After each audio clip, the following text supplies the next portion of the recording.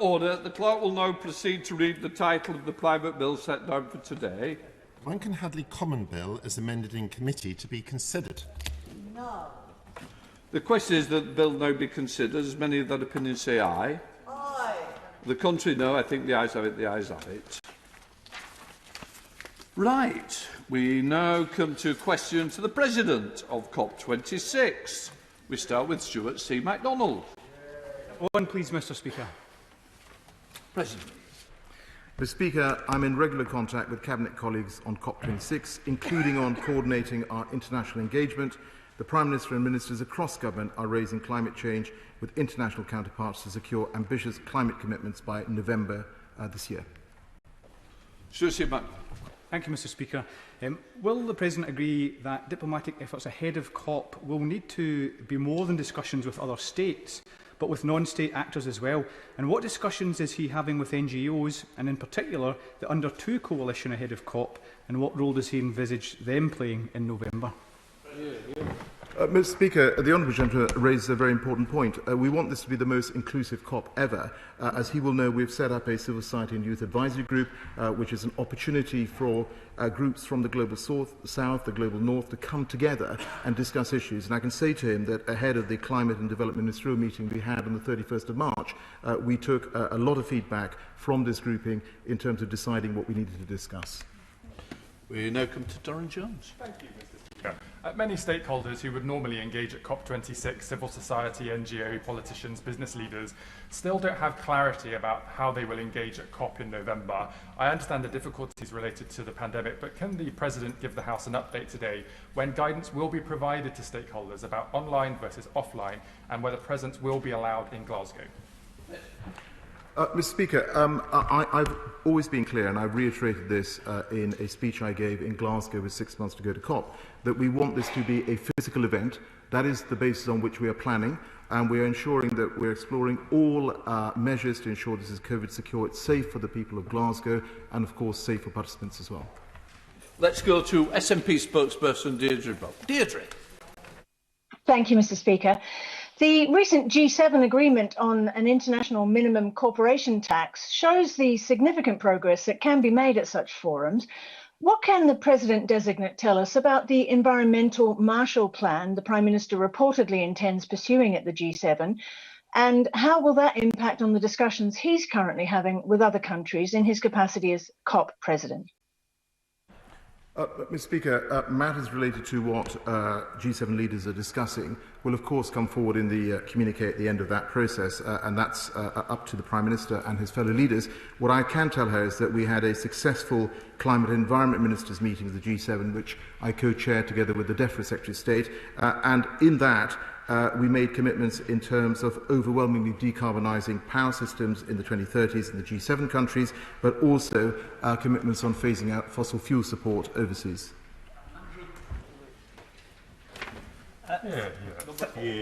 Number 4, Mr. Speaker. Mr. Speaker, with your permission, I will answer questions 4 and 5 together. The Prime Minister's 10-point plan sets out our blueprint for a green industrial revolution. The plan invests in green technologies and industries, leverages billions of pounds of private sector investment to create and support up to 250,000 highly skilled green jobs and level up across the UK.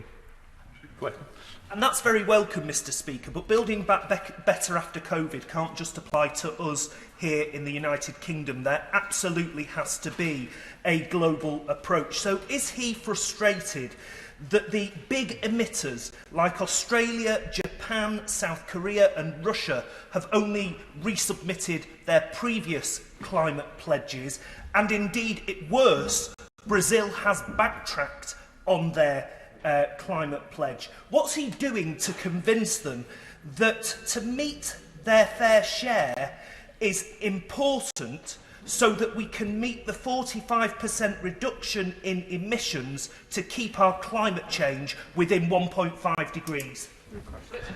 Mr. Speaker, I just say to him that when the UK took on the COP26 presidency, less than 30% of the global economy was covered by a net zero target. That is now 70%.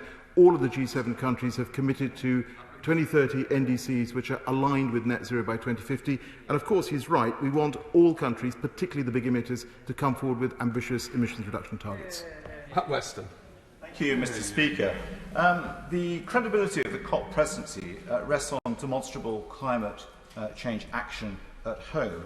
However, the decision by the government back in 2015 to scrap the zero carbon homes legislation of the Labour government meant that we've lost 1 million zero carbon homes in this past 5 years. It's a simple question. Why is it this government seems to want to allow non-zero carbon homes to continue to be built? Mr. Speaker, I would point out to him that the UK is the country in the G20 which has decarbonised our economy fastest since the year 2000. He will know that the Secretary of State for BEIS is working on a heat and as a housing and decarbonisation strategy as well. That will come forward, and of course we will set out our net zero strategy ahead of COP26. David Moore. Mr. Speaker.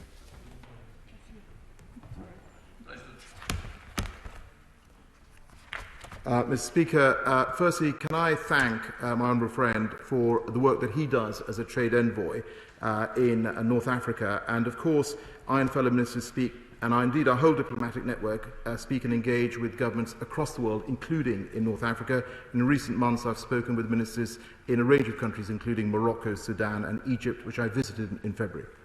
Can I ask my right honourable friend what plans there are to sustain engagement in this region in the forthcoming months?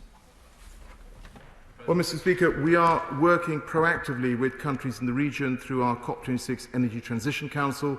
We co-chair the Adaptation Action Coalition with Egypt, and we will continue to engage in North Africa, which is one of the regions most vulnerable to climate change. Anthony Mac. Speaker. Vice President. Thank you, Mr. Speaker. Sustainability groups and wider civil society are essential partners to the UK presidency with their links to communities most impacted by climate change. This is why we've established the COP26 Civil Society and Youth Advisory Council, allowing a regular dialogue with these groups as we plan for COP26. And DEFRA have also launched this week the Plant for Our Planet campaign to encourage all our own constituents, and perhaps my honourable friend, to think about the natural world and how we live and work better within it.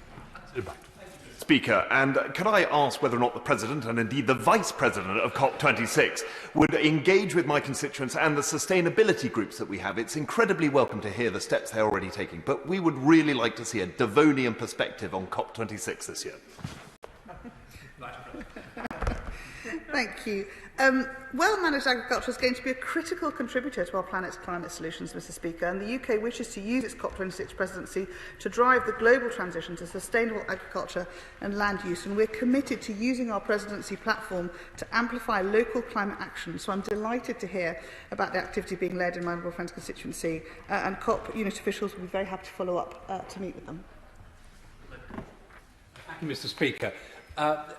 Devon isn't the only area that's leading the way in developing community action plans. And indeed, the South Shropshire Climate Action Group has produced the first constituency-wide action plan, which I would be delighted to present both to the President and to the Vice President, my right honourable friend, following this session.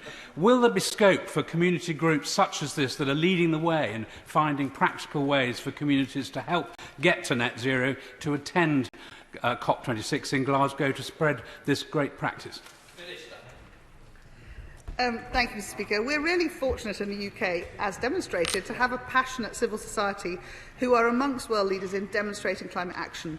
The UK launched the domestic Together for Our Planet campaign to celebrate climate initiatives across the UK and to inspire the public, and clearly they are already inspired, to be more engaged in climate action in the run-up to COP26. So I'd be delighted to receive further information on the climate action from Ludlow, as well as any other constituency that wishes to submit, because I think to be able to share that is absolutely what COP26 is all about. Number 9, Mr. Speaker. Mr. Speaker, we are working with the Welsh Government and indeed the other devolved administrations to ensure an inclusive and ambitious summit for the whole of the UK.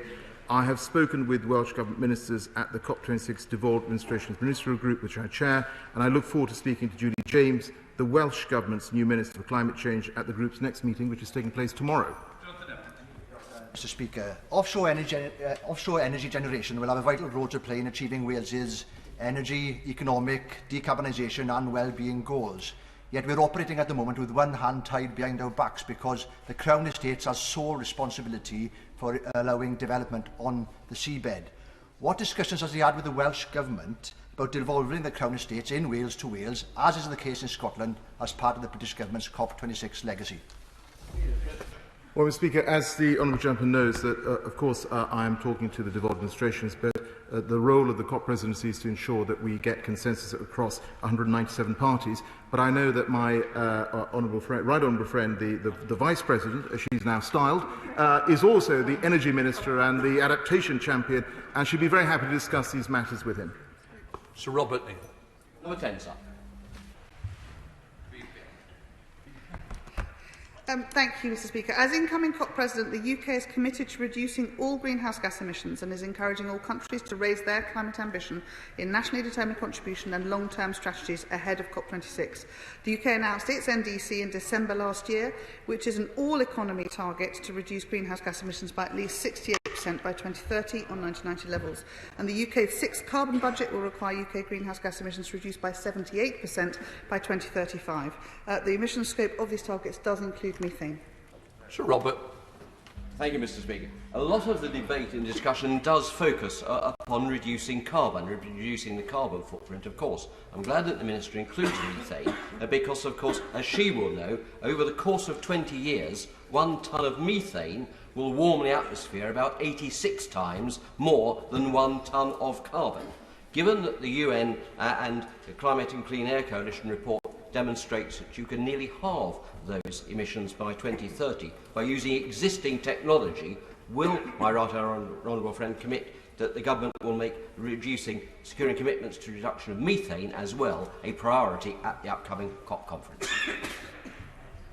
Thank you, Mr Speaker. In the UK, we are tackling methane emissions domestically through supporting the agriculture sector to reduce its emissions further through the Agricultural Transition Plan. We have made good progress already to reduce greenhouse gas emissions, including methane. In our domestic agriculture sector, we produce a litre of milk with 17% less greenhouse gas emissions and a kilogramme of pork for 40% less greenhouse gas emissions than in 1990. And in our role as COP President, the UK has established a new international dialogue to raise international ambition on the transition to sustainable agriculture, with around 20 countries currently participating. Dr Luke Evans. Number 11, Mr Speaker. The Government is introducing legislation to transform our environment through the Environment Bill, including measures to improve how we manage our resources and waste. And we continue to work with other countries to move towards a resource-efficient and circular economy. Dr Luke Evans. Thank you, Mr Speaker, and I'm grateful for the VP's answer. I've had many conversations with schools around my patch of passionate young people from St Margaret's School, from St Martin's School, from South Charnwood School, who are dedicated to recycling. And they wanted me to ask, will the government consider asking for international targets on recycling rates to drive up recycling across the globe? Like my honourable friend, the school children in my own constituency are passionate and regularly communicating with me about reducing waste and reusing materials. The government's view is that taking action is the best way to drive progress, and harnessing that consumer power to drive changes for packaging use, I think, in the goods that we all buy. And I think our children are the ones who are going to help all of us as parents across the country to help drive that. But domestically, we're introducing the Extended Producer Responsibility Scheme to ensure that producers cover the full net cost of recovery for packaging waste, and a deposit return scheme to increase the recycling of drinks containers. That will help us to achieve a 65% recycling rate by 2035. Chris. 12, Mr Speaker. Through the COP26 Nature Campaign, we are driving action to protect and restore forests and rural ecosystems, as well as helping to catalyse a sustainable transition of the agriculture sector and food systems through our forest, agriculture and commodity trade dialogues. Chris Grenn. Speaker, I'm grateful to my right honourable friend for what he's doing. Can I ask him to step up the work he's doing on ensuring that protecting ecosystems is a part of the agreement we hope will be reached at COP? I know we have the summit in China, but the protection of habitats and ecosystems around the world is so much an important part of dealing with climate change that I hope it will be part of the deal in the autumn. But can I also ask him to put some pressure on the Brazilian government over the measures that appear to be happening there that could accelerate rather than reduce the loss of the Amazon rainforest? Mr. Speaker, my honourable friend raises a very important point.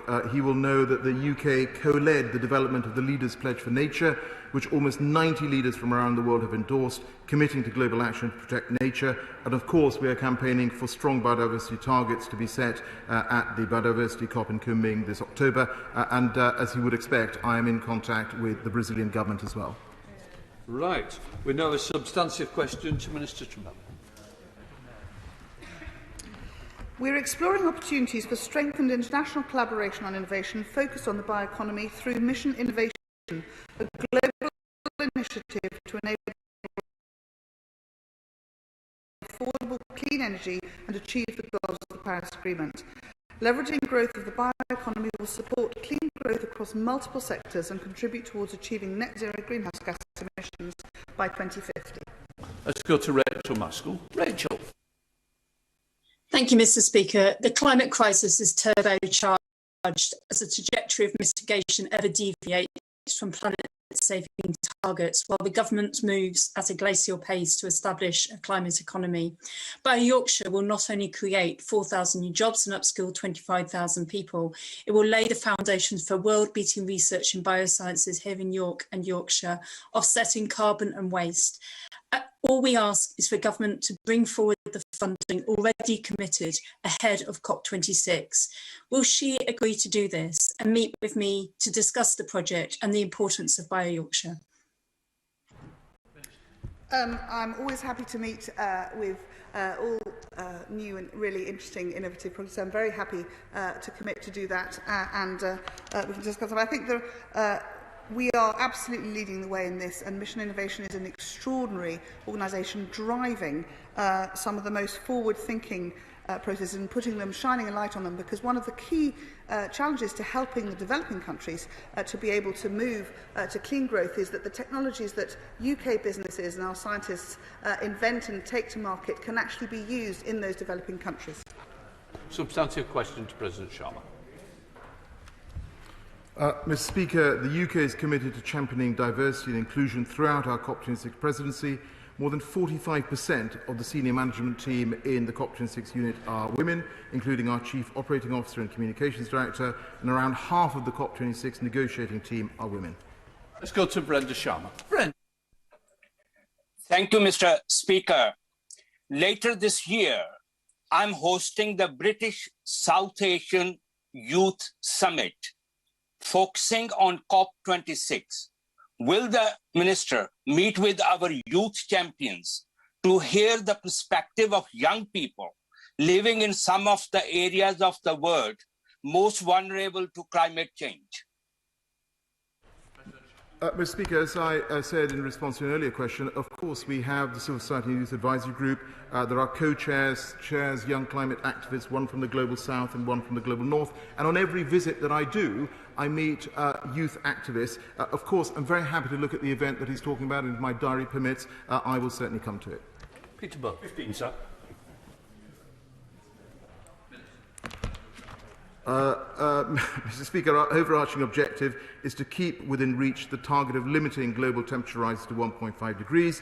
To do this, we're asking countries to set out ambitious emissions reduction commitments, come forward with plans to protect communities and nature, mobilise finance and reach agreement on the outstanding elements of the Paris Rulebook.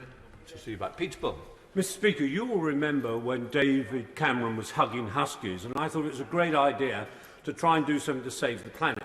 So I got rid of my polluting petrol car, bought a biofuel car, and then discovered I was destroying the rainforest. So I knew what to do next: get CO2 down, buy a diesel car. Now I know that when I drive along the street, I'm poisoning people. So could the President please give me some advice? Before buying an electric car, will he assure me that the mining of cobalt and lithium isn't killing people in the mines? Or would it just be easier for me to buy a horse? Well, it will certainly be sustainable, Mr. Speaker. Mr. Speaker, I'm really pleased to hear that my honourable friend is indeed a climate activist at heart. It's a revelation for all of us. It's great that he's made a decision to purchase an electric vehicle. I can tell him he won't be disappointed. Plug-in grants are available, and he knows the government is also backing the sector with almost £3 billion worth of support. Shadow Minister Matthew Penn. Thank you, Mr. Speaker. As the President knows, the International Energy Association's latest World Energy Outlook makes clear that a net zero pathway for global energy requires that there be no new fossil fuel supply beyond projects already committed as of this year. That means not just coal, but also oil and gas. The report reinforces, Mr. Speaker, the obvious need to secure agreement on a global framework for a managed and fair phase-out of fossil fuels. Could the President tell the House, therefore, whether he accepts the IEA's conclusion, and if so, whether ending all new fossil fuel supply from next year will be incorporated into the objectives of the UK's presidency of COP26? Well, Mr. Speaker, I actually commissioned that report, and I'm very pleased that it is so substantive. Of course, he's right. What we need to make sure is to help all countries with a clean energy transition, and that is what we are doing through the work of the COP26 Energy Transition Council. Robert Halfon. One, sir. Mr. Speaker, 2 weeks ago I co-chaired the G7 Climate and Environment Ministers track with my right honourable friend, the Deputy Secretary of State. At this meeting, the G7 nations agreed to overwhelmingly decarbonise their power systems in the 2030s, consistent with their 2030 NDCs and net zero commitments, and in addition, they committed to take concrete steps to end support for international coal power generation by the end of 2021. This is a critical step in consigning coal power to history and accelerating the international transition to clean energy. Robert Holt. Thank you, Mr. Speaker. Of course, we welcome plans for a cleaner, greener Britain, but can my right honourable friend give reassurances to my hard-working Harlow residents that the government's environmental measures will not mean a more expensive Britain hitting the low-paid with extra costs and increasing the cost of living for ordinary folk? Mr. Speaker, the government is indeed committed to getting the transition to net zero right for all consumers. We are committed to driving savings and making our homes better insulated with more energy efficient measures. And indeed, he will know that through the energy company obligation and the expanded warm homes discount, we will provide at least £4.7 billion of extra support to low income and vulnerable households between 2022 and 2026. Thank you very much, Mr. Speaker. Mr. Speaker, for a successful COP26, we have a particular responsibility as hosts to build trust with developing countries. The government's decision to cut aid spending, the only G7 country to do so, is therefore an appalling one, not just because it's wrong in principle, but because it's staggeringly self-defeating. Now, he knows the decision makes a successful outcome at the COP harder, not easier.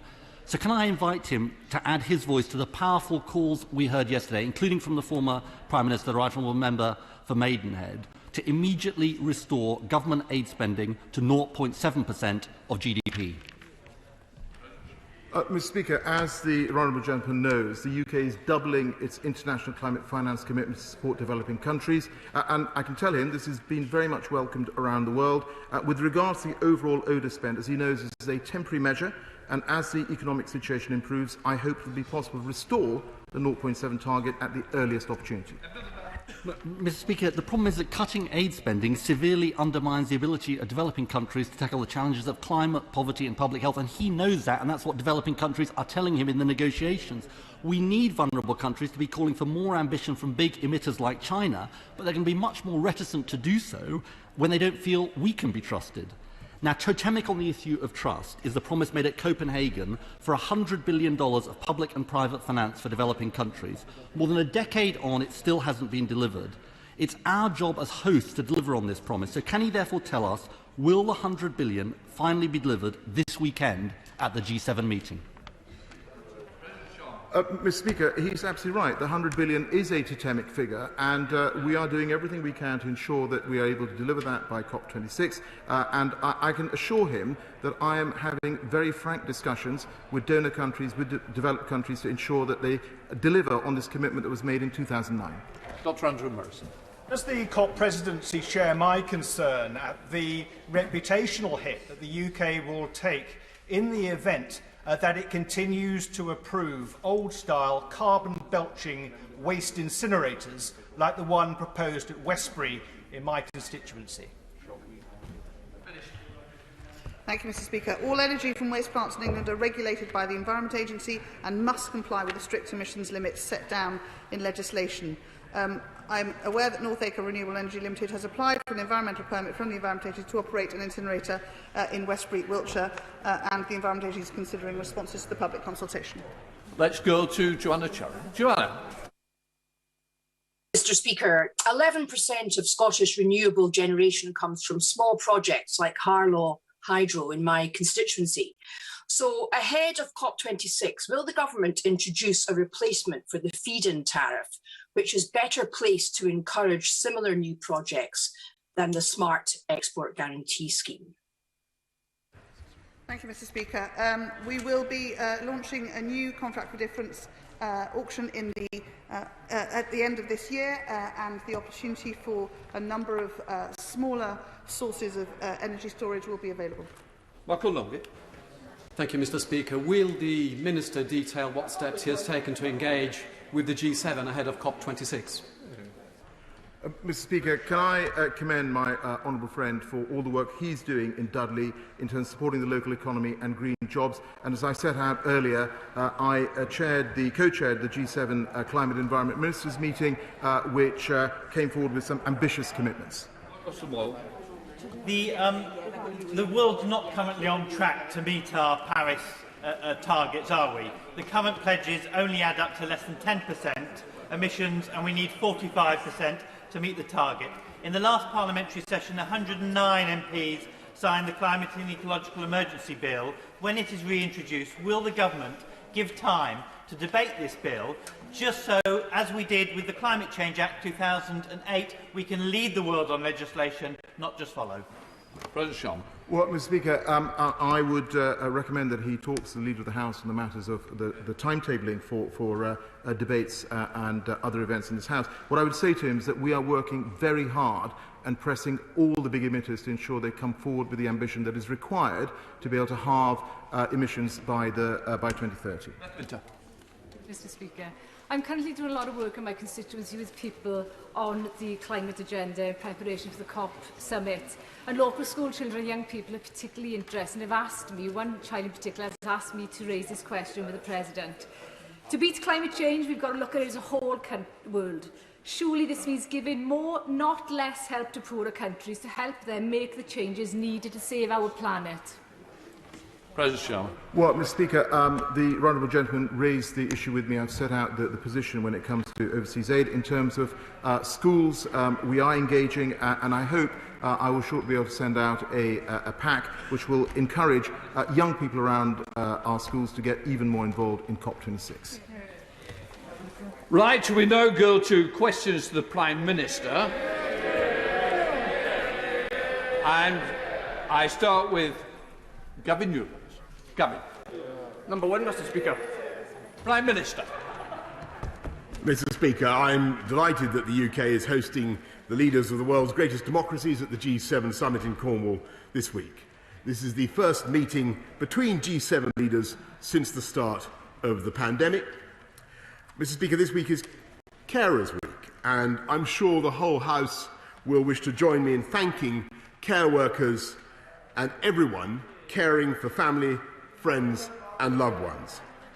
Their selflessness and devotion to helping others is an inspiration to us all.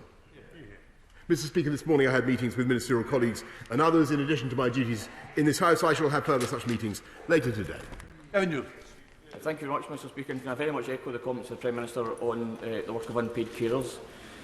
But after plenty of warm words for the victims of fire and rehire, including from the Prime Minister himself, the Government yesterday announced its legislative response to the ACAS report of doing absolutely nothing.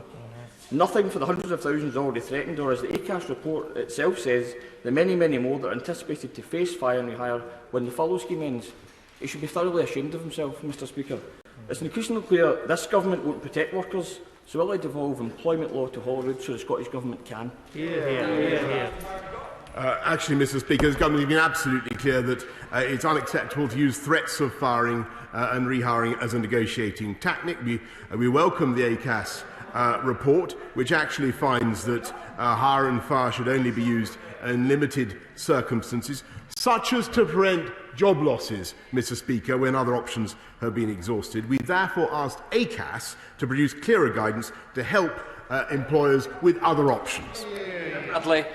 Prime Minister, we're on a mission in the East Midlands to create 84,000 jobs for local people. We're legislating for planning powers for our development corporation, which will work in tandem with our unique inland freeport. But, Mr. Speaker, decisions about HS2 and specifically the Toton Hub will have a huge impact on whether we can deliver on our vision for the East Midlands. Would the Prime Minister meet with me urgently so we can make sure we can deliver on that commitment to local people? Mr. Speaker, the East Midlands could have no more fervent or effective champion, and I congratulate my honourable friend on his vision for the East Midlands Freeport and all the benefits that rail integration will bring. And I know that he's about to have a meeting with ministerial colleagues to determine how the integrated rail plan can work with HS2 best to achieve his objectives.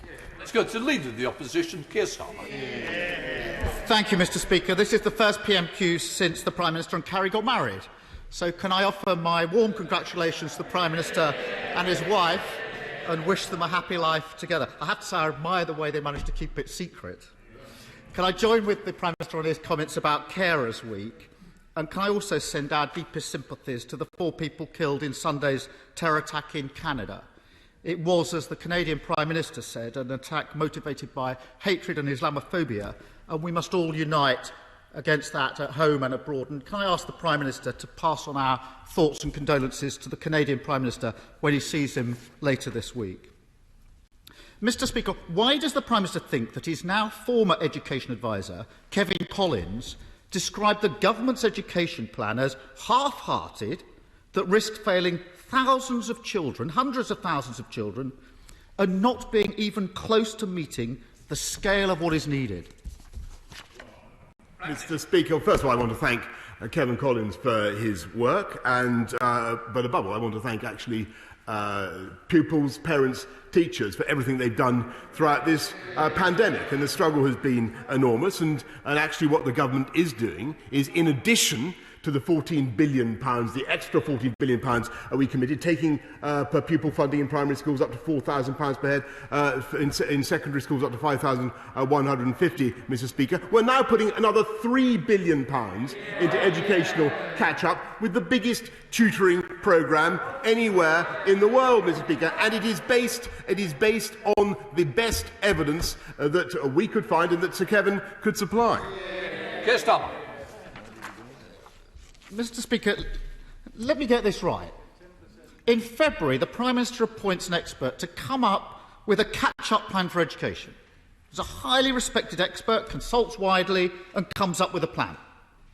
The Treasury balks at it and says we'll only provide 10%, yes, 1/10 of what's needed. The Prime Minister rolls over whatever he says and children lose out. So much for levelling up. Let me help the Prime Minister with the numbers. The funding he announced last week is about £50 per child per year. And even if you add in previous announcements, in England it's only £310 per child over 4 years. Yet in the US there's a catch-up plan worth £1,600 per child. And in the Netherlands it's £2,500. So can the Prime Minister explain, when he was told by his expert that he appointed that only an ambitious, fully funded catch-up plan would do, only an ambitious, fully funded catch-up plan, why did he come up with something which, in the words of that same expert, is too small, too narrow and too slow?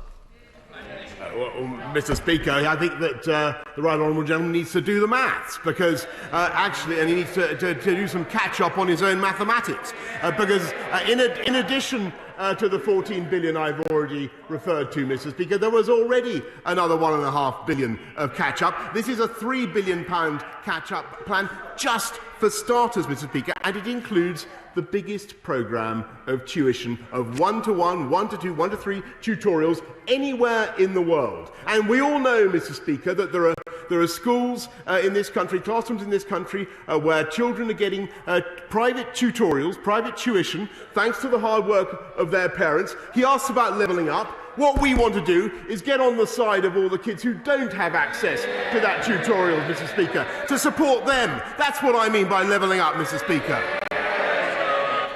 Who does the Prime Minister think he's kidding? He asked Kevin Collins to tell him what was necessary to catch up. Kevin Collins told him, and he said no. Who does he think he's kidding? The Chancellor's decision, and I assume it was the Chancellor's decision, it always is, to hold back the investment that's needed is a completely false economy. The long-term costs are likely to be at least £100 billion, probably more. And who will be hardest hit, Prime Minister? Kids from disadvantaged backgrounds. Mr Speaker, if the government doesn't change course, this will hold Britain back for a generation. And here's the difference between us and them. Because when Labour says education is our #1 priority, we mean it. That's why we published a bold £15 billion plan to catch up on education for every child. We're putting that to a vote this afternoon. If the Prime Minister is really serious about this, he'd back that motion. Will he do so? Mr Speaker, I'll tell you the difference between us and the party opposite is that we put in the tough measures that are needed to give kids a better education across the country. When we rolled out the Academies programme, Mr Speaker, which have driven up standards across the country, who opposed it? They did. When we put in tough measures to ensure discipline in schools, Mr Speaker, they opposed it. At the last election, Mr Speaker, they even campaigned to get rid of Ofsted, which is so vital. They did. He stood on a manifesto to get rid of Ofsted. Will he now say that he not only supports our tuition programme, but he supports our radical programme to support teachers with better training? £400 million we're now putting in, not only a starting salary for teachers of £30,000, which we've introduced, but another £400 million to support better training for teachers. That's what we're backing in our party. They are serious, costed reforms and are based on evidence, unlike anything he's producing. Just a moment, and we'll have a little less shouting from the side. Just to remind the Prime Minister, his Prime Minister's questions, it isn't about the agenda of last general election. Keir Starmer. The Prime Minister, Ofsted, was not the question. I'm not interested in what they put on the agenda. I'm more interested in you answering the question. Keir Starmer. Mr Speaker, let me take this very slowly for the Prime Minister. The Collins review commissioned by the government was very clear. If the Collins proposed action is not taken, the attainment gap will rise between 10 and 24%. That was on a slide shown to the Prime Minister last week. And he talks about the various measures, so let's look at this more closely. Which part of our plan does he oppose? The plan that's being voted on this afternoon. Is it breakfast clubs for every child? Does he oppose that? Is it quality mental health support in every school? Does he oppose that? Is it more tutoring for every child that needs it? Does he oppose that? Or additional investment for children who've suffered the most? Which part of our plan does the Prime Minister object to? And if he doesn't object to it and agrees with it, why doesn't he vote for it? Mr Speaker, I think with great respect, Mr Speaker, I do think I'm entitled to draw attention to what the Labour Party stood on at the last election. And that was, and they haven't yet repudiated it, they did want to get rid of Ofsted, Mr Speaker. But I will tell the right honourable gentleman that if he is now saying that he supports our tutoring programme, and that's what I think I understood from him just now, then that is a good thing, because hitherto what has happened is that the kids of well-off parents, thanks to their hard work, have been able to rely on private tutoring. What the government is now doing is coming in on the side of all the other kids who don't get access to that. 6 million kids, 6 million children, Mr Speaker, 6 million children will have access to tuition thanks to this programme. It is a fantastic thing. It is a revolution in education for this country. If he's now saying that he supports it, Mr Speaker, then that's a good thing, though I've learnt in the course of the last year that his support can sometimes be evanescent, Mr Speaker. Mr Speaker, he pretends he's here for the other kids. The report says the attainment gap will go up between 10 to 24% if the action isn't taken. He's just rejected it. How can he be on the side of the other kids? Come off it. We've been here before. Free school meals, U-turn. Exams fiasco, U-turn. Now catch-up. The Prime Minister's been all over the place when it comes to education. And he's on the wrong side of it again. Mr Speaker, I now want to turn to this week's G7. This will be the first major summit of since the recovery. The UK needs to lead, not just to host. The priority must, of course, be a clear plan to vaccinate the world, as the Delta variant shows nobody is safe from this virus until everybody is safe. The Prime Minister has made big promises on this, but it needs a truly global effort to make it happen. So will the Prime Minister take the lead at the G7 and do whatever is necessary to make global vaccinations a reality? Yes, indeed, Mr. Speaker. And actually, I think what the people of this country also understand is that not only were we able to give one of the first authorisations for the AstraZeneca, the Oxford AstraZeneca vaccine, but also, thanks to the deal the government did between the Oxford scientists and AstraZeneca, we were able to ensure that 1 in 3 of the 1.5 billion doses that have been distributed around the world are the Oxford AstraZeneca vaccine. That is global Britain in action, to say nothing of the billion vaccines that we hope to raise from the G7 this week. Kirsten. Mr. Speaker, that would sound a lot better if the Prime Minister wasn't the only G7 leader cutting his aid budget. I hear what the Prime Minister says about vaccines, but we also need clear global agreement and global funding. Hundreds of former leaders, businesses and development groups have called for exactly that kind of leadership at the G7. And that's what we need to see from the Prime Minister this weekend. Mr. Speaker, the G7, bilateral discussions with President Biden and the possibility of a new government in Israel also provide a real chance to restart a meaningful Middle East peace process. The appalling violence recently, which killed 63 children in Gaza and 2 children in Israel, shows just how urgent this is. For too many people in Palestine, the promise of an end to the occupation and a recognised sovereign Palestinian state feels more distant than ever. So will the Prime Minister take the opportunity this weekend to press for renewed international agreement, to finally recognise the state of Palestine alongside a safe and secure Israel, to stop the expansion of illegal settlements and to get a meaningful peace process back up and running? Mr. Speaker, it's been a long-standing objective of this government, and I think it's common ground across this House that the solution for the Middle East peace process is a two-state solution. We continue to press for that, and I've made that position plain in my conversations both with the Palestinian Authority and, of course, with Israel. Mr. Speaker, he attacked the government, I think, for failing to be sufficiently ambitious in our overseas aid spending. I think I heard him say that in that compendious question. And let me just tell him, well, he's gesturing at these benches, Mr. Speaker. Under this government, we've spent more, and we continue to spend more than Labour ever did.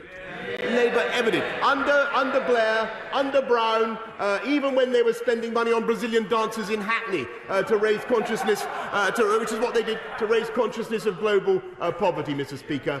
We are spending £10 billion a year at a time of acute financial difficulty for this country, and I think the British people know that is the right priority for this country. And I think, if Labour members want to vote on that matter, Mr. Speaker, and may I just remind them that the people of this country had an opportunity to vote on the way the government is handling it last month, and the balance that we were striking, and I think that they adjudicated firmly in the favour of the government, Mr. Speaker. They pontificate and prevaricate and procrastinate. Felicity Kendall, come on! I can even. Thank you, Mr. Speaker. You made me slightly older, yes. I am very proud of my government's record on the environment and the fact that we have cut emissions at the fastest rate of any G7 country. I welcome the fact that Lancaster West Estate in my constituency has benefited from a green grant of almost £20 million to decarbonise. Does my right honourable friend agree with me that we need to build back better in a green way and in a way that levels up all parts of the United Kingdom? Yes, I do, and Thank you, Mr. Speaker. My honourable friend's absolutely right. That's why we committed a total of £3.8 billion to fund energy improvement in the performance, particularly of social rented homes. Leader of the SNP, Ian Blackford. Thank you, Mr. Speaker. I'm sure we're all looking forward to the European Championships kicking off later this week. Can I take the opportunity to wish all the best to our country, Scotland, to Steve Clarke and the team, and to remind the team it is time for heroes. Mr. Speaker, later this week the Prime Minister will walk into the G7 summit as the only leader, Prime Minister, cutting development aid to the world's poorest. At the very moment when global leadership is needed more than ever, this Tory government is walking away from millions still struggling from the COVID pandemic and a poverty pandemic. The Prime Minister has been hiding on this issue for months. This is a government on the run from their own moral and legal responsibilities, and on the run, Mr. Speaker, from their own backbenchers. But the Prime Minister can't hide from this issue any longer, and he can't run from democracy in this House. Will he stand up today and commit to a straight vote in this House on his inhumane cuts as demanded by the Speaker?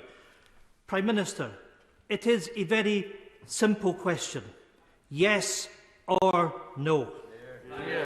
And by the way, Mr. Speaker, wish all the very best to Scotland and England and all the home nations who may be playing in this.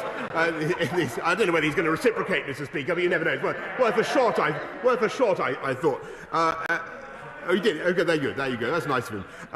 Anyway, Mr. Speaker, I think the answer is clear. We the people of this country, as I said to the right honourable gentleman, were given a vote on this and many other matters very recently, and I think they adjudicated very firmly in favour of the balance the government is striking. We are in very, very difficult financial times, but you shouldn't believe the lefty propaganda, Mr. Speaker, that you hear from people opposite. We're spending £10 billion overseas. We've actually increased.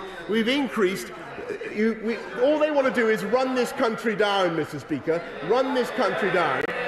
When we've increased spending on girls' education alone to £500 million, almost £500 million. That is a fantastic sum of money to be spending in difficult times, Mr. Speaker. We should be proud. Ian Blackford. Mr. Speaker, I have to say I don't think I've ever heard the previous Prime Minister, the right honourable member from Maidenhead, called a leftist propagandist. The simple fact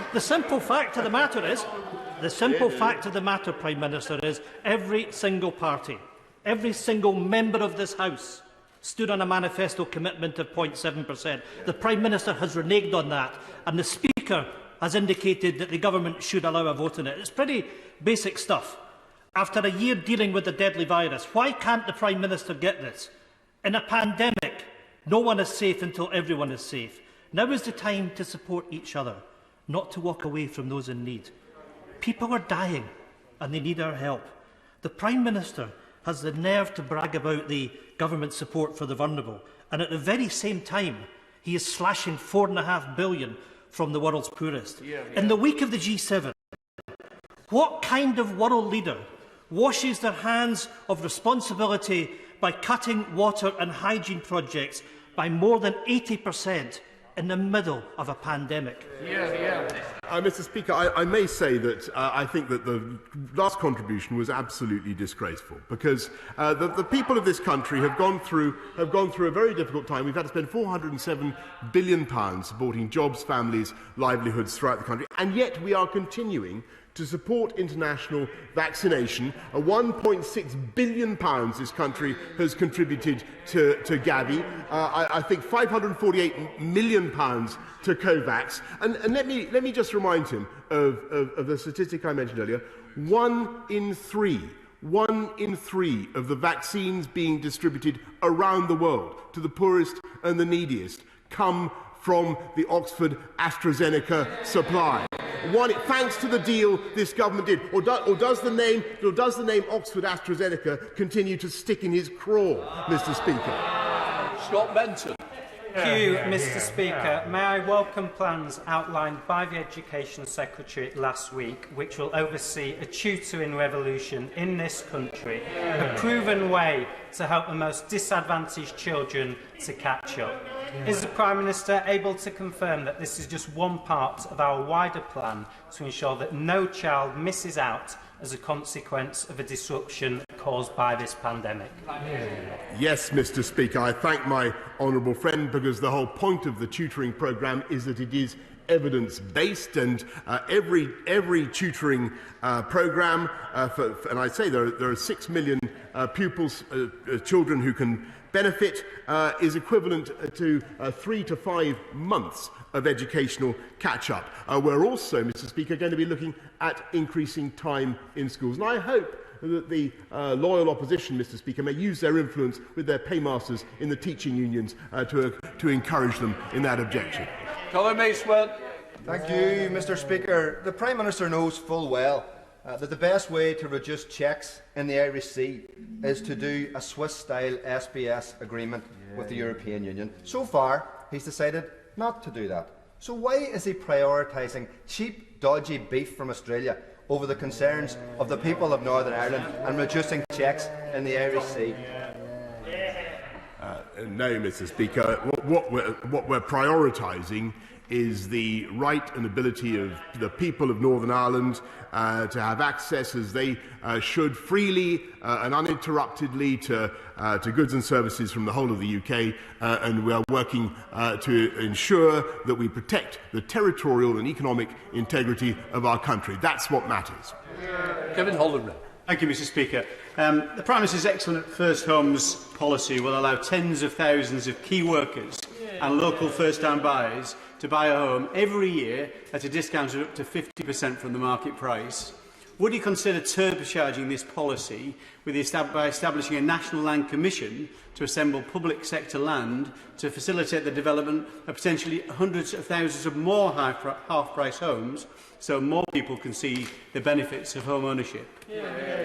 I thank my honourable friend.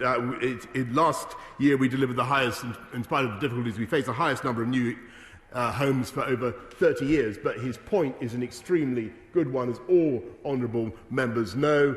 We must find better, faster ways of releasing publicly owned land, brownfield sites for development, and that is exactly why we're looking at the suggestion he makes. Barisha. Speaker, the Prime Minister, in his very first speech, mentioned levelling up. My constituents want to know when it's going to start. The fact of the matter, and I understand that he's lived a life of privilege and doesn't know much about the public state sector. He knows a lot about the private sector in education. What are the markers for success? His head of his own Industrial Strategy Council says he's levelling up. With these resources, with this management team, will not work and will not be successful. My local Kirklees Council says it's so complex, nothing is flowing down to the grassroots. When will we see the first signs of genuine levelling up in our country?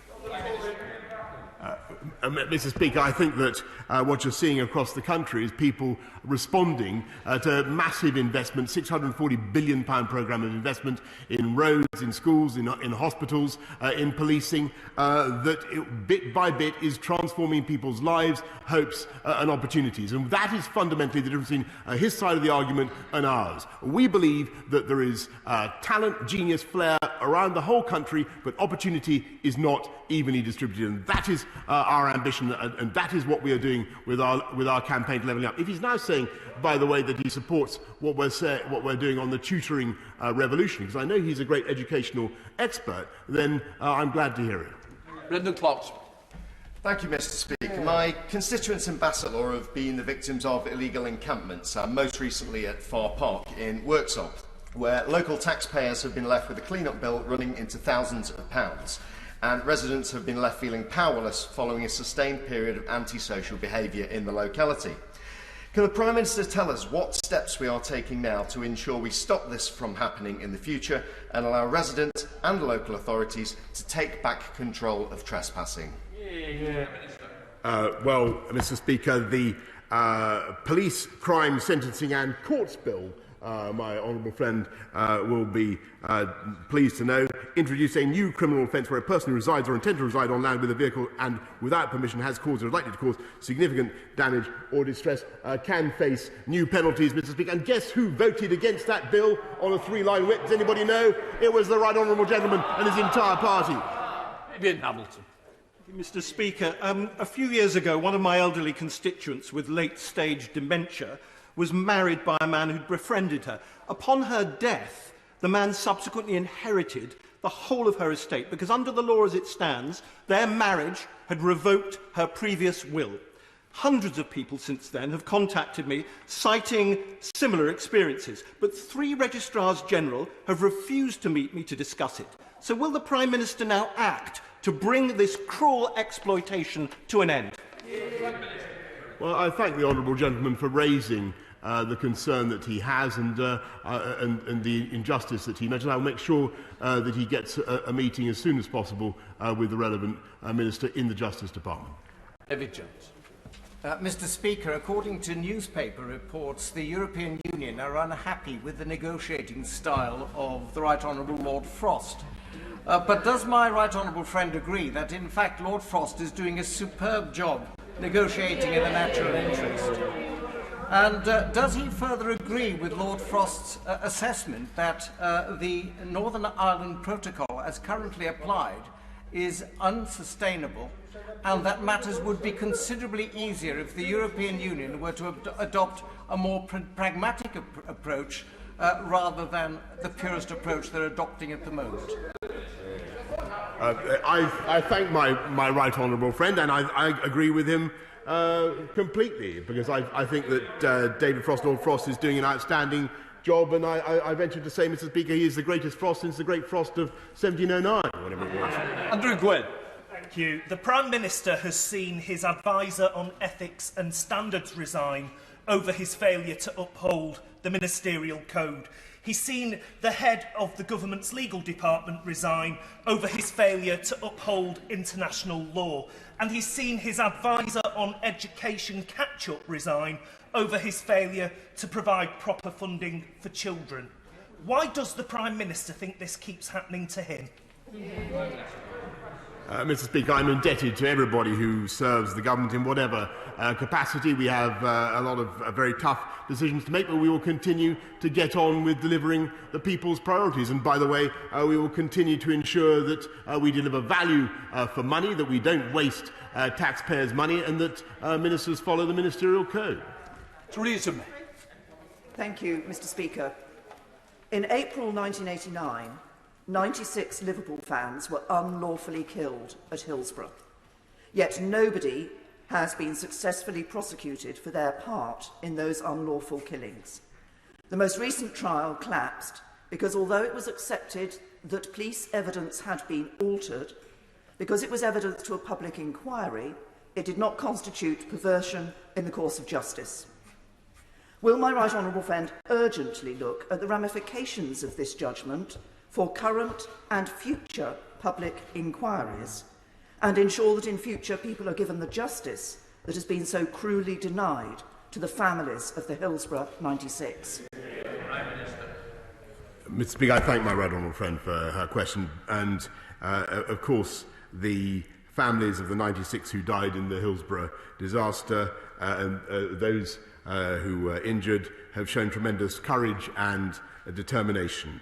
Now, my right honourable friend raises a particular issue about the recent court case and asks for a review of the law, and I can give her the assurance that we will always consider opportunities to review the law and how it operates if necessary, and we will certainly be looking at the case she describes. Let's go to Peter Grant. Peter. Thank you, Mr. Speaker. In just over 3 years, the directors of Blackmore Bond plc took £46 million of other people's money and made it disappear. Around 2,800 small investors who the directors promised the money would be secure now face losing everything. Most of the money, around £26 million, was only taken by Blackmore Bond after the Financial Conduct Authority had compelling evidence from an expert witness who told them he thought the company was breaking the law. but before the FCA took any decisive action. How many more scandals like this will it take before we have a regulatory environment that's fit for purpose and offers our constituents proper protection against investment scams? I thank the honourable gentleman for raising the case he does. I'm afraid, Mr. Speaker, I have no advance notice of it and can't comment on the case in question, except to say if you will send me details, we will get back to him as soon as we can. David. I'm delighted that Southend-on-Sea has now been given the opportunity to become a city. But in the 50s, 60s and 70s, 1.5 million ladies were forced to give up their babies for adoption. By any standards, that was cruel, and the hurt is still felt by those ladies today. So will my right honourable friend agree with me that an apology should be given and an acknowledgement that forced adoptions was wrong by all those involved in the process? Mr. Speaker, I echo my right honourable friend's sentiments about Southend, but also what he says about those who've been affected by forced adoption. The practices that led to forced adoption can't now occur because the law protects both parents. He asked for an apology, Mr. Speaker, and I can tell him that the agencies involved in forced adoption in the past have apologised for their role, Mr. Speaker, and quite right too. Let's go to Ian Lavery. Ian. Thank you, Mr. Speaker. As eloquently highlighted by my right honourable friend, the Leader of the Opposition, recent reports have revealed that during the pandemic, the loss in learning has been absolutely catastrophic. The North East is once again sadly trailing the field, and in some subjects more than double the loss in other regions. The attainment gap, which has been mentioned, between the most and least affluent areas is set to grow potentially at 10 to 24%. That's desperate, you know, really desperate. The government's catch-up funding is quite simply derisory, too small, too narrow, too slow, or comments being articulated by the former Education Recovery Chief before his unfortunate resignation. Prime Minister, the parents in Wansbeck, in my constituency, are listening. You've got a wonderfully privileged educational background. Can you use it to explain how 20 pence per day helps kids in my patch catch up? Prime Minister. Mr. Speaker, I can tell the honourable gentleman that he's, again, I'm afraid what he's saying is completely wrong. The sums are huge that we're already investing in education, and we've announced a £3 billion additional package of catch-up, including the biggest, not just investing in teacher training, another 400 million to help teachers improve their qualifications as they go up there, but also the biggest tuition programme in the history of this country, the biggest anywhere in the world, and that will make a huge difference to young people in Wansbeck and across the country. Many kids are getting private tuition at the moment, Mr. Speaker. Loads aren't. We want to level up. Mr. Speaker, recently I met with Gianni Singh, who founded the Sikh Helpline 25 years ago and is based on West Bromwich High Street. We met to hear about the fantastic work they've done over the years supporting the community with advice on issues such as hate crime, domestic violence, bullying, mental health, addiction and more. Will the Prime Minister join me in thanking Gianni G and their team for their work and wish them the very best of luck with their 350-mile charity bike ride from Edinburgh to West Bromwich next month? I thank my honourable friend for raising the important work of Sikh Helpline UK, and I'm very happy to join her in wishing Johnny Singh and her team the very best of luck for their charity bike ride, Mr. Speaker. Jonathan Edwards. Mr. Speaker, Brexit is quickly turning into a story of betrayals. Firstly, it was the Northern Irish Unionists, then it was the fishermen, and now our farmers face a skewed trade deal with Australia. Yeah. The big question, therefore, is who comes next? Considering that the Trade Remedies Authority want to cut the protections on half of steel products previously protected by the EU, are our steel industry and the vast supply chain they sustain next in line? Yeah. No, Mr. Speaker, but can I just suggest to the honourable gentleman that once again he is completely missing, I think, the dynamism and optimism of so many people I meet in the agricultural sector who see opportunities for Welsh lamb and Welsh beef around the world. Why isn't he thinking of this as something as an opportunity for exports, Mr. Speaker, instead of cowering in this way? Welsh lamb, Welsh beef, Welsh farmers can do brilliantly from the deals we are opening up around the world, and he should be championing Welsh agriculture and Welsh produce. Thank you, Mr. Speaker. In East Surrey, I've been working with brilliant parish councils in Smallfield, Burstow and Horn to ensure we can get a better balance on HGV movements, allowing local businesses to thrive, but also ensuring that residents feel safe. I welcome the government's work to clamp down on moving traffic offences, but would the Prime Minister also consider taking another look at the powers of the Traffic Commissioner to ensure that we can find this balance? Prime Minister. Yes, Mr. Speaker, I thank my honourable friend for raising this point. Traffic enforcement outside London can only be undertaken by the police, but I will certainly look at the role of the Traffic Commissioner in the cases that she describes. Thank you very much, Mr. Speaker. Our greatest national asset, best of this country, record increase in funding, saved my life, no question, my number one priority. All things the Prime Minister said about our NHS. Yet, award-winning South Tyneside Hospital has lost vital services and been told by his government to make further cuts to remaining services. Later today, I'm presenting a petition on behalf of over 40,000 of my constituents against these cuts. Like me, they want him to help us save our hospital and show for once that he is able to match his rhetoric with some action. Will he? Yes, Mr. Speaker, and all the changes that she mentions will be consulted on in the usual way. I note that Dr. Shahid Wahi, the Executive Medical Director of the Trust, was recently quoted in the Shields Gazette as saying this is about improving surgical services. It is not about downgrading anything. And she mentions cuts, Mr. Speaker. This government, this year alone, has given another £92 billion to support our NHS, on top of the huge commitments we already made. Final question, Jacob Young.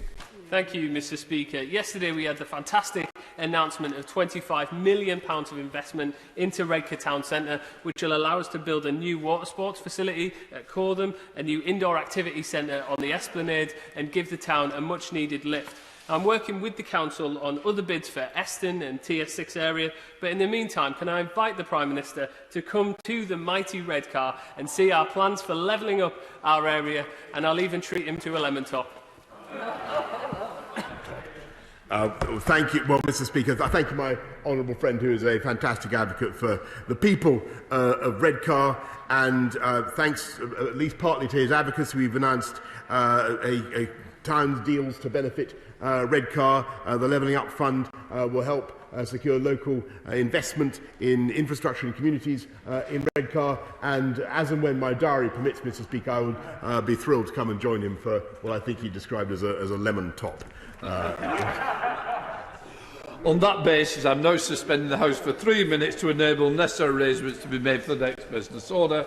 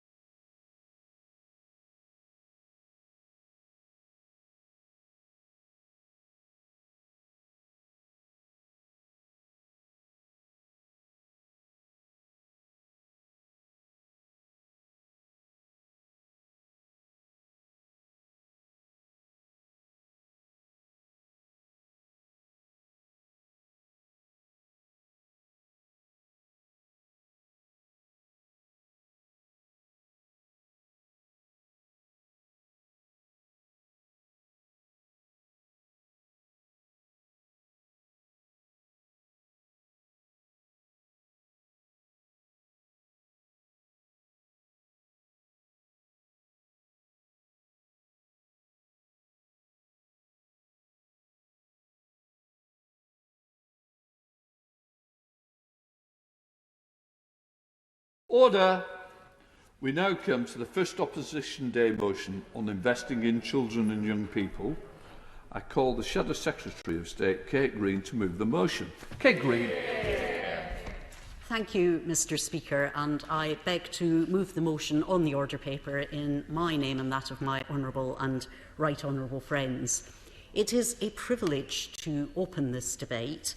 Today, I want to invite honourable and right honourable members from all parts of the House to put children and young people first and support our motion. I don't believe there's a single member of this House who doesn't agree that children and young people are our country's most precious asset. That as we emerge from the pandemic and begin to rebuild our country, their education and well-being must be our top priority, and that we owe it to them to match the ambition, optimism and enthusiasm they have for their own lives and their futures with measures to ensure every child can enjoy an enriching childhood and achieve their full potential. So honourable members opposite must understand not just my dismay, but the dismay of every teacher and every parent I have spoken to in the past week at the wholly inadequate announcement from the Secretary of State, providing just 10% of the funding the government's own highly respected education advisor, Sir Kevin Collins, had said was needed to enable children and young people to bounce back from the pandemic. If this government really wants to make good on the Prime Minister's claim that children's education is his priority, then the paltry announcement we got last week is simply inexplicable. As we know, the plans fall so far short of what is needed that Sir Kevin refused to be associated with them and resigned last Wednesday. He described them as too small, too narrow and too late. And he was right. I won't at the moment, if you'll forgive me. There was nothing to support children's socio-emotional well-being, which parents and teachers have told us again and again is their priority for children and young people. While I support small group tutoring as an element of supporting children to catch up on lost learning, last week's announcement of additional funding will amount to just 1 hour per fortnight per child of tutoring. And the government's package performs woefully when compared to that of other countries, amounting to just £50 per pupil compared to £1,600 in the USA and £2,500 in the Netherlands. Of course I will. Is she suggesting, is she claiming that that figure she's just given for the United States relates solely to catch-up funding and therefore is comparable to the, actually she needs to add up a number of figures from the British government for English schools, but is she suggesting that's what that figure refers to? Well, it's certainly not 30 times out in its accuracy, and the right honourable member is right, of course, to ask about the makeup of the different figures, but even on my most generous interpretation of the amount that the government has put in over the last year to support children's catch-up, which would, I calculate, amount to £310 per pupil, we're still well short of what other countries are spending. Well, of course. Grateful. And on that point, she has very rightly pointed out the government's own expert advisor recommended 10 times more money than is being given, which is an outrage. I'm sure she would agree with me. But would she also agree with me that head teachers and teachers will still make as best use they can of what little paltry money the government does give them? And that being the case, would she agree that it's right that head teachers should have their professional judgment trusted in how they spend that money? Yes, there's got to be accountability, but surely they should be given the freedom to make the best choices about how to make best use of what money they are given.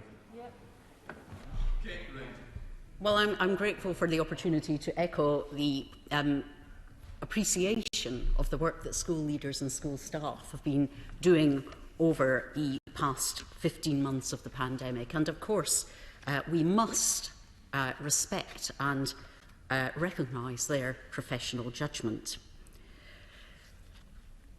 Mr. Speaker, the suggestion that last week's announcement is just an instalment, that there will be a review of what more is needed, is both wholly unnecessary when Sir Kevin Collins has laid out a clear and comprehensive plan, and an insult to children who've already lost between 2 and 4 months of classroom time and shouldn't have to wait another term or more for the support they need to recover from the pandemic. I will. I'm very grateful to the Honourable Lady for giving way. I would like to know from the Honourable Lady, out of the proposals Sir Kevin Collins made, how much of that 15 billion was related to the half-an-hour extension of the school day? And does she not agree that if we are to do something as radical as extending the school day, which, by the way, I support, that therefore that should be done, looked at, evidence-based, and done carefully, because, rightfully so, we're going to have trade unions to negotiate with, as well as teachers who are not on contracts that have them extended to the beyond maybe 4 o'clock already. So there are problems with suddenly announcing things without having them carefully thought through. I think, if I may say so, Mr. Speaker, that the Honourable Gentleman is probably building up more problems than actually exist in the provision of extended activities at the end of an enhanced school day. We already know that many schools are able to provide some such activities. We already know that it's not just through schools, but also through youth and community organisations that such activities can be added to the school day. What we're talking about is ensuring that every child has the opportunity to benefit as quickly, as soon as possible. And we've had 15 months to plan this from the enhancement that these activities can bring to their childhood. I'll make some progress, if I may, and then I will come to the chair of the Select Committee, of course. The party opposite's plans are a terrible betrayal of children and young people's own excitement at being back in class with their friends and teachers, their optimism and aspirations for the future. So today, I hope we can come together as a House to resolve to do better.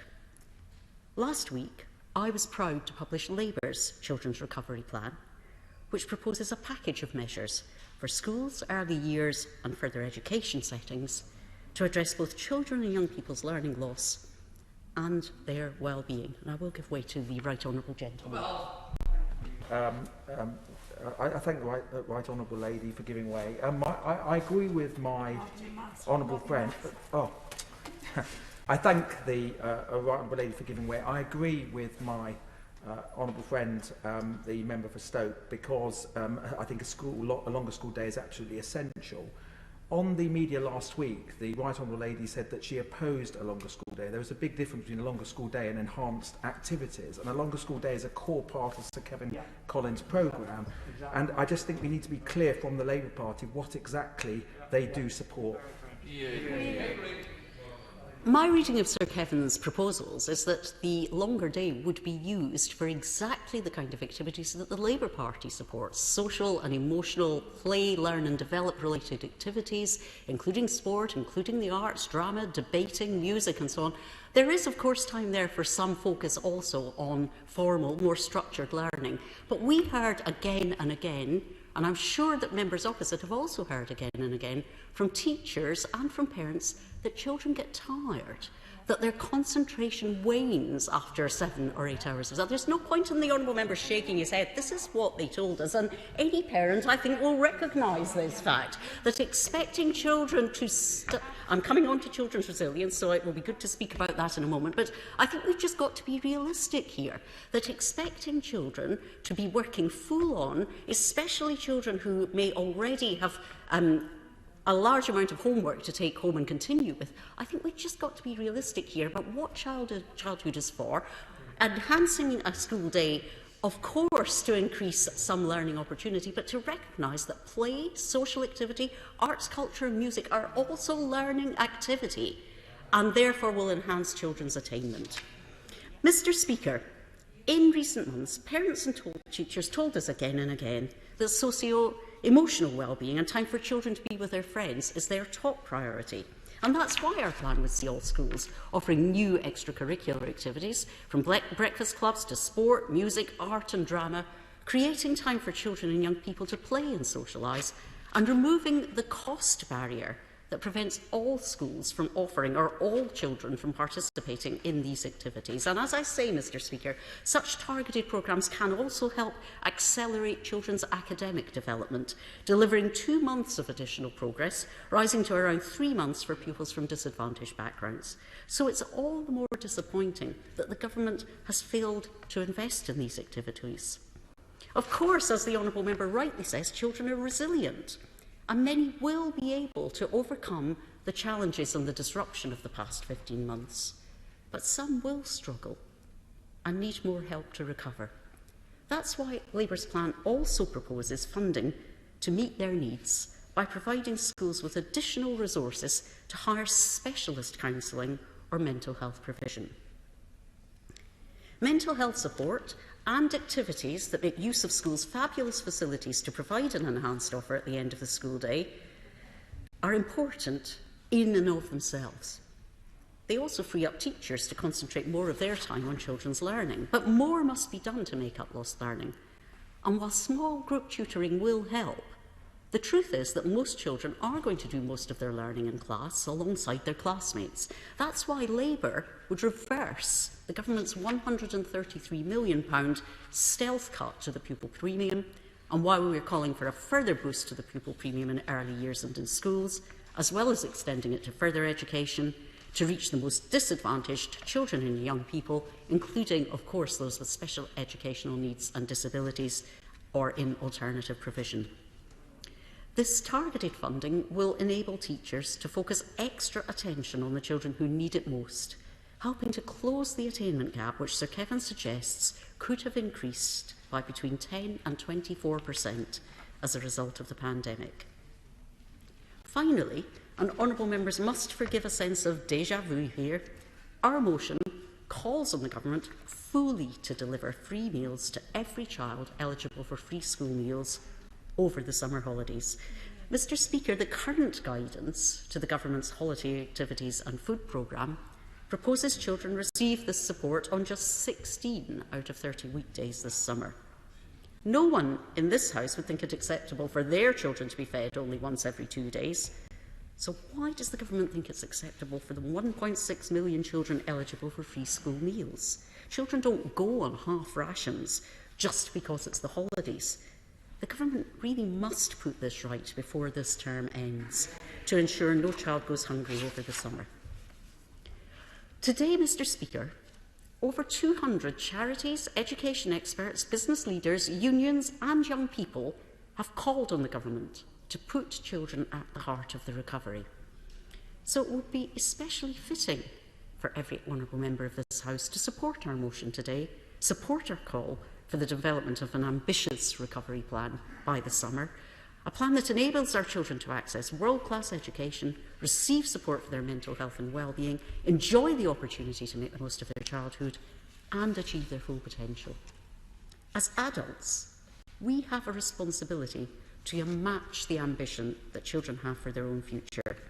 That's why addressing the impact of the pandemic on young people must be our priority for their life chances and their well-being, and for our country's future success and prosperity. Today, we have set out how Labour would make Britain the best country in the world to grow up in. And this afternoon, I hope that members across the House will join us in voting for that bold ambition. The question is, as on the order paper, I now call Minister Nick Gibb. Nick.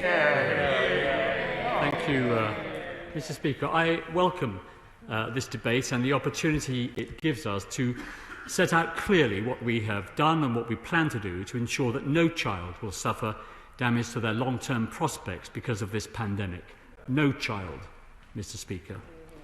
And as I listen to the Honourable Lady talk about vision and ambition, I ask myself, where was she? Where was the Labour Party on all the big strategic decisions we've taken since 2010 to transform our education system and drive up academic standards in our schools? Where was the Labour Party when in 2010 we reformed the national curriculum, replacing Labour's dry, bureaucratic, competence-based curriculum with a curriculum rich in the knowledge, children need to succeed?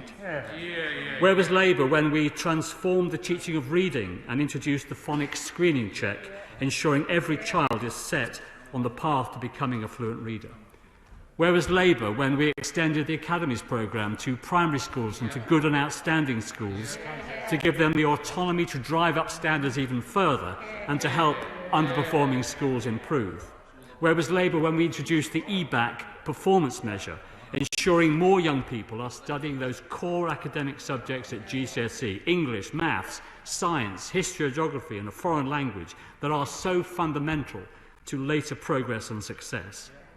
It is this party's vision, ambition and actions that since 2010, under 3 Conservative Prime Ministers, has led to the attainment gap between those from disadvantaged backgrounds and their peers closing by 13% in primary schools between 2011 and 2019 and by 9% in secondary schools. It is this party's vision, ambition and actions that has resulted in 86% of schools being judged by Ofsted as good or outstanding, compared to just 68% when we came into office, despite the bar of what makes a good or outstanding school being raised. It is this party's ambition, vision and actions that has led to this country rising in the international league tables of children's reading ability, rising to joint 8th place in the Pearl study published in 2016, with 9 to 10-year-olds from this country scoring our highest ever results, with low attaining pupils improving the most. Mr. Speaker, the commitment of Conservatives to education standards and to the success of our school system was demonstrated clearly when in 2010, even as we had to tackle the crisis in the public finances after the global financial crisis, school funding was one of just 3 areas of public spending that was protected from the spending constraints needed at the time to restore the confidence in our public finances and in our economy. And at every stage of this appalling pandemic, it is the commitment of this Conservative government, of the Prime Minister, the Chancellor, the Education Secretary, to education standards and to the success of our schools that has meant that we have taken every step possible to protect the education and life chances of young people. Our commitment to education has been at the core of the government's decision-making, only closing schools when absolutely necessary and reopening them before any other sector of society and the economy, ensuring that the most vulnerable children and the children of critical workers have been able to attend school throughout the pandemic. And what a debt of gratitude we all owe to thousands of teachers and support staff who have kept our schools open even during the darkest days of this pandemic. In 2019, we secured the biggest school funding settlement in over a decade, a 3-year settlement adding £14.4 billion in total to school funding. And we reconfirmed the 21-22 school funding settlement, even as the Treasury faced enormous bills as we fought the pandemic while protecting people's incomes and jobs. I happily give way to Honourable Lady. I'm grateful, Mr. Speaker. Surely the Minister accepts that the figures he's suggesting for school funding overlook the fact that we've seen a real terms funding cut for schools over the last 10 years of 9%. What the IFS say is the record of our spending on schools once we reach the end of the 3-year financial settlement for schools.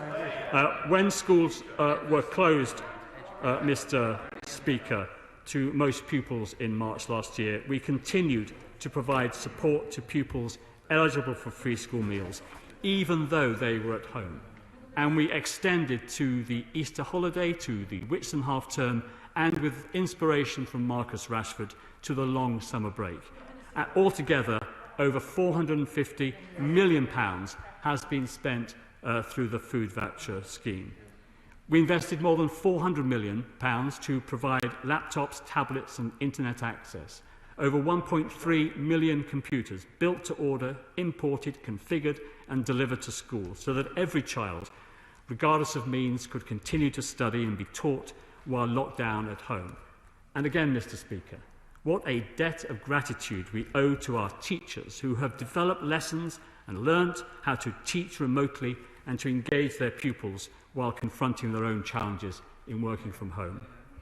We supported the inception of the Oak National Academy, helping schools to provide high-quality online lessons.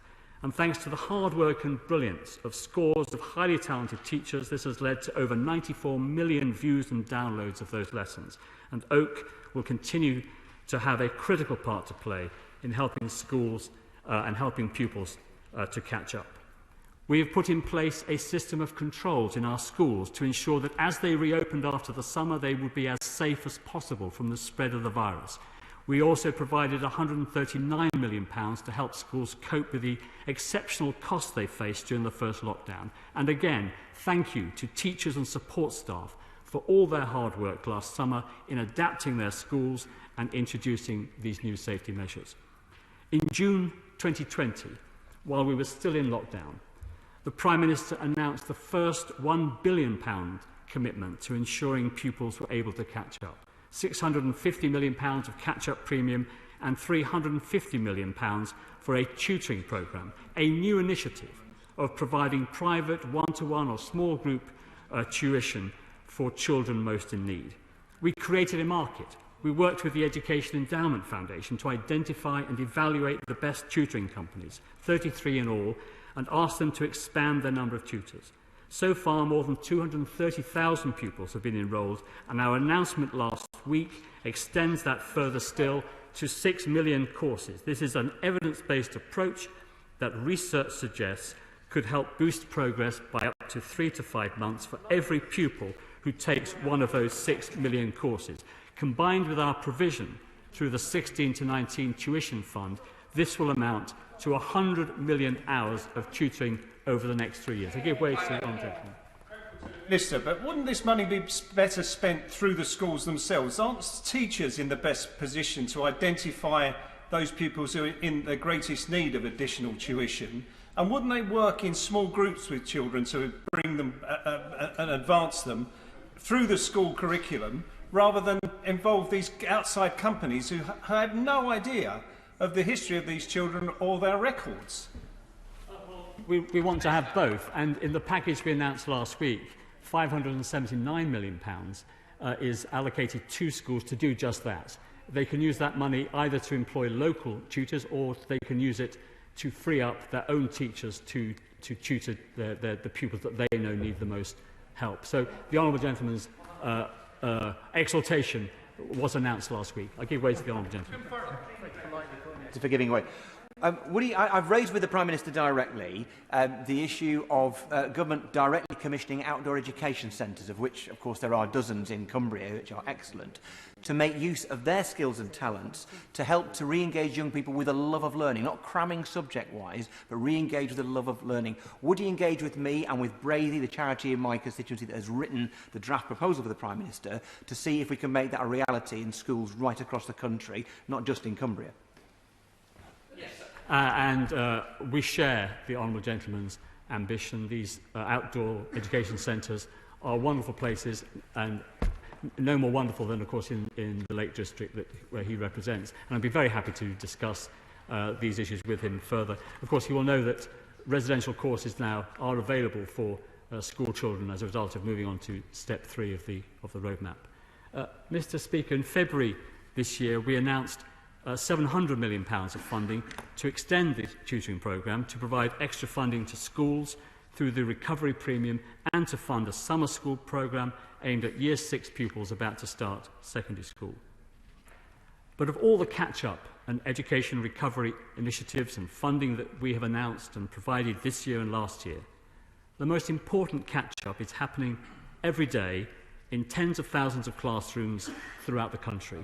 8 million pupils back in school, back to the routines and disciplines of study, and being taught by 450,000 highly qualified and committed teachers. That's why the government has been so determined to reopen schools to all pupils at the earliest, safest moment.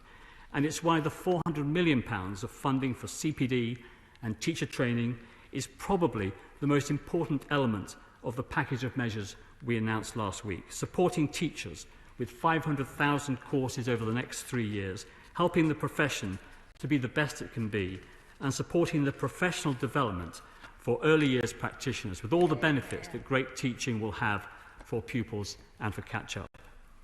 And if having pupils back at school and benefiting from great teaching is key to catch-up, why wouldn't a proposal to extend the time children spend at school be a highly effective measure to increase attainment and help children catch up on what has been lost during the pandemic? That's why we are reviewing, I will give way in a moment, that's why we are reviewing the evidence of the benefits of a longer school day, consulting with parents, teachers and pupils about how and whether to introduce such measures. It would be a big change, would require significant funding and more teachers, which is why we are right to take a short period of time to review the evidence and to consult. And this review will be ready in time for the spending review later this year. I'll give way to the honourable member. Thank the Minister for giving way. He's been on his feet for over 10 minutes now. Does he share my concern, the concern of the Disabled Children's Partnership? That disabled children and parent carers have been missed out completely in the government's plans for educational catch-up. And what message does he send to parents of disabled children? I don't accept her views. We have put disabled children and children with special educational needs absolutely at the core of our decision-making.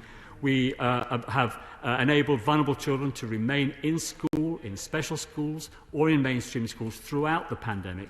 And all the funding that we have allocated to schools through the particularly through the catch-up premium, the £650 million of catch-up premium, 3 times as much funding per pupil was allocated to children with special educational needs and disabilities through that programme, demonstrating our understanding and concern about those children in particular in our school system. I'll give way to the Honourable Lady. Can I thank the Minister for giving way, and can I put on record my thanks to him for taking a personal interest in Joseph Leckie School. The building is looking absolutely fantastic. I hope he comes and visits. But I just want to pick him up on the funding point, because some of my heads in Walsall South don't recognise this extra funding that the government say they're giving. Many are operating on a deficit. Would the Minister write to me and set out exactly which schools are operating on a deficit and which are operating on a surplus? So I'm very delighted to write to the Honourable Member. We do know that schools are spending considerable sums during this period, and we have, as I said, I set out in my remarks, all the different funding provisions we've allocated to schools for catch-up, and indeed through the exceptional cost funds as well during that period, March to July. And there have been other schemes when they've had excessive numbers of staff off, for example, where we have provided funding to schools. And schools that are in serious trouble with their finances, of course, will always have recourse to their local authority or to the department, if they're an academy, to tackle those particular challenges. Now, Mr. Speaker, if my honourable friend... I'll give way to my honourable friend. I thank my honourable friend. Thank you, Mr. Speaker. The Minister was right about the importance of face-to-face and in-school education, and I welcome a lot of the funding announced for England. But as a Welsh Member of Parliament, our school attendance are the worst in the Union, and I implore him to work with the Welsh Government in the review and the funding and the tutors he's making available to work on a cross-border basis to address this issue. We need to work with the Welsh Government and help them with schemes like he's announcing today. We look enviously over the border at. Well, I thank my honourable friend for that comment. I'm always delighted to work with the devolved administrations, particularly on issues of mutual concern and in education in particular. Mr. Speaker, if my honourable friend will forgive me, I'd like to try to conclude my remarks so other people can speak in this debate. Mr. Speaker, as we have shown throughout this crisis, the government is ready to spend to deliver on our commitment to education. We announced £1.4 billion only last week, and as the Prime Minister said last week, there's going to be more coming down the track, but don't forget this is a huge amount that we are spending. Mr. Speaker, behind the opposition's warm words and hot indignation, there is no substance and no real plan.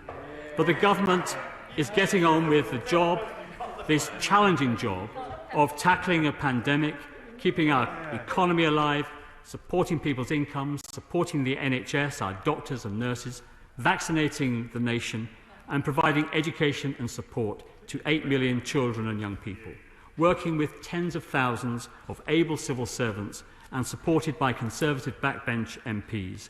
We are doing every day what we believe to be right in order to get this country through this crisis. We know that there is more to do, not just to tackle the impact of the pandemic, but to continue to spread the benefits of our reforms since 2010 across the country, to ensure that all children are taught an extensive, knowledge-rich curriculum by well-trained teachers in a disciplined and caring environment with high expectations and where success is rewarded and celebrated. That is our vision, that is our commitment, and that is our ambition. To remind honourable members that a speaking limit of 6 minutes for backbenchers. A countdown clock will be visible on the screens of honourable members participating virtually and on the screens in the chamber. For honourable members participating physically in the chamber, the usual clock in the chamber will operate. Is Jeff Smith ready? Let's go to Jeff Smith. Jeff. I am, Mr. Speaker. Thank you for calling me so early in the debate. And I want to first pay tribute to all the teachers and school staff in Manchester Withington for the amazing job they've done over the last year. They've kept our schools open, they've kept children learning, and they've supported families in really difficult times. And they've been some of the heroes of the pandemic. It's a pleasure to follow my honourable friend and neighbour from Stretford and Urmston, who made an excellent speech. And I think the key point was when she said, Labour will put children and young people at the heart of the recovery from the pandemic. And they deserve to be. Because this has been a tough year for young people. It's been tough, of course, for everybody. In the most formative years, a year really is a long time. I believe that young people are resilient. There's no doubt in the last year it will have had an effect on young people's mental health. The brilliant mental health charity Mind published a survey last year on the impact of the first lockdown, and they said that 2/3 of young people said their mental health had worsened during the first period of lockdown restrictions. And we've now had, of course, a year of more various lockdowns and restrictions. It's been hard for young people. So we need the best mental health support we can give children affected by the crisis. There's an equally worrying issue around lost learning and the widening of the disadvantage gap in attainment. Pupils who, despite the brilliant work of teachers and schools generally, they've not been able to access learning as they should. I know that my own niece and nephew in a quite a small, crowded home really struggled to get the internet access they needed to be able to properly access online learning. And it's really tough in disadvantaged areas to be able to do that. In Manchester, the gap in months between our disadvantaged pupils and non-disadvantaged pupils nationally is likely to be 8.2 months at primary and 18.2 months at secondary level. It's a really worrying gap, and we need a plan for recovery. So when the government brings in a highly respected advisor like Sir Kevin Collins as Education Recovery Commissioner, and when he puts forward well-received and well-respected proposals, you'd expect any government to act on those proposals. So can there be any more damning condemnation of this government's actions, any more damning illustration of their failure of our young people, where their own advisor resigns in protest at the inadequacy of the government's response? It's a shocking indictment. But unfortunately, I have to say, only the latest sign that the government has got education policy wrong all along in the last year. I met a group of heads last month to talk about issues in school, and I have to tell the Minister from my conversations with those heads, you would not recognise the rosy picture of the education system that he's just painted. They were pretty damning in their assessment of government performance and education over the last year. The biggest complaint, I think, was on short-termism, not knowing what was happening from one week to the next, guidance never arriving until the last minute, the government not thinking through policy properly. We all recall the chaos over exams, the issues around assessment where the government should have defined the process months ago. We have the problems around nursery funding compounding difficulties, making life impossible for teachers trying to ration places for key worker children. We have the problems around pupil premium funding, with reductions in pupil premium having a massive impact in big cities like Manchester. Budgets reduced, as my honourable friend said, in real terms, meaning schools are looking at having to lose staff when they're most needed. And on budgets across the last year, it's been a case of the government giving with one hand and taking away with the other. Just some of the problems that head teachers have brought up with me. And on top of all this, the failure to properly support families. Mr. Speaker, about 100 yards from where I'm speaking now is a mural on the side of our local coffee shop that's become something of a tourist attraction. It's a brilliant portrait by the street artist Axe of a man who's become a national treasure. And even a lifelong Manchester City fan like me has to doff my cap to Marcus Rashford for his brilliant work highlighting food poverty. But again, what an indictment that it took a football star to help shame the government into providing free school meals during school holidays. Labour would extend free school meals into the holidays, including this summer. And we have the plan that my honourable friend has outlined to make a real difference to young people across the country.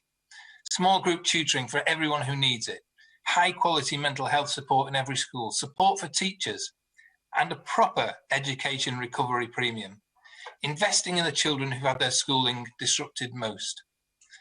The amount committed so far by the government is inadequate, as Sir Kevin has said, just a tenth of what he recommended and what is needed. And I know the Prime Minister suggested there'll be more to come, and if there really is more money to come, it is needed now, so schools can catch up, so pupils can be catching up now. So the government really needs to put the money where their mouth is now. Sir Kevin wrote to the Prime Minister saying, "I do not believe it is credible that a successful recovery can be achieved with a programme of support of this size." It's damning words. The government are failing hundreds of thousands of children. Our children need a plan that won't fail them, and Labour have that plan.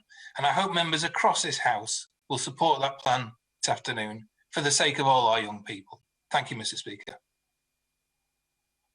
Committee, Robert Half.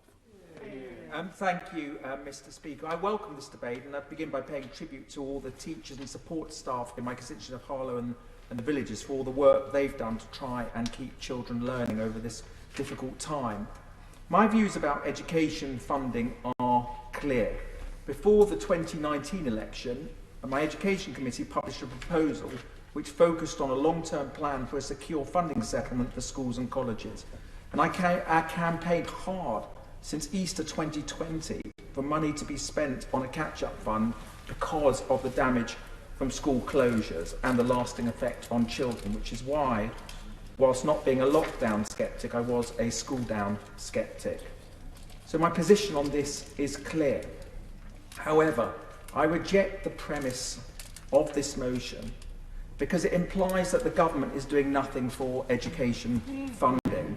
And I think the Secretary of State and the Schools Minister deserve credit for the £3 billion that's been secured for the catch-up premium and recovery, and also my constituency neighbour, the Minister for Children, for the extra £220 million for the Holidays Activities Programme, for catch-up sporting, wellbeing activities and free school meals, and there's extra money that's been given to local councils and charities, many millions of pounds, to ensure that children who are fed properly.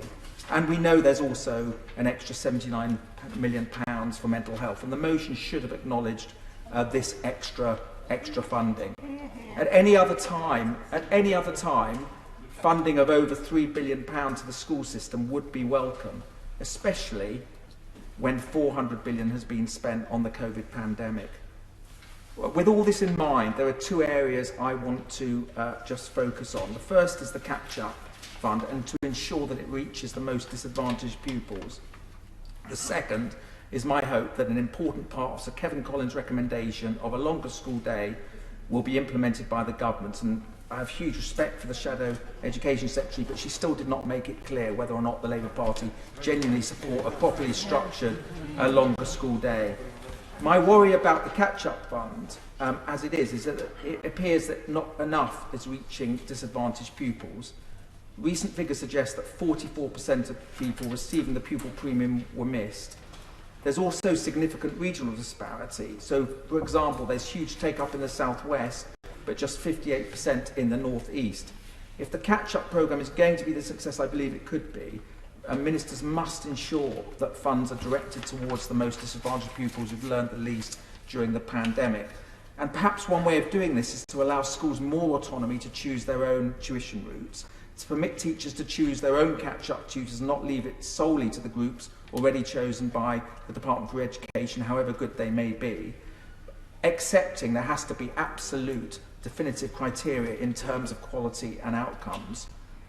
The teachers and support staff are best placed to identify those most in need of additional support, and they can offer the quality catch-up that these pupils require. And the second area I want to discuss today is the key part of Sir Kevin Collins' plan. And it's no good going on about his resignation the key part of his plan is rejected, as it appears that the opposition are doing. And this is the idea of a longer school day. And I was really encouraged by what the Secretary of State for Education said in the Education Statement on Monday, when he said, in response to my question, there is evidence that there are some real benefits in delivering for pupils in terms of extra time in the classroom, and it's about getting that combination right.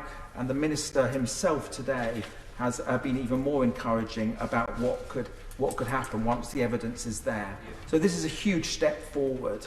I've said previously in the House of Commons, I'm not just talking about an extended school day in terms of pupils learning algebra or knowing the schools minister. I'm sure he'd be delighted if that occurred. Until 7, I'm not saying that should happen until 7 in the evening, but a combination of the catch-up, academic catch-up, but also extracurricular activities introduced to improve mental health and well-being. We know that 39% of academies set up for 2010 have seen success for pupils from the introduction of a longer school day, and I've seen that in my constituency. I'd urge the government in the meantime to set up some school pilot schemes in disadvantaged areas of the country, inviting civil society groups to help run the extracurricular activities and gather the evidence that will feed into the proposals for the comprehensive spending review. In conclusion, Mr. Speaker, the government has provided a hefty starter with billions of pounds allocated for catch-up funding, mental health, well-being and free school meals. This commitment to education, alongside the lifetime skills guarantee and the Chancellor's kickstart funding for apprenticeships, shows real direction of travel. But I mentioned that this was a hefty starter. The main course will be a serious long-term plan for education, with proponents like a longer school day with a secure funding settlement. And my hope, as the Minister has suggested in his statement today, that the government reaches this point by the comprehensive spending review later this year. Let's come to Helen Hayes. Thank you, Mr. Speaker. I'm grateful for the opportunity to speak in this important debate, and it's a pleasure to follow the chair of the Select Committee. There isn't a part of the UK population that hasn't felt the severe impacts of the COVID-19 pandemic over the last 16 months.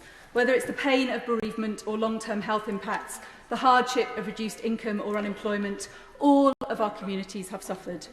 But the impacts of the pandemic have been further fuelled by pre-existing inequality and disadvantage, and that is no more clearly seen than in the impacts on children and young people. Our education system should be, and indeed thanks to the dedication and commitment of our teachers often is, a bulwark against disadvantage. From early years through to college and university, education services provide the opportunity to reduce the impacts of poverty and deprivation. But faced with a stay-at-home order and the requirement to switch to online learning, we saw very quickly the impacts that 10 years of cuts to school funding have had on the resilience and capacity of our schools. The stark reality is that UK schools were lagging far behind on investment in IT. Our schools shouldn't have faced an impossible scramble to get laptops and broadband access to the most disadvantaged children. In the 21st century, the ability to learn through modern technology should have been a basic requirement, as it is in many other countries around the world. Instead, in my constituency, we saw our local council stepping in to provide laptops where the government was far too slow, communities fundraising and donating technology. While I pay tribute to all of that work, it shouldn't have been necessary. Our schools should have had the investment in basic IT equipment for every child already. IT is just one example. Throughout the pandemic, the government's approach to children and young people has been chaotic, and they have often seemed to be an afterthought.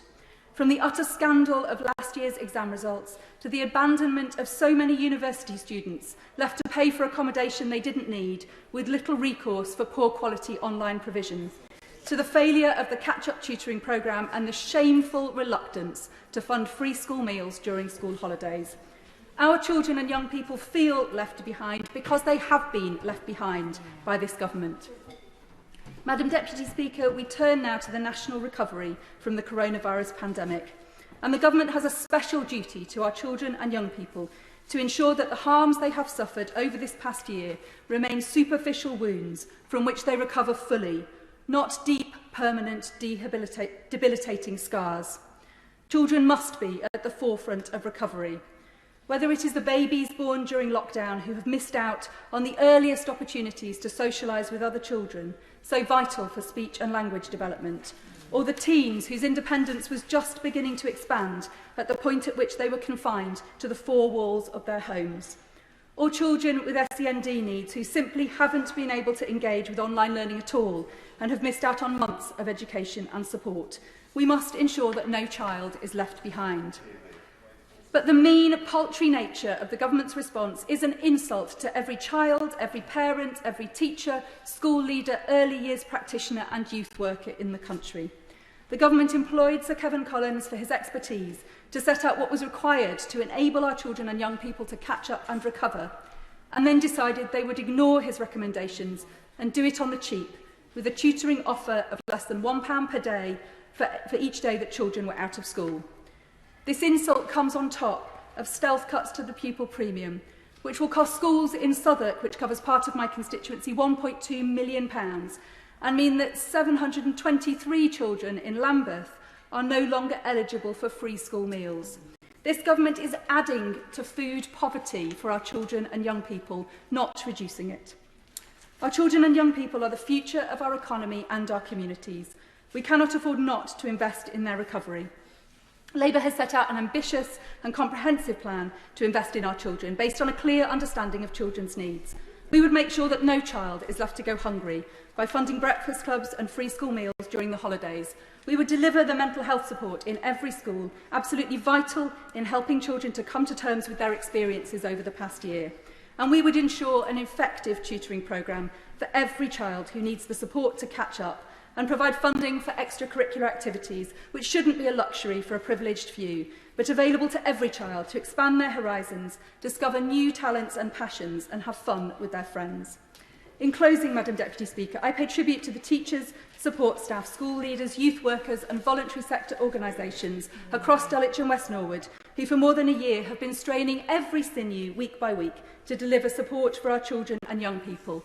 There is so much commitment, innovation and creativity in our communities and in our schools, but this work should be in addition to comprehensive, fully funded support provided by the government, not, as it so often is, in plugging the gaps. I hope the government will listen today, rethink our approach and fund the recovery programme our children so desperately need. Damien Hines. Thank you, Madam Deputy Speaker. And the Right Honourable Lady who speaks for the opposition was quite right when she said that children are our most precious assets. And as parents, we share with our brilliant teachers. We rely on them for the education and the preparation for adult life of our children. I want to join with colleagues from across the House in paying tribute to them and thanking them for all they do. This is a moral imperative, and we all know that there is a whole cohort effect of this pandemic and a risk of lasting effects on this generation of children and young people, and we just cannot let this generation be put at disadvantage because of COVID. We also know that the effect has been felt very unevenly. Some children actually have progressed entirely as they would have done in a regular year, but many have not. And we know that gaps that had been closing in attainment since 2010 will have started to re-widen. And we also know that this isn't just about academic attainment, far from it. It's about the whole of children's development, their extracurricular activities, their socialising and their development as a person. Now this, Madam Deputy Speaker, I believe calls for a whole-of-society response. It's everything from expanding mentoring programmes, more volunteer readers, firms working more closely with schools, more STEM ambassadors, accelerated careers programmes, work experience. We need established broadcasters and new media to step up on early literacy programmes. Sports clubs and governing bodies have a key role to play, as do cultural organisations and the voluntary sector. In fact, everybody has a part to play in supporting this generation. And from the government, of course, it's about many things too. It's about a bolstered school sports and activity plan, the holiday activities programme, the mental health services support reforms, working with local authorities, children's services, innovations in early language and literacy, and the major upgrade to technical and vocational education that has at its heart T levels. And of course, it is about money. Now, British schools British state schools have, relatively speaking, a high proportion of national income spent on them, government money spent on them compared to other countries. But clearly, additional resourcing has been needed during the pandemic to support schools, and clearly it is needed now to support schools and those children in its wake. Now, some of the figures that have been bandied around about what other countries are doing are entirely misleading. They're not apples to apples or apples to pears. They're like apples to pomegranates. And I'm a little surprised the lady speaks for the opposition, just repeating them without doing some basic fact check. And I could say the same for her boss, the leader of the opposition. But it is the case, of course, that many countries around the world are looking at the extra support that is now needed. And here, of course, we've just recently had the £14.4 billion uplift over 3 years, and since the pandemic, £3 billion in 3 different funding packages over the last 12 months. And this last tranche of that will cover 6 million 15-hour tutoring courses, an unprecedented and unparalleled programme of individual and small group tuition. And I think it's right that my right honourable friend, the Schools Minister, and his colleagues in the DFE have focused on the programmes with the best evidence. And we know that there is very strong evidence for one-to-one and small group tutoring. It's also true that you can't just dial these things up infinitely. And people who've spoken to schools recently, I guess that's most colleagues here in the chamber today, will know that actually the number one thing that people are talking about quite often is not a lack of money for tutors, but a lack of tutors, because obviously there weren't 100,000 tutors hanging around not already busy when this thing hit. And that is a difficult thing to scale up for. I think it's right that schools should have flexibility, and I was pleased to see that in the package, to be able to source tutors locally. Of course, it is them that know their school and their situation best. I also welcome the involvement of Teach First in this programme.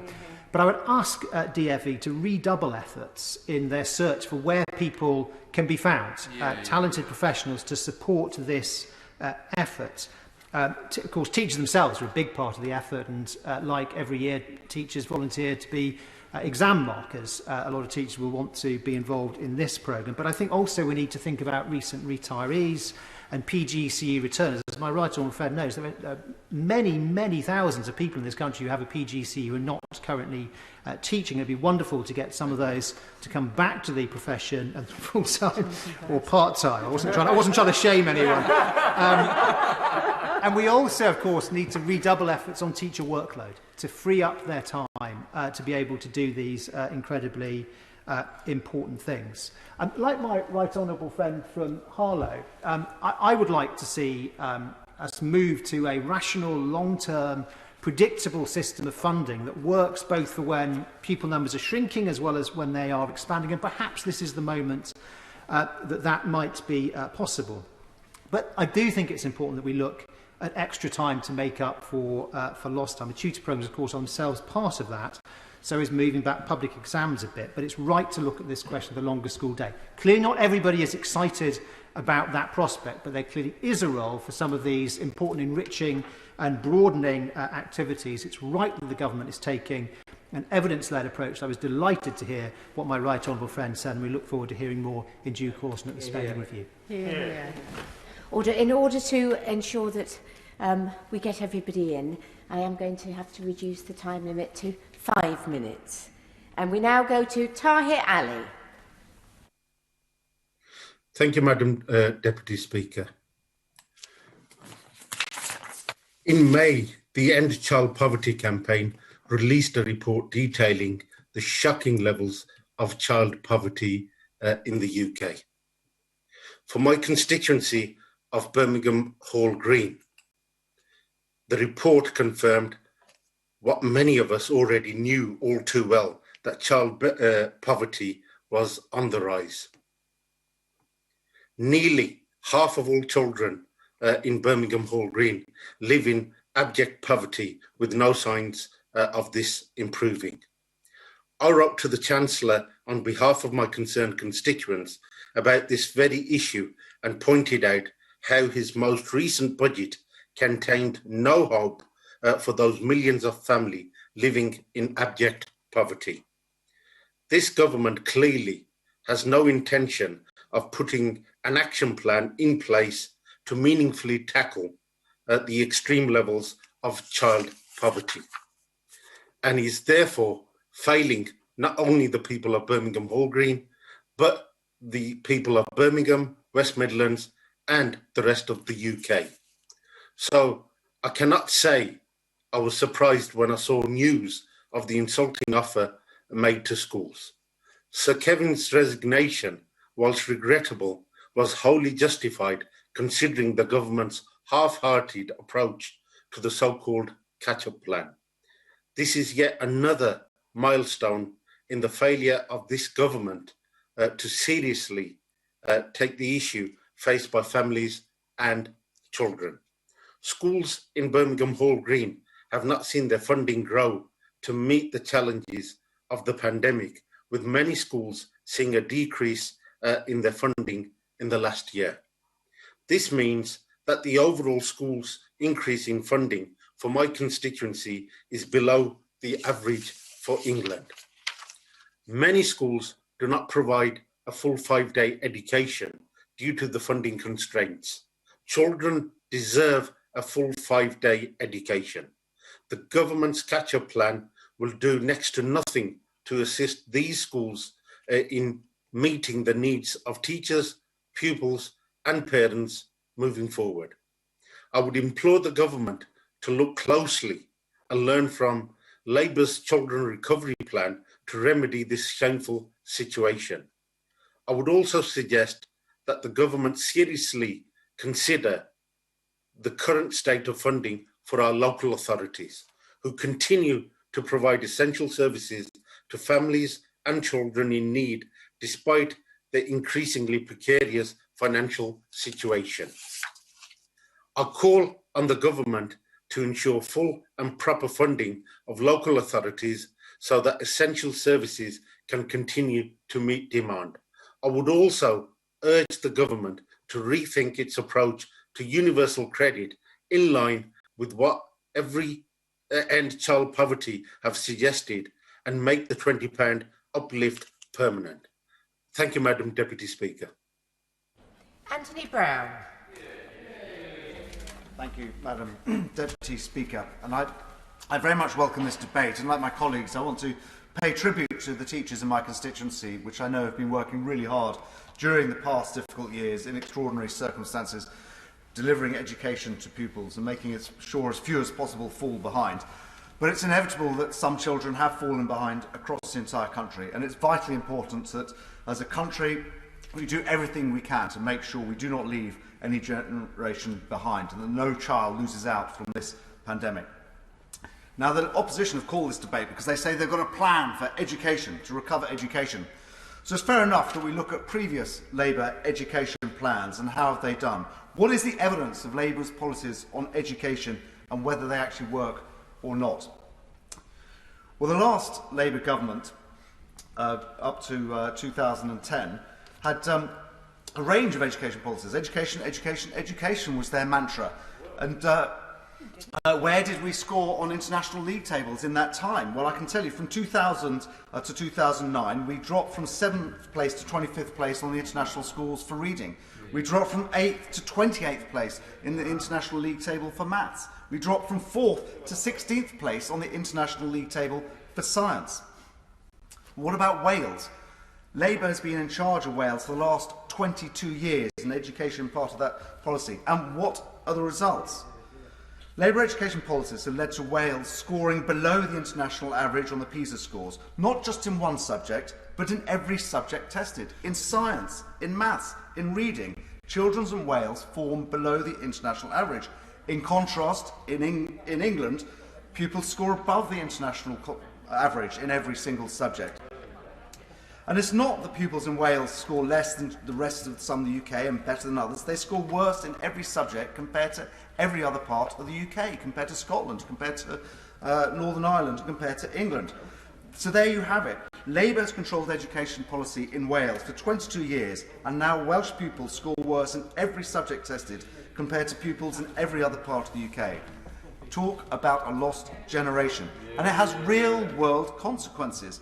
The number of students from Wales studying in the UK's top Russell universities has fallen. Graduates from Welsh universities are now the lowest paid in the UK. That is the hard evidence of Labour's education plans. And if I was marking Labour's education performance, I would give it a big F for fail.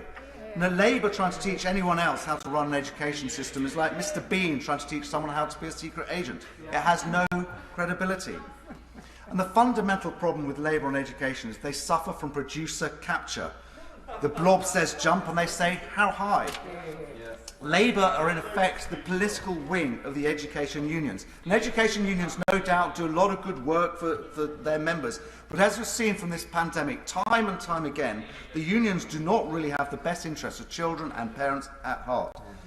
And from free school meals to league tables to academies for primary schools, education unions and Labour have resisted every successful education reform. In 2001 in Wales, working closely with their education union paymasters, Labour scrapped league tables for schools, followed closely by scrapping national testing for 14-year-olds. The Labour Party nationally stood on an election platform manifesto commitment to scrapping Ofsted, which plays such a vital role in keeping standards high in education. Labour will never improve education standards if it does just what education unions tell it to do. They have nothing to teach about education policy.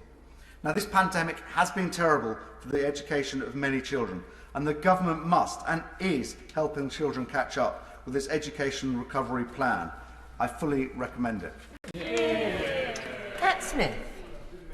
Thank you, Madam Deputy Speaker. I want to put on record my appreciation to the teachers, support staff, parents and pupils of the schools in my Lancaster and Fleetwood constituency who have faced a torrid 16 months of interrupted education and parents facing the unexpected opportunity, some might say, of home tutoring whilst also trying to hold down their own jobs as well.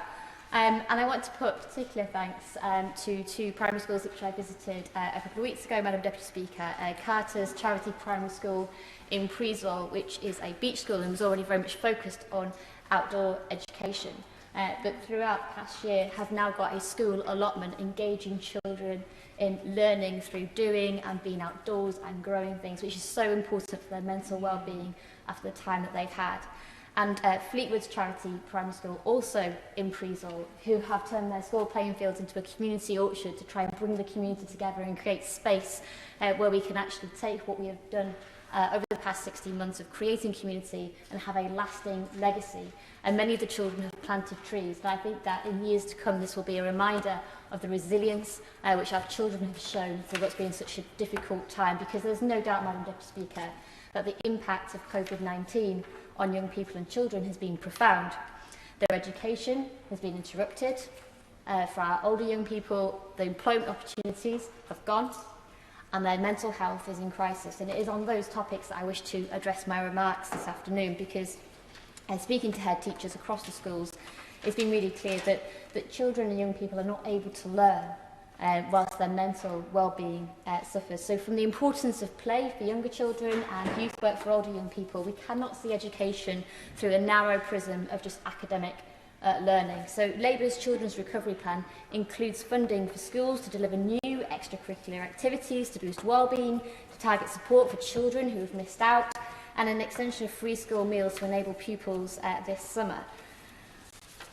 On mental health, Madam Deputy Speaker, recent data from NHS Digital suggests that 1 in 6 young people now has a probable mental health disorder, and we cannot underestimate the impact the pandemic has had on those young people, because experiencing mental health difficulties can have far-reaching impacts, including our young people's educational outcomes, their future earnings and their relationships.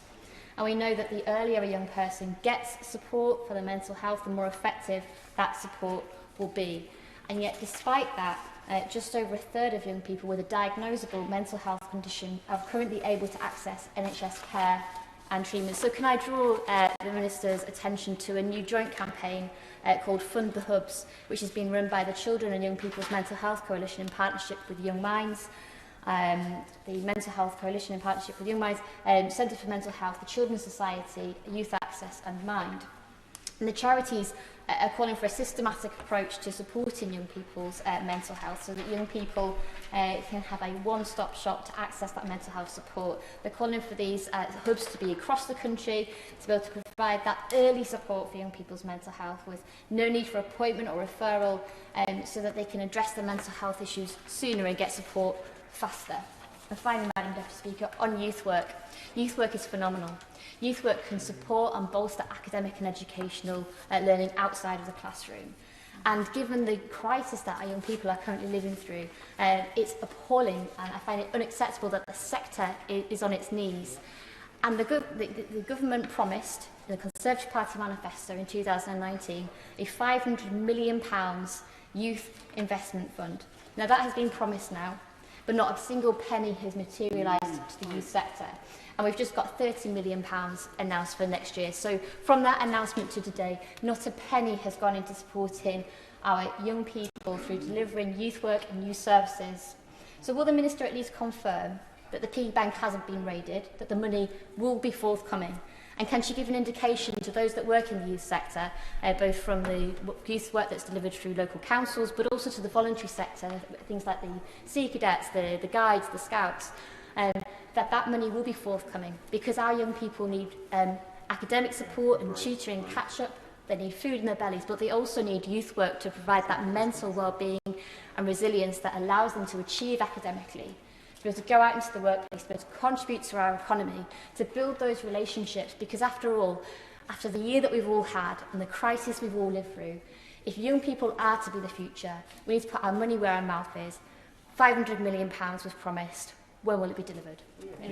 Jonathan Gullis. Thank you, Madam Deputy Speaker. And as the Honourable Lady from Lancaster and Fleetwood has just done, I would like to also thank the teachers, support staff, parents and pupils for all they've done throughout this global pandemic across Stoke-on-Trent North, Kidsgrove and Torque. And I would like to make sure that we're on the record that when you have the £3 billion that's been announced over the last 12 months, specifically for catch-up, but then you add that to the increase in core school funding, the raising of the pupil premium, investment in the school estate, increased higher needs funding, investment in the free school meals national voucher scheme, investment in the digital devices, investment in the holidays, activities and food programme, and the exceptional funding to cover specific unavoidable costs incurred by schools due to COVID, that racks up a total spending of £14 billion from this Conservative government into education and young people. So the idea that the party on this side, of which I'm proud to be part of, but also as a proud ex-teacher, has somehow not invested in young people and education is for the birds. But there must be an immediate response, but there also has to be a longer-term vision. And I would really want to focus on this idea of the extending the school day, with which I'm a huge advocate and supporter of, and delighted the fact there is going to be a review into it. Because especially for disadvantaged students, such as the 31% of children in low-income families in Stoke-on-Trent, an extended school day could have a transformative impact in the long term, but not just for them, but also for their parents, those parents who have to take half a day out of work and therefore lose their earnings because they're having to go and collect their loved ones at 2:45, 3 or 3:30. It's simply not unfair on those people who are working hard to put money on the table for their kids, and having an extended school day will go a long way to helping that. I was really shocked to hear the Shadow Education Secretary saying that she doesn't want children doing maths in the evening, and completely concur with Catherine Burblesing, the fantastic head teacher of Michaela Community School, who's tweeted in response to the BBC's news clip that when did doing maths become a massive strain on our brains? Because ultimately, having that extended school day means the opportunity for kids to learn and have that extra time with their teachers, just like many a private school child has had the advantage of being able to do. That's about creating equality and fairness in our education system. But it's also, not just the academics, the extracurricular is also important. So currently there are 500,000 young people who do not get to enjoy these sorts of activities or holidays outside of school. I want to see every child who attends a state school in this country, especially disadvantaged ones, get access to the very best rounded education possible, such as the one I was able to have, and many other honourable members were in this House. So while we're thinking about post-pandemic recovery, we have a huge opportunity to get this sorted. And there is a very simple way we can overhaul after-school activities to do so. I'm happy to give way to one more friend. I thank my honourable friend for giving way, and he's a brilliant member of our Education Select Committee. Does he not agree that there is a wealth of evidence showing that actually an extended school day combined with academic, mental health and wellbeing activities actually increases educational attainment as well as a pupil's mental health. There's a wealth of evidence out there that makes his case absolutely. I thank my right honourable friend and couldn't agree with him more. And even though we sometimes cross swords on the Select Committee, on this we are absolutely united, understanding the importance both academically but also to the well-being of a student. And actually, I have an idea for the Minister and how this can be achieved without having to get any new money. So when it was originally brought in, the pupil premium was intended to offer activities and enrichment opportunities to pupils. If we were to ring-fence just 10% of the existing pupil premium budget, worth around £2.7 billion, for its original purpose, we could ensure disadvantaged children get the same access to activities outside of school as their better-off peers. Schemes like the Challenger Trust are ideally suited to deliver this model. Run by Charlie Rigby, the Trust offers activities to disadvantaged children who have been shown by the Education Endowment Fund to boost confidence and motivation, and from this improve attendance, behaviour and attainment in school. The Trust is already working with schools to offer after-school activities and are trialling its model in Gateshead. So working in local partnership trusts with school staff and youth services who volunteer to carry on beyond the normal 3 p.m. closing time, the Trust can extend the school day up to 6 p.m. without increasing teacher workloads. Without allocating any more money, in this way we could extend the school day by 3 hours, 7 days a week. We don't need masses of extra money to give all our children a better future. If we all use the pupil premium funding in the way it was originally intended, the funding will already be in place. I would also like to quickly talk about the fantastic holiday activities and food programme. I'm delighted that the Minister for Children and Families came to visit Ball Green Primary School in Stoke-on-Trent North to come and look at the unbelievable Hub Foundation led by Carol Shanahan and Adam Yates, a former professional footballer, who is now delivered across the city of Stoke-on-Trent in the Easter holidays 140 activity sessions for young people, not just boosting their education, not just boosting their socialisation, but also giving them the skills to be able to cook and eat a really good cooked meal throughout the day. But finally, Madam Deputy Speaker, before I finish, I would like to just talk about another idea of mine, which is shortening the summer holiday, something that my honourable friend has heard time and again from me over text. As well as, if we think about reducing the length of the school summer holiday from 6 weeks to 4 weeks, estimates have shown in a report I did with Onward, this would save the average family £266. That was a huge financial impact in the pockets of those parents, whilst also helping to tackle the plight of children not being able to get fed over a long summer break. But more importantly as well, also means those children from who are from disadvantaged backgrounds, where the attainment gap widens during the 6-week summer break, means that it can actually continue to be narrowed, and meaning that when they return, they're not having to spend the first 7 weeks on average of their term, having to catch up to where they were at the previous academic year. Longer school day, shorter summer break, ring-fencing the pupil premium. These are realistic, long-term solutions I hope the Minister will have in his mind when the review undertakes. Thank you, Madam Deputy Speaker. Before I call the next speaker, just to say I'm absolutely not against taking interventions, but it would be helpful if colleagues take interventions that they still stick to the 5 minutes, because otherwise we are preventing others from speaking later, and I want us to help each other out and do the maths as well. You can see from the clock to keep in the 5 minutes. Matt Rodder. Thank you, Madam Deputy Speaker, and I'd like to thank the honourable gentleman from Stoke North for advocating a similar policy to Margaret Hodge when she was chair of the Education Select Committee in 2000. First of all, Madam Deputy Speaker, I think we should respect the fact that there is general agreement in this House that one of the first duties of any government is to invest in education in our children's future, and I'm glad that that sentiment has been expressed in the debate today. Madam Deputy Speaker, I would also like to thank teachers, parents and students for their hard work and perseverance during what has been an extremely difficult year, which no one could have anticipated. The pandemic was quite clearly a once-in-a-century event, and I think we need to try to put ourselves in the place of those young people and imagine, and it is very difficult to do this, what they have been through in this incredibly difficult year. They have faced all sorts of obstacles, so have their teachers, and they've risen to enormous challenges, but still, and yet despite all their effort, they have still fallen behind in their studies through no fault of their own. This once-in-a-century event, Madam Deputy Speaker, demands a response in line with the scale of the problem. And I'm afraid, for all the warm words and the emphasis on the importance of education, there has been quite clearly a failure of government on this important issue. When you look at this in very general terms, without getting distracted by the detail, and we've had some interesting debates about education policy, and I'm sure more will follow later as the debate pans out, looking at the central issues, the central question of money, whether the government is willing to commit sufficient national resources to this crucial problem, the government have fallen short. £50 per child is not comparable to £1,600 per child in the United States or £2,000 in the Netherlands. Both countries which have also followed active policies of school reform and change and investment in education over 20 to 30 years, which arguably we have also done in that time. Now, Madam Deputy Speaker, I think it is important to see the context, not just of the detail of education policy, but the context of the department's failure, and I don't say that lightly, it's failure as a department, it's failure of leadership rather, I should say, on a series of crucial issues during the last few months. The first of those is the mismanagement, the woeful mismanagement of the exam system last year. Its failure on universities, where first-year students faced unbelievable pressure due to mismanagement. The failure of its tutoring programme, and also its repeated failure on free school meals and the holidays, where it had to be pushed by a footballer, and I would like to commend Marcus Rashford for his work. I am not a Man United fan, I'm afraid, but I think he has done a most amazing job on this, and we should all respect him. But that should have been, that issue should have been taken up by ministers long before he needed to get in and save the day.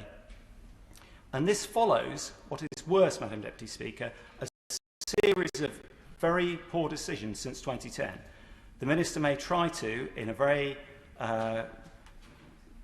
smooth and sophisticated way, try to defend some of those spending decisions, but it's quite clear that there was a lack of investment in education since then. And when you look at teachers' pay and a series of other indicators, this country fell behind where it should have been, and that was a conscious decision of government. And it's led to a series of major problems in the system, such as the crisis in special needs, well, arguably deeply worse than that, the recruitment and retention crisis amongst teachers, which has a direct effect on children's learning, and a series of other problems. And it's no good trying to criticise the record of the Labour government from 1997 to 2010, when quite clearly there was both major investment and, as a result, a major improvement in standards and attainment, demonstrable on a whole series of metrics. And it's unfortunate that the MP, that the honourable member for South Cambridgeshire was selectively quoting from some international studies when a whole range of extra countries had joined them in the intervening period. The question now is, Madam Deputy Speaker, I appreciate I'm nearly out of time. The question now is, will the Prime Minister and the Chancellor rethink? Will they listen to their own officials? And I believe the ministerial team at DFE, or will this be another example of the government being all talk and, I'm afraid, very little action? Dr. Ben Spencer. Thank you, Madam Deputy Speaker. Education is one of the best opportunities we can provide for young people. It's the best level upper. Sadly, our children have felt the burden of this pandemic, from school colleges, cancelled exams, learning at home. Enrichment and extracurricular activities stopped. And it is on us to fix this and to ensure our children don't become the lost COVID generation. And that's why I very much welcome the package of support and work this government is doing around education recovery, and in particular the discretion given to our school leaders, the training and support for their profession, and the careful thought that's being put into the longer term and sustainable interventions to support education. And I'd particularly like to mention my support for the provisions mentioned by my honourable friend, the member for Stoke-on-Trent North. The impact of this pandemic will be felt for a generation, and our response must be equally broad and sustained. Now, I have regular Zoom meetings with my school leaders, and the message from each meeting is clear. Yes, things are tough, but my nurseries, my primary schools, my secondary schools, prep schools, colleges, state and independent, our teachers have risen to the challenge. They've gone on with it, and they continue to deliver for children living in Runnymede and Weybridge, and we owe them all a debt of gratitude. Honestly, I believe it is only through their passion and dedication that they've been able to continue delivering so much despite such adversity. And I just want to say to all my teachers and staff working in education, thank you. Thank you. But the best way we can thank them is to listen to them and respond to concerns that they raise. And my school leaders tell me they'll do whatever is needed to support our kids, but they need help around one thing, which is, in particular, what's coming down the line. So they can put in the work, they put in the graft, they put in the inspiration, they put in the passion. My God, do they do what they can, all they can, for the children they teach. But what they need is advance warning what's coming down the line. And this pandemic, I think, has perhaps got a few more twists in the tail in terms of what it can throw up. Third waves, no waves, winter pressures, whatever the future holds, we need to give them as much running time and preparation, as much contingency planning, so they can start laying the groundwork down now. And I'd really like to ask the Minister today, please, as part of our recovery plan, can my teachers have as much time and contingency planning possible for whatever the future may hold? Now, I turn to the opposition's motion of regret today. Madam Deputy Speaker, last year, while we did everything we possibly could to keep schools open, to prevent the disruption and damage we knew it would cause down the tracks, the opposition were demanding closures. A few months ago, we sought to reopen schools as soon as we possibly could. Yet we faced pressure from the opposition and the unions to keep them closed. Where were these champions of education then? And now we mount an incredible package of support and they express regret. In the NEU's pocket. You couldn't make it up. You couldn't make it up. You couldn't make it up. Now is not the time for political posturing or point scoring, but addressing the real issues facing our children, families and schools. This debate should not be about who can promise the biggest headline, but how to deliver long-term support where it's needed to ensure the best opportunities and education for our children, as we are doing. Stephen Timms. Thank you, Madam Deputy Speaker. I want to start by applauding the ambitious plan set out by my honourable friend who opened this debate. I'm pleased to be following the honourable member for Runnymede and Weybridge, who's a member with me on the Work and Pensions Select Committee, because I wanted to talk about the work of the committee. We're conducting an inquiry at the moment on children in poverty, because the number of children in poverty is on the way sharply up. And I'm very grateful to the Education Select Committee for its support for our work. The Chair spoke earlier on in the debate. In evidence to the committee on the 26th of May, Anne Longfield, who was the Children's Commissioner for England until February, told us that, and I quote, "Those who are living in poverty and disadvantage are much less likely to achieve academically at various points we measure." And pointing out that child poverty is now twice the level of pensioner poverty, she identified to the committee a gap in the government's capacity because of the absence of, the loss of, joint DWP, DFE working. And she said this: there used to be a policy team, there used to be a policy around poverty. That was then able to look at how the impact of national policies needed to drive not only alleviation of poverty, but a reduction of poverty. And I think, Madam Deputy Speaker, Anne Longfield is right. Those two departments should be working together as they did in the past. Problems, obviously, have greatly worsened during the pandemic, as we've been reminded already in this debate. Research by Kellogg's has shown that nearly a fifth of schools have started a food bank since the pandemic began.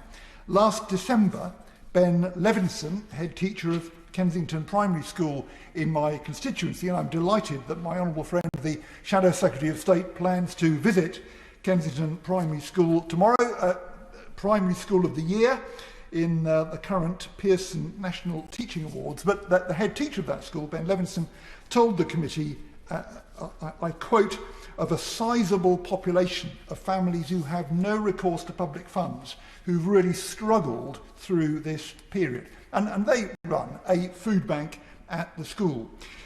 Joanne Ormond, head teacher of Maryport Church of England Primary School in Cumbria, told the committee, I quote again, about that next level of families up that are struggling, the ones who have low-paid jobs, so they don't necessarily qualify for the free school meals, and how difficult those families have found things during the pandemic. Particularly, she singled out single parents as being very hard hit.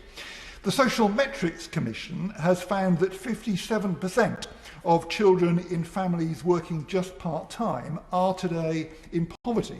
The Resolution Foundation has shown that the poverty rate for families with 3 or more children has now risen to almost half. 47% of those families are in poverty. And the charity Magic Breakfast told us in written evidence that, and I quote, "Food insecurity, worse physical and mental health outcomes, and lower educational attainment are all impacts of child poverty."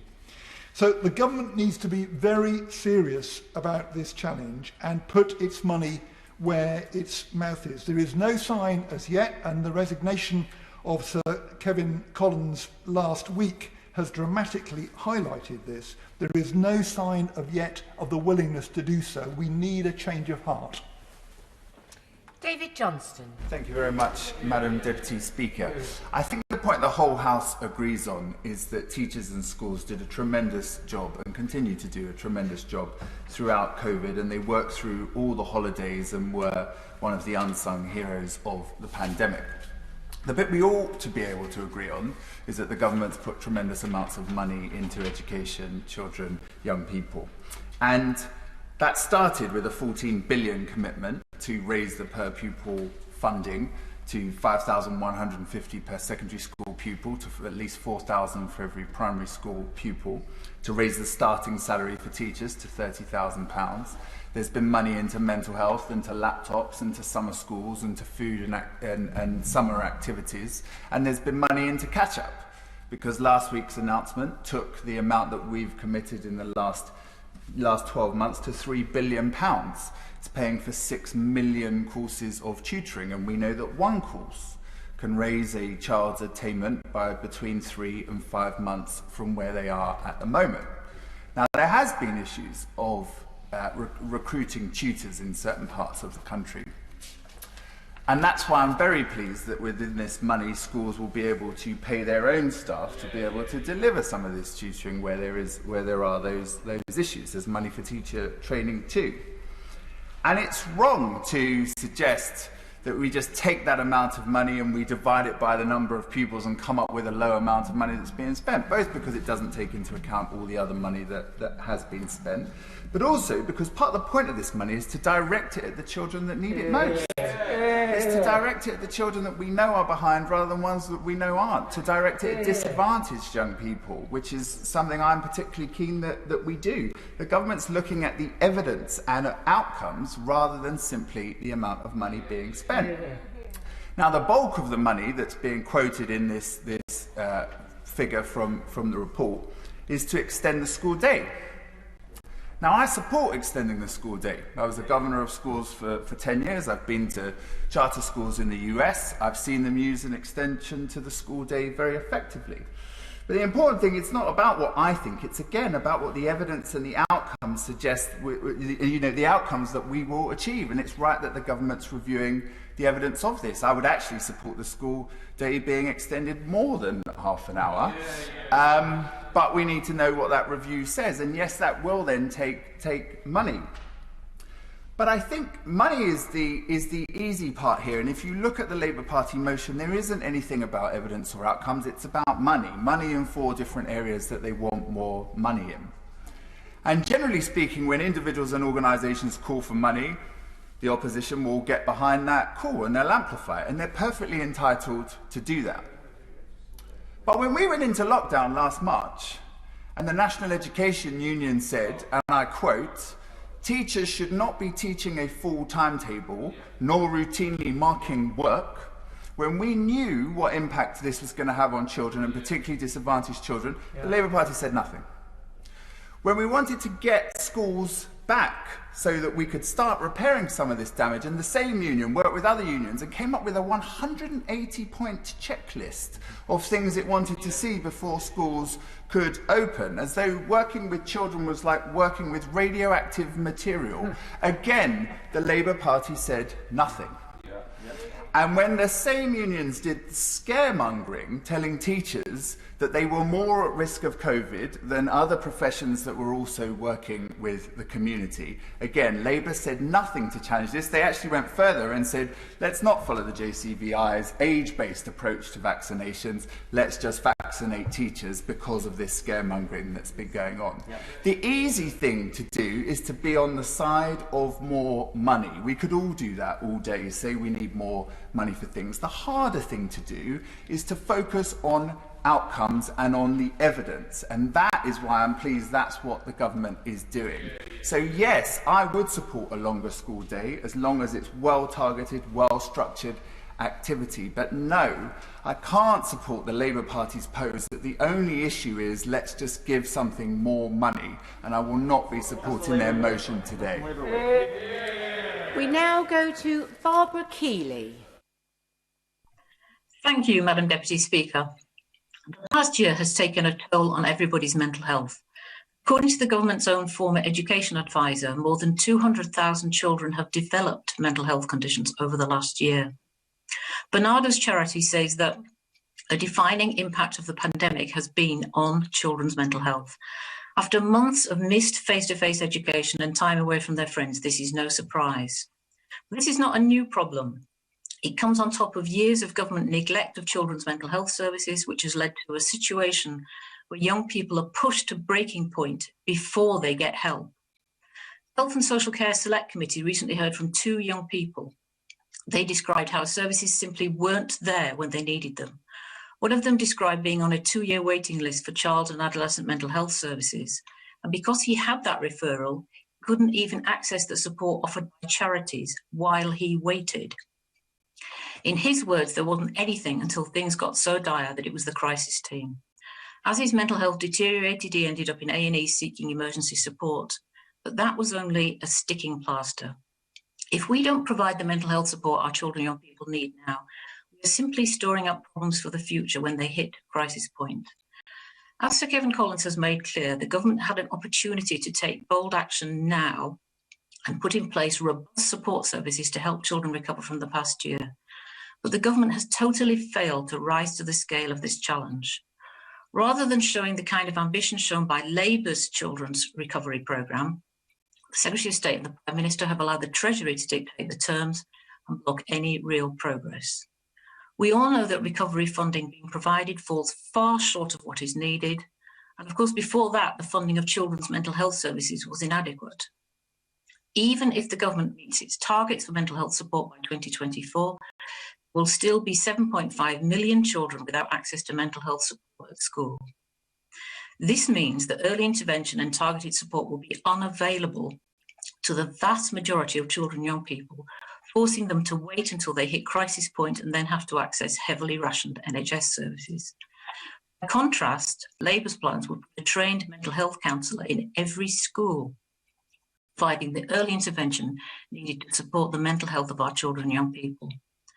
Across the board, the government has failed to offer the support our children need. They have had to be shamed into feeding children over the school holidays. Their latest holiday activity and food scheme proposes providing food for just 16 days over the summer. Not only is this scheme not covering every weekday, in Salford it is set to reach barely 1 in 5 of the children who are on free school meals. This means that more than 10,000 children are going hungry in Salford alone. Now, while councils have stepped up in the past to make up the shortfall, we cannot expect them to keep doing so when they are already overstretched and underfunded. So rather than continuing to try and do this on the cheap, the Minister finally do the right thing and agree to feed every child who needs it across the whole of the school holidays until the end of the pandemic. Further, after a year which has taken a real toll of disabled children and their families, the government's proposals contain nothing specific to help them recover. Disabled Children's Partnership found that 4 in 5 disabled children have seen their support services withdrawn over the last year, and 3 in 4 are now socially isolated. At the start of the pandemic in March 2020, the government took sweeping steps which allowed local authorities to stop providing many services to disabled children. Now, while similar provisions relating to care for adults were repealed this spring, there has been no change for children's services. So I want to ask the Minister to confirm that not only will the government ensure that all funding for those services is reinstated urgently, also that more funding is put into the services to help disabled children catch up.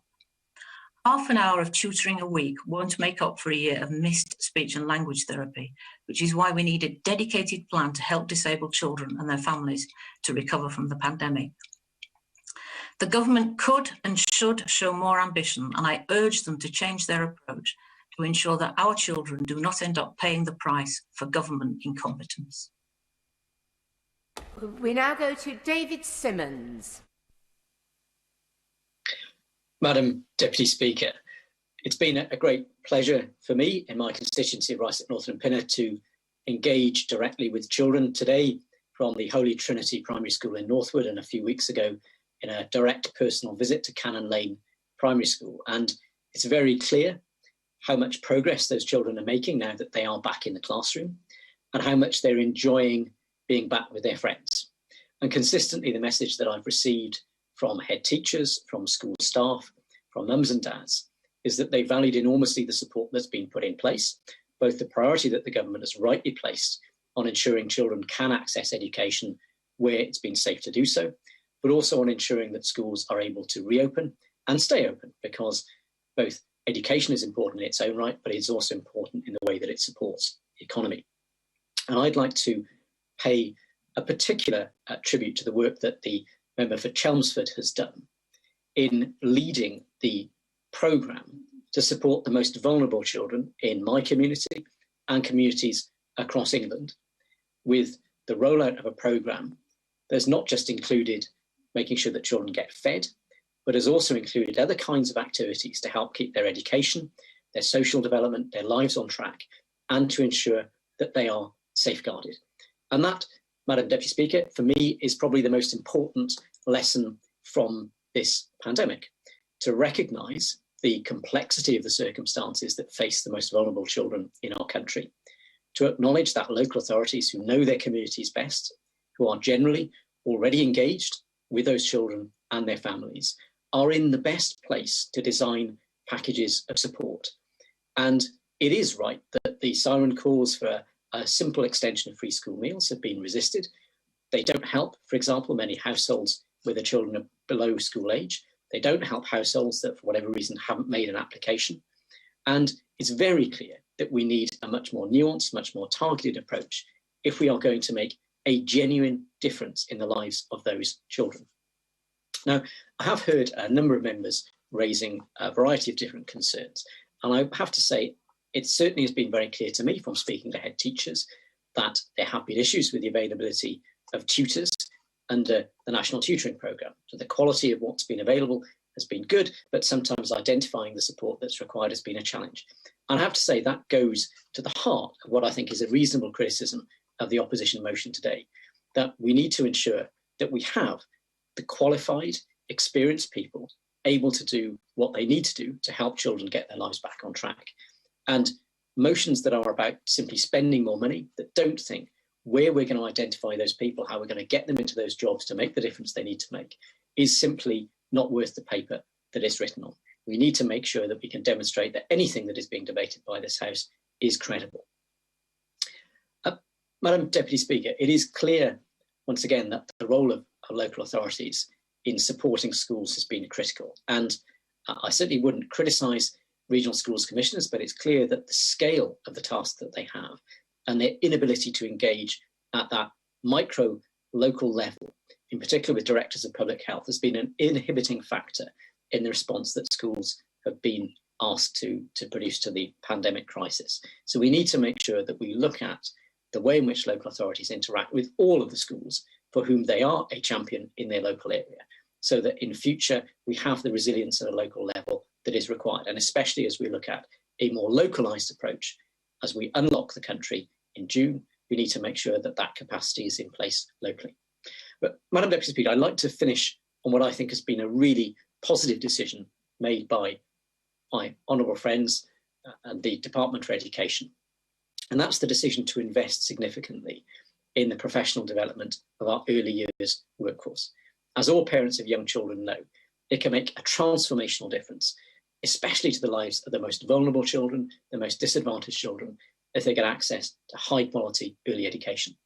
The structure in place with tax-free childcare and free hours has enabled the capacity to be created for people to access. And it's absolutely welcome that the government has made the decision to invest a very significant sum of money, around £150 million, in the development of that workforce, so we can ensure for the future generations that we have the top quality staff in place who can give those children the very best start in life. And that is an example of practical action, not just promising money, but choosing to do the thing that will make the difference in a child's life. 17 has withdrawn, so we go straight to Tom Hunt. Thank you, Madam Deputy Speaker. It's a pleasure to speak in this debate. The pandemic has had it's been immensely challenging, not just for all of the young people in Ipswich, my constituency, at school, but also the teaching staff as well. One way or another, it's been challenging, but no one child's experience has been the same. So I think it's very important that we steer clear of generalisations. But it does seem that those from the most disadvantaged backgrounds have been hit the hardest by what's happened and probably lost out the most. In Ipswich, we did benefit from being a pilot scheme for the holiday food and activities programme. We are also an opportunity area, which we have been for some time. That's been extended. That's good news. It's done some really brilliant work and it's been welcomed by all teaching staff in my constituency. With regards to the government's position, it's quite clear that any interventions they make need to be evidence-based. There needs to be... I, like many of my colleagues who have spoken today, sympathise with the idea of extending the school day, but we need to figure out how we're going to do that. We need to figure out how we're going to do that so we don't place even more burdens and pressure and demands on teaching staff who've had an incredibly difficult pandemic, and also young people who are under pressure to catch up. We need to figure out how we're going to do that. But I would like to see more money on the way when it comes to a new spending review. I have to say, one of the reasons why I, supported the government on the international aid cut from 0.7 to 0.5 was because I would like to see more money going into education. And ultimately, the Labour Party, I don't think, has a clear strategy for how it's going to pay for what it says it wants. When it comes to any key spending decision, it says, yes, more money, same old Labour, absolutely no strategy for how it's going to pay for it. But, Madam Deputy Speaker, I'd like to talk briefly about special educational needs. I know that you know that I shouldn't use that word here. I apologise for that. I think I'm getting there. But I care very much about special educational needs. I spoke about it in my maiden speech. Not everything is about money when it comes to improving special educational needs, but a lot is about money when it comes to improving special educational needs. And the reality is that there are a huge number of young people in Suffolk who are being failed and let down by the status quo, and I will speak to that. Mistakes couldn't be higher, because one of the things that we're doing at the moment on the Education Select Committee is we've launched an inquiry on prison education, and it is the case that it's thought that 35% of those in prison have got some kind of special need, but actually it's going to be far higher, because we're not actually diagnosing properly every prisoner when they go into the system. So the reality is it could even be higher than 50%. And isn't that shameful? Isn't that something that we should be ashamed of? The fact that many prisoners are individuals who have had special needs but haven't been met. So when we talk about making a justification for ploughing in what I think is a lot more money into special educational needs, we need to explain that to the public, that yes, this is morally the right thing to do, to get the potential out of these individuals, but also, even thinking about it in a kind of hard-headed way, it's going to save us money down the train. Because, and the other thing is, if you are an unconventional thinker, if you are a creative thinker, but you feel like the system is failing you, you are more likely to turn against that very system.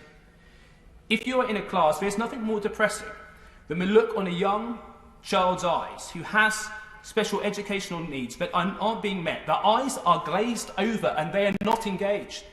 They are not engaged. There are steps we can take. We can look at teacher training. We can raise awareness of things like autism, dyspraxia, ADHD, because there's a big problem there. And I'm, as a dyspraxic, understanding of dyspraxia, as an article recently said, is in the dark ages. So yes, awareness and teacher training is part of it. But a lot of it is going to have to be money. It's going to have to be investment to ensure that those unconventional creative thinkers get that tailored tuition as much as they possibly can. to unlock their potential. The stakes couldn't be higher because, quite frankly, so many are ending up in the criminal justice system, a nuisance to society, costing us money.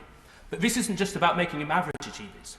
Given the right support and the right funding, young people with special educational needs can weaponise their disability as unconventional creative thinkers, and they can make more of a contribution to society than almost anyone else.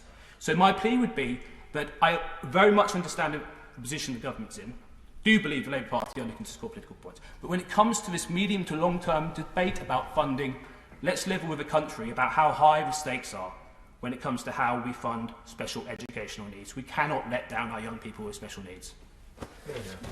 Order, order. I have now to announce the result of today's deferred division.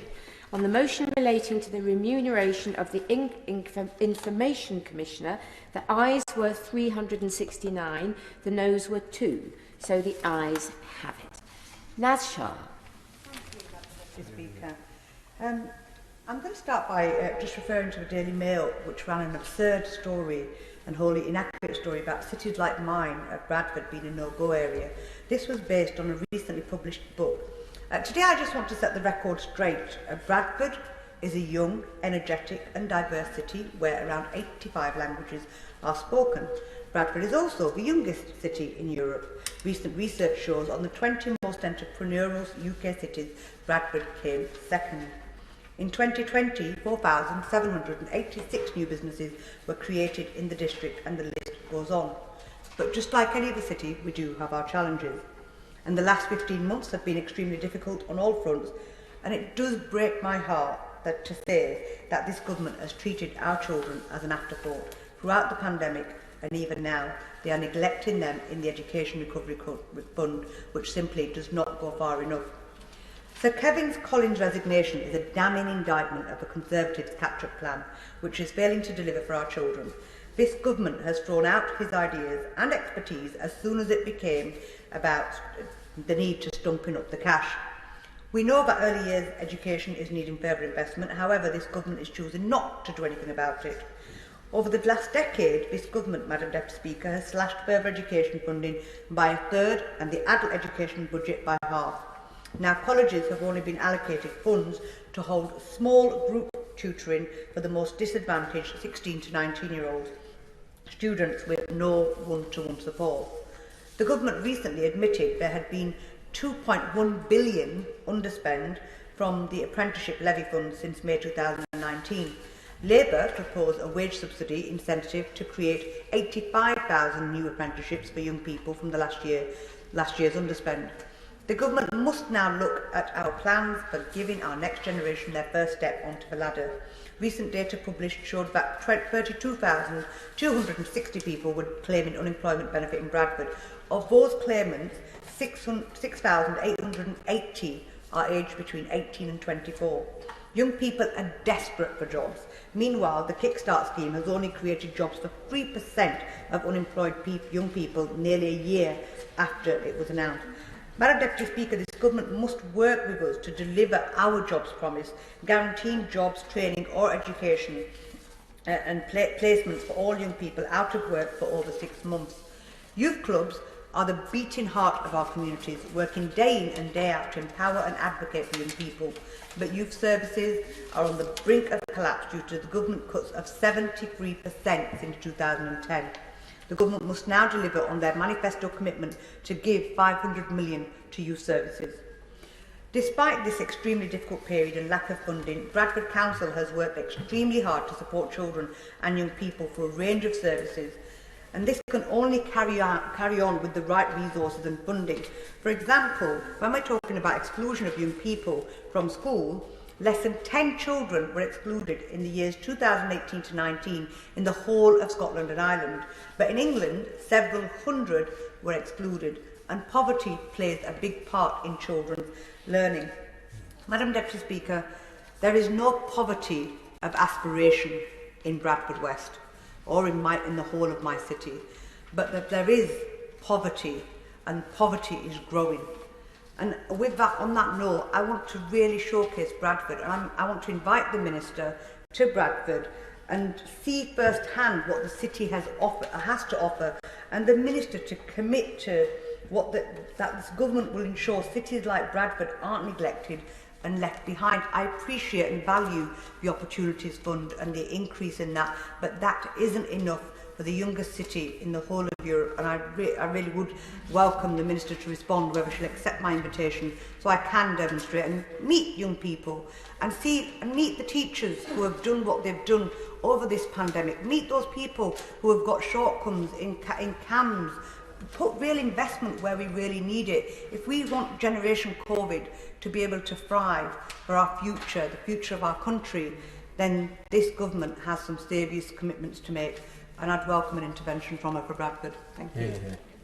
Mrs Flick-Drummond. Thank you very much, Madam Deputy Speaker. And can I also pass my thanks on to Sir Kevin Collins, who was kind enough to read my One Nation education paper and give me some of his valuable time to talk through the extended school day and my views on assessment. I hope that we will see more of his impact with his ideas implemented over the next few months, not least in the forthcoming comprehensive spending review. Now, COVID has given us the opportunity to revamp our education system and the school day. Brexit has given us the opportunity to look at what skills we need within our own population to maximise our new economy for the global world. So I think it is the time to look at our education system, to look at the extended school day in the round, to look at our assessment system, which I believe is no longer fit for purpose, to look at our teacher training and child pedagogy, and to look at what we teach. And finally, to put an effective career service into schools which will help guide our young people in this new world. I'm really pleased to see that the government is supporting the extended day, and it was good to see so much support from the backbenchers that spoke before me. I totally agree with the Secretary of State's statement on Monday that it is extraordinary and inefficient that some schools send their pupils home at 2:30 with empty school buildings lying there, yet others are open till 5 p.m. I was recently reading about Fulham Boys School in West London, where the school day goes until 5 p.m, Monday to Thursday, with a normal 3:20 p.m. on Friday. And the extra hours are spent on additional activities such as sport, music, drama, public speaking, coding and cooking. I personally would add community work, including National Citizen Service and a comprehensive PSHE programme in every school. That is a proper education in my eyes, one that develops the whole child. And with so many parents working full-time, this must be the way forward. Even if it does mean voluntary contributions from those parents who can afford to contribute, and that's exactly what happens at the Fulham Boys School, but they must not be at the disadvantage of those who cannot afford it. Can you imagine what well-rounded individuals we would produce with the skills that employers are wanting? I also welcome the government's commitment and the £3 billion for catch-up through targeted interventions. I have seen the impact of past initiatives in this as a school inspector and school governor, and it makes a huge difference. We should be putting our focus on this now and in the future. And I'm delighted that we've provided an extra £400 million for 500,000 training and development opportunities, including those in early years settings.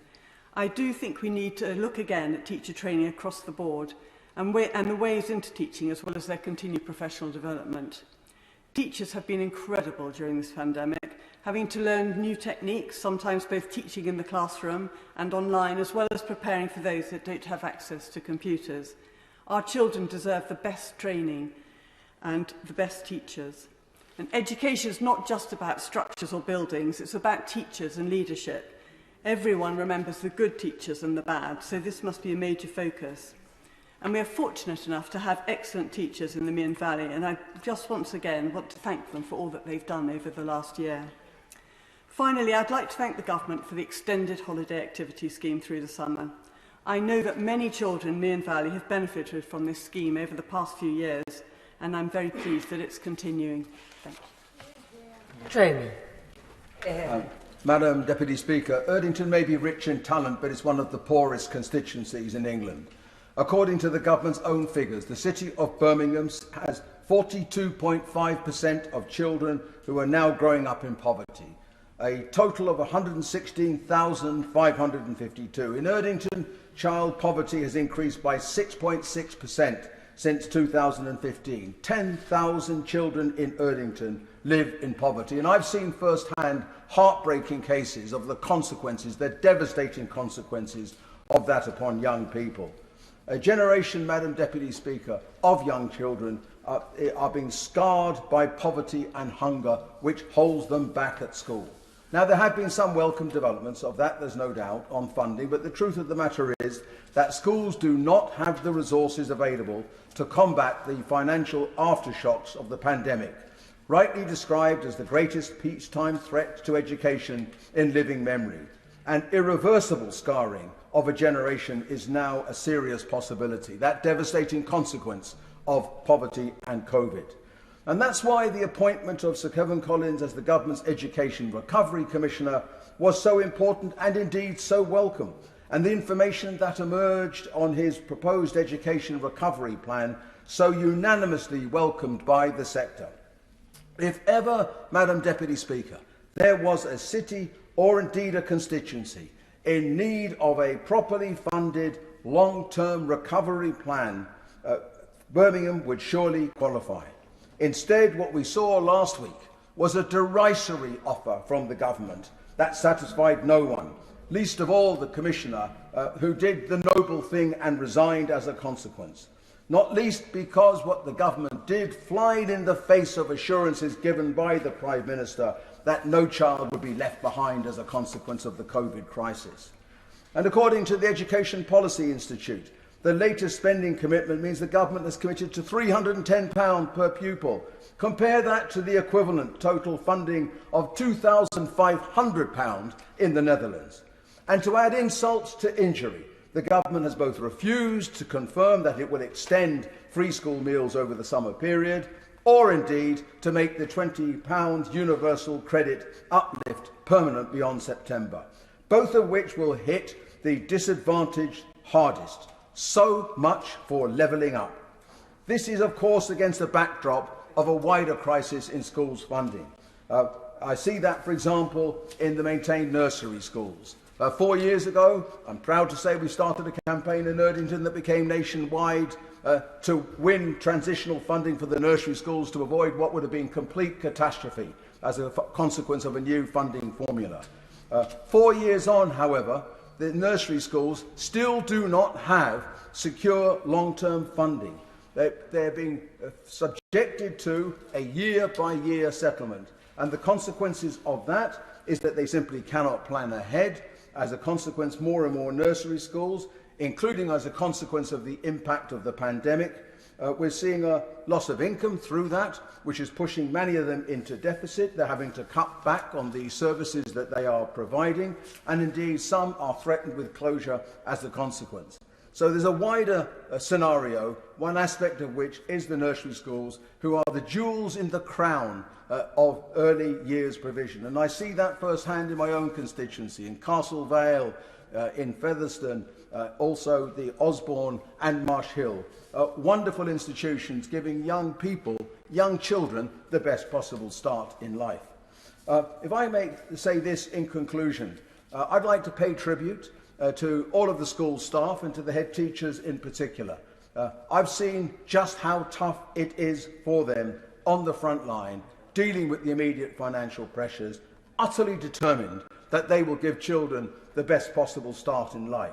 Led by Vicky Nussi, the head teacher of Paget School, the primary and secondary schools in Erdington are first class, exemplary in what they do.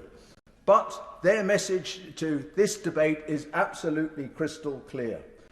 If they are to continue to give young people the best possible start in life, if they are to continue to give joy to the parents and grandparents who see the lives of their children and grandchildren transformed, then their voice must be heard by the government. It's simply not enough to do what the government has done. We need more investment in our schools because the future of a whole generation depends upon it. And Everett. Thank you, Madam Deputy Speaker.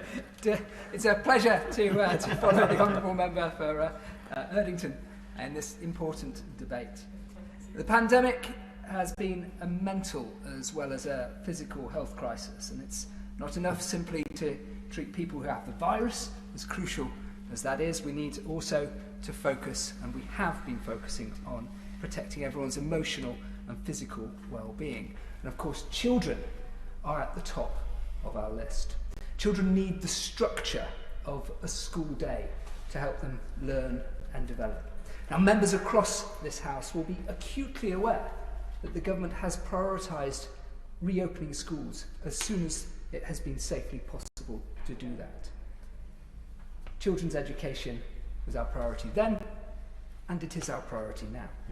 Which party was it that sided with the unions when they tried to keep the schools closed? It wasn't the party on this side of the House. How wonderful is it to see those schools open? I had the pleasure of visiting virtually the Havisham Primary School, the Year 5 group, a few weeks ago, who asked some excellent questions, especially about space. It's the Conservative government that got those schools open, like Havisham Primary School. And it's the Conservative government that is delivering over £3 billion so far in catch-up support. So this debate centres along the latest tranche of that education recovery plan. That's £1.4 billion.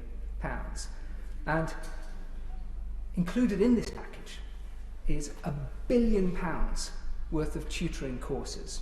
This is so important. And as my right honourable friend, the member from Wantage, mentioned in his excellent speech earlier, we know that just one course of high-quality tutoring has been proven to boost the attainment of disadvantaged pupils by 3 to 5 months. So it's entirely right that we target this at the most disadvantaged children first.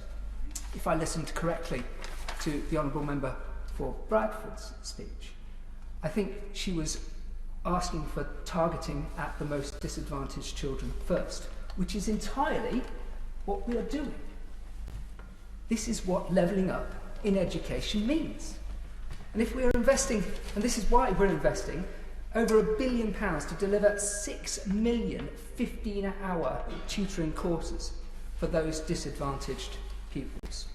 And we're expanding the 16 to 19-year-old tuition fund, targeting key subjects like maths and English. We're investing in teachers, £400 million to make sure teachers have the resources and the skills and the training that they need to support the children that they teach. £253 million to expand the existing teacher training and development scheme, giving 500,000 teachers the chance to access world-leading training. £153 million to provide early years practitioners with evidence-based professional development. Now, this is simply the latest stage of the ongoing support that is being provided to children, to schools, to teachers, to head teachers, to governors, as we build back better in education. Madam Deputy Speaker, we've already announced £700 million of catch-up funding to help children catch up and the learning they've lost during the pandemic. There's the summer school programme for both primary and secondary schools, with additional clubs and activities. Again, that structure that children need to learn and thrive. It's so important for their mental and physical health, and as well as their educational progress. £200 million already invested in expanding the existing tutoring programme to boost catch-up learning. And of course, back in the last financial year, the £1 billion educational COVID catch-up plan to help those schools provide that tailored support, with, crucially, the discretion given to head teachers to make those interventions where they are needed most. Madam Deputy Speaker, the real heroes during this pandemic have been the parents, the schools, the teachers, the head teachers, the governors. I know firsthand how hard parents have worked homeschooling children. Madam Deputy Speaker, this government has consistently prioritised schools, has consistently put children and young people first, and consistently invested in education and well-being of pupils. Maureen Rimmer. Thank you, Madam Deputy Speaker. May I first of all start off by paying tribute to the teachers and head teachers within St Helens and Wiston particularly during this dreadful pandemic. The care and support given to the pupils And in fact, the teachers talking about how safe they felt, how protected they were by their head teachers, the pride that came from the head of a nursery, a special nursery, special children with special needs. And she said there's been some positives, Mary. The little boy who took his own coat off and hung it up on the hook because mothers couldn't come over into the nursery. They had to come in to themselves because of the isolation and care taken. But the pride taken in the children, but also the horrors that was told about the child who couldn't lift the head up now, couldn't face people. But the work that goes in, I've been a governor for over 40 years in my time, not now, over 40 years. And I've seen it from all ages, and the commitment that teachers put in. And I don't come from a well-educated family myself, but the teachers, the commitment that gives in, the compassion and passion and care for our children, they are safeguarding our children as well as teaching. The care, and not just them, they take care of the families. The family, and I was told of the mother that came in and she was humbling, hanging round. They hadn't got the paper and the pencils at home so that the kiddie could work at home, and went to the school to explain. So a special blue bag was provided for those parents that needed it, to give that little that they could not afford. Now, people who furloughed, who hadn't been employed for 2 years previously, so they didn't get furlough money. They weren't entitled to it. People who were on 0-hour contracts, they hadn't got the stamps in there. They didn't get the money. They turned to the schools for help. That's where they turned to, the schools and the councils as well. And all the teachers, all the head teachers praised the support that they got from local authorities.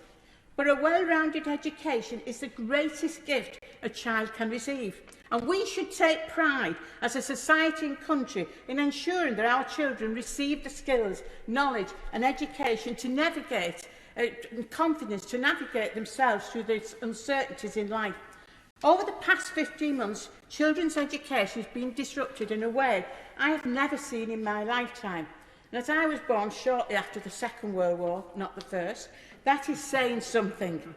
Madam Deputy Speaker, I was truly humbled to listen to the head teachers and the different teachers and parents that's been to me during this pandemic to talk about the care and compassion that's been given from schools.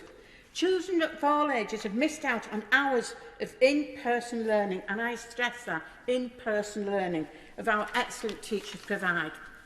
There's times when the extra teaching provision didn't turn up, or the IT that was supposed to go to those that needed it most, and Knowsley is one of the lowest, most deprived areas, and it was taken away from them.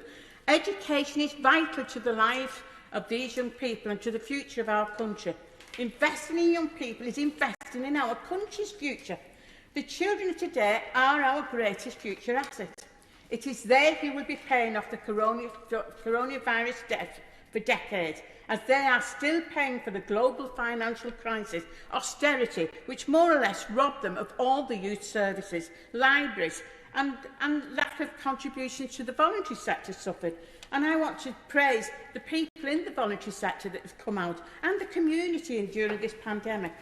But it makes no sense to cheap out on these children's future. It makes no sense to cheap out on the whole country. Society benefits for the investment in education provided, not just a pupil. The government supposed to catch up plan fares to live up to its name is about 1/10 of the recommended size. Their own Education Recovery Commission, Sir Kevin Collins, resigned over the plan. He accused the government of taking a half-hearted approach to the problem. Perhaps after Marcus Rushford's school meal saga, this comes as no real surprise.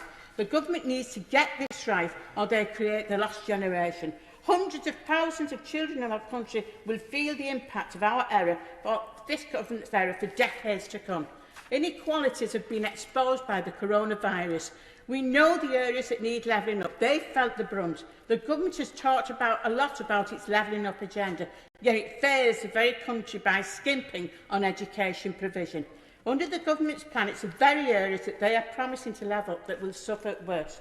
Every child must be valued and supported based on the needs, and funding provided that follow those needs. Nick Fletcher.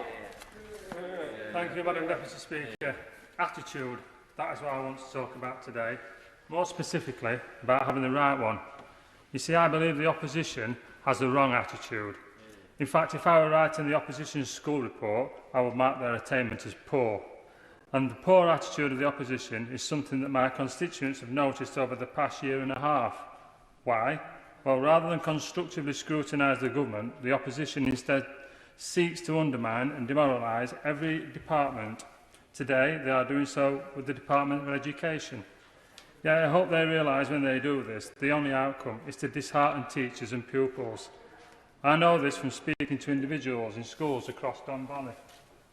And if members opposite and their party spin doctors want to carry on like this, then so be it. Yet I implore the opposition to think just for one moment about what you are doing. You are saying to our children that they will not do well because of the government. They didn't get their apprenticeship or university place because of the government. They don't have the career they wanted because of the government. Let me tell you, by promoting this attitude, the opposition is fueling emotions of helplessness and promoting a culture where young people believe they will get nowhere. Yet I want to tell the pupils in my school that you can have an excuse or do well. You can have an excuse or work hard to get an apprenticeship or a dream university place. You can have an excuse or you can have a great career. This is a wonderful, dynamic country, and ultimately, your future is in your hands. Yes, more money is always needed, which is why I thank the government for the money it has spent over the last 18 months and the further £1.4 billion in catch-up funding that was announced last week. I thank them for the new school that is being built in Hatfield, Doncaster. I thank them for all the laptops that are issued, as these all help massively. I thank them for the food activity programmes, as again this has helped thousands of children in Don Valley. But if I had the option of a school with more money or a school with a can-do attitude, I know what I'd rather have. Between the millennium and 2010, England fell in the league tables in English, science and maths under a Labour government. And from hearing what I've heard so far from the front bench opposite, I'm not surprised why this is the case. What children need more than anything else is great teachers and head teachers, and I am pleased that I have many in my own constituency, and I believe they need an MP that champions them at every opportunity and plays an active part in speaking with their pupils. I do not believe, Madam Deputy Speaker, that teachers and pupils need MPs who grandstand in this chamber on motions that will achieve nothing other than a few likes on a social media account and a percentage point swing in an opinion poll. Such actions just prove to my constituents that they made the right choice at the last election, and by making that choice, they won't be left behind any longer. Just finally, I say to all my parents, I know it's tough after a long day at work. I know long division might not be your strong point, but sitting down with your kids, watching a bite-sized tutorial is the best thing you can do. It will pay dividends in the future for your children and pay dividends in your relationship with them too. Having the right attitude towards your children's teachers and school will make all the difference also. So back your teachers, back your head, and this will ensure that your children have the right attitude, not just an excuse.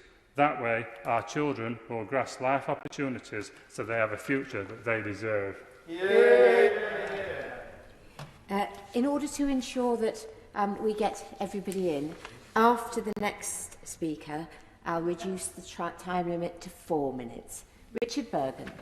Thank you, Madam Deputy Speaker. And no one seriously thinks the government's education catch-up plan is adequate. Not teachers, not parents, not pupils. Some Conservative MPs, of course, do, but certainly not the government's now former Education Recovery Commissioner. And I suspect that even some of the members opposite will privately admit that it's nowhere near enough, because these plans represent just a tenth of what the government knows is required to get our children's education back on track. They know what is needed, yet they refuse to deliver. What's needed is proper investment in our children's futures, breakfast clubs, mental health support, extracurricular activities, small group tutoring for all who need it. That is what Labour would be doing.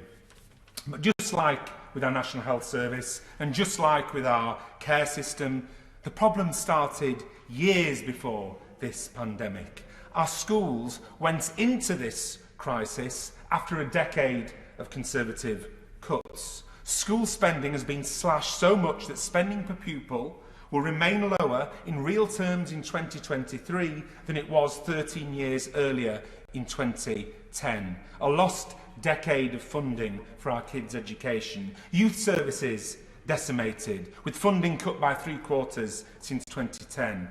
The Tories had a choice, and with these cuts, they chose to rob working class kids of their futures. The funding allocated for education recovery is truly miserly. Less than £1 for each week that kids were out of school. The cost of the catch-up plan is about the same as the Eat Out to Help Out cost in a month last summer. We're one of the richest countries on the planet. During the pandemic, UK billionaires increased their wealth by over £106 billion. Yet we've got 4.3 million children growing up in poverty. We've got thousands of children relying on emergency food bank parcels each day. We've got 1.7 million children from low-income families who don't get the free school meals they need all year round. Madam Deputy Speaker, it really is absolutely shameful. The truth is, there's a social emergency facing children and families in this country. It's a fact that over 11,000 children in my constituency of East Leeds live in poverty. That's more than half, and it's gone up year after year after year under successive Conservative governments. So forgive me when I hear Conservative MPs and ministers talking about levelling up. I just don't believe them. I would love it for the Education Secretary to come to East Leeds, come to the school gates of schools like Parklands Primary in Seacroft or Bankside Primary down in Hare Hills and explain to the parents, to their face, why their children's catch-up is worth a measly £1 for each week of normal education they've lost. What's the kind of money that's been spent at Eton? You can bet your bottom dollar it's more than £1 extra per week. So I ask myself this question, for all the rhetoric, for all the talk of levelling up, if it's not good enough for pupils at Eton, then why the hell does this government think it's good enough for working class kids in my constituency in East Leeds? The truth is simple, Madam Deputy Speaker. Strip away the government's rhetorics and face the facts. Forget the censorious speeches that blame children and families for the lack of opportunities they face under Conservative government. The fact is, and the figures show it, that this Conservative government and this Conservative Prime Minister don't care about working class children. A decade of education cuts before 2020 showed that's the case, and after 2020, the government's refusal to invest in our children's education recovery now shows they've not changed one jot. That's why we've just heard a Conservative MP saying it's not all about money. It's not all about money because they don't want to make the political choice to give our working class children the money they need and deserve. I've just been informed that one honourable member has withdrawn, so I will keep the limit at 5 minutes for as long as I can. Paul Bristow. Thank you, Madam Deputy Speaker, and it's truly an honour to follow the member for Leeds East. The most troubling element of restrictions and lockdowns associated with the COVID-19 pandemic has been the impact of school closures on our young people. Even withstanding the impact on their education, socialising with others and learning in a classroom environment has a whole host of obvious benefits. And that's why this government did everything in its power to keep children in the classroom and prioritised the safe reopening of schools in the first step in the roadmap out of lockdown. Schools and teachers in Peterborough have done outstanding work supporting young people, either through remote learning or supporting directly in the classroom the children of key workers, quite often going the extra mile. And this has involved regular phone calls to families and young people just to let them know that they're not on their own and that their school is still there with them. And as schools have reopened, they have been working hard to make sure young people are not left behind. And I would like to place on record, Madam Deputy Speaker, my thanks to teachers and all those school support staff in my city for what they have done. I would also like to place on record my thanks to Jonathan Lewis, the Director of Education at Peterborough City Council and Cambridgeshire County Council.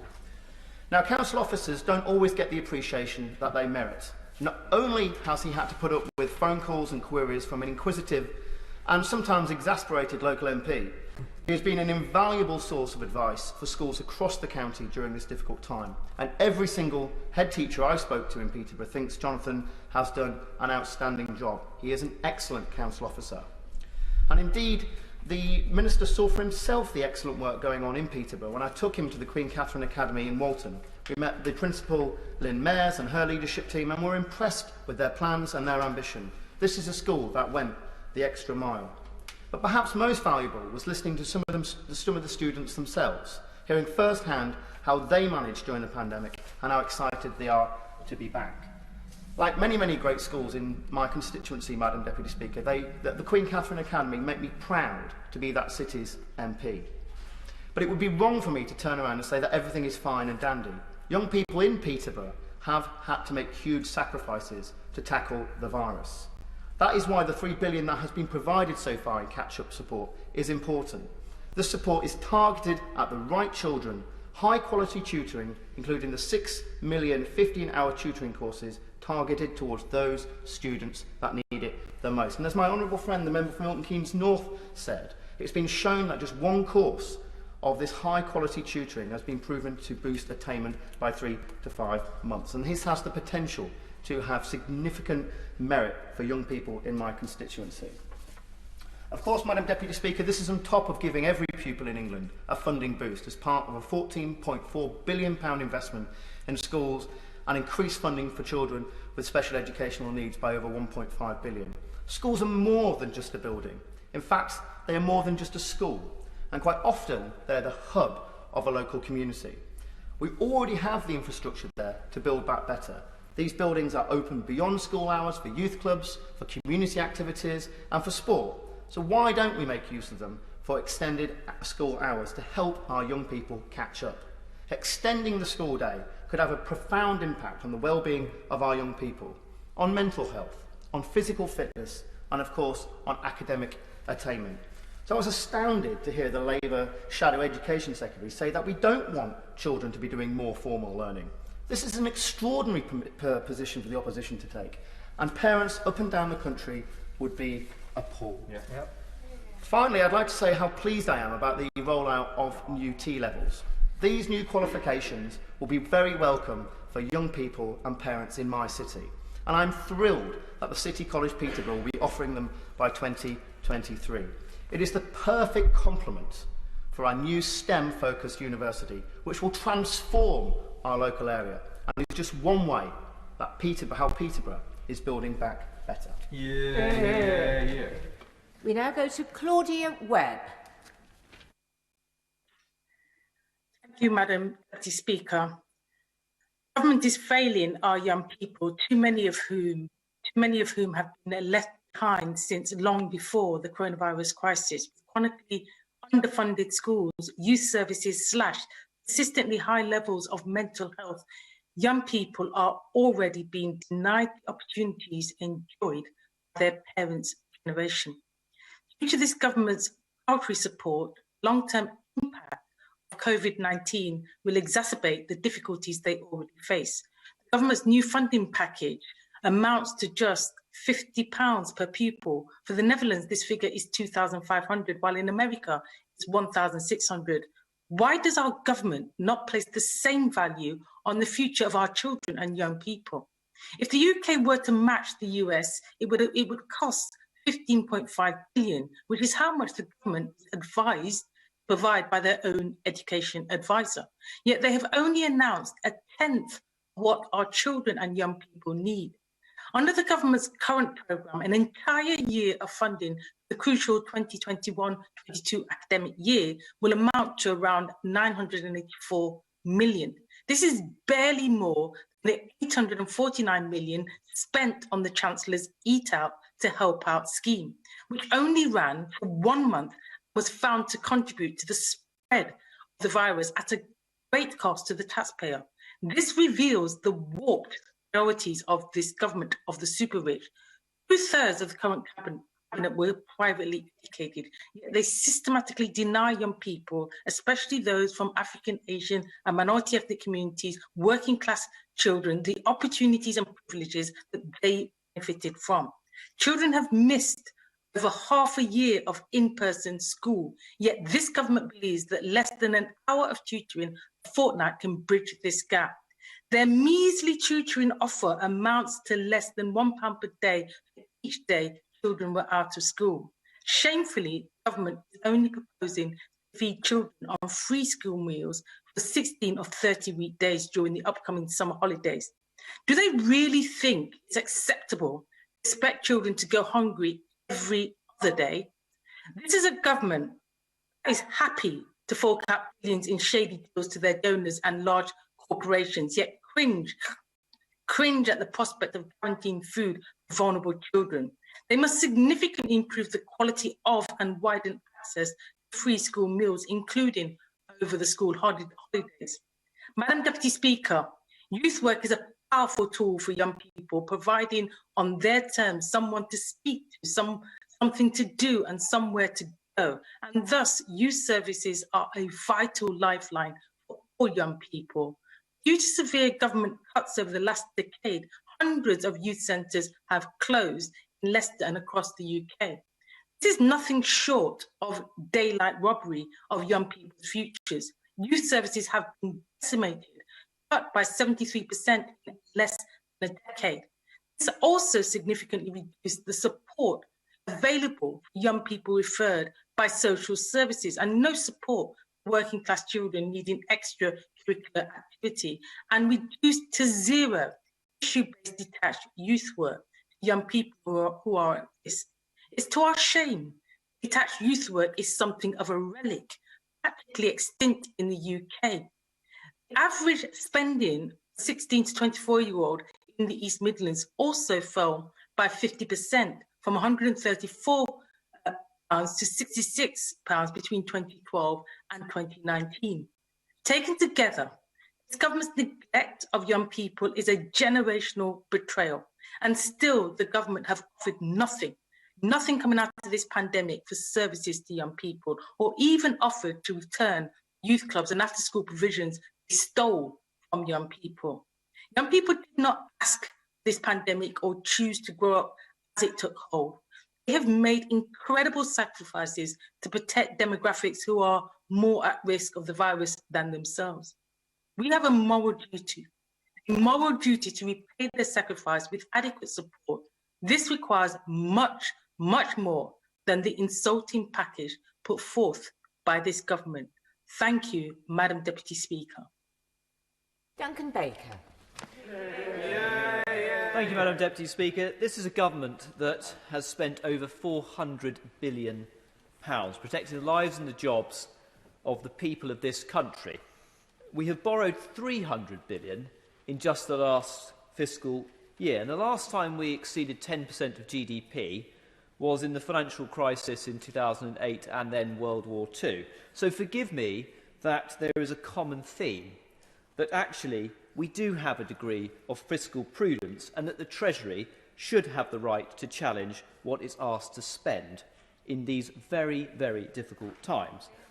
The problem is that the adage that children are like vessels, that we fill them up with tutoring and that they will be back on track.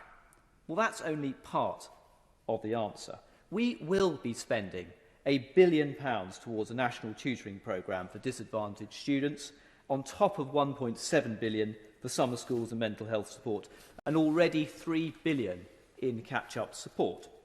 And we should remember that it was this government and the very first step of the roadmap which was getting our young people back into the classroom, because everybody knows the damage that it does to children being away from their school.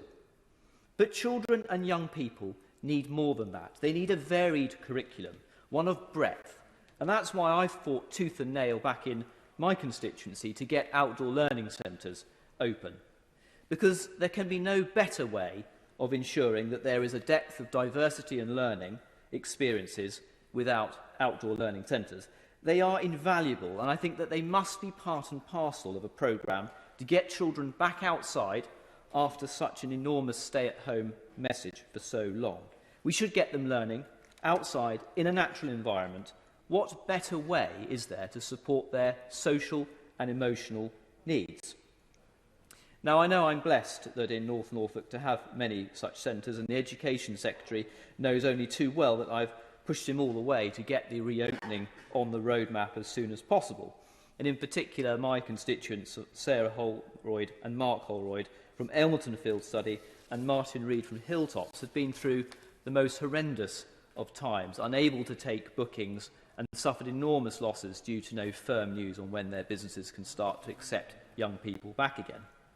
So I wonder whether I can call on the government to do even more with imaginative schemes for young people. What about embracing the National Citizenship Service, as it's an absolute golden opportunity to get not only the outdoor learning sector going again, but also our young people in the outdoors for that valuable and enriching learning experience. And lastly, the Prime Minister today paid a tribute to it being Carers Week. One group where this support of £1 billion must be channelled is to help those young carers in our society. Now, I've talked about young carers in this place many times before, and as a patron for the Holt Youth Club in North Norfolk, I know just what incredible work Julie Alford and Kevin Abbs and all their team do for the community, as do Carers Matters across Norfolk. The Holt Youth Project has looked after over 50 young carers who have suffered disproportionately in the pandemic. Just imagine those children who are looking after a parent who are simply too sick to be able to homeschool them, and that those young people must be given the opportunity to have that further support that this package will entail. Because we already know that those young people caring for a parent do not have a normal childhood, and certainly will have undoubtedly fallen even further behind during the pandemic. So I know that the government will match that fund with helping those people in society as an absolute priority, and I commend them for it. In Byrne. Thank you, Madam Deputy Speaker. I would like to pay tribute to pupils, parents, teachers and support staff in Liverpool West Derby for their efforts during this difficult period and the support they give our communities.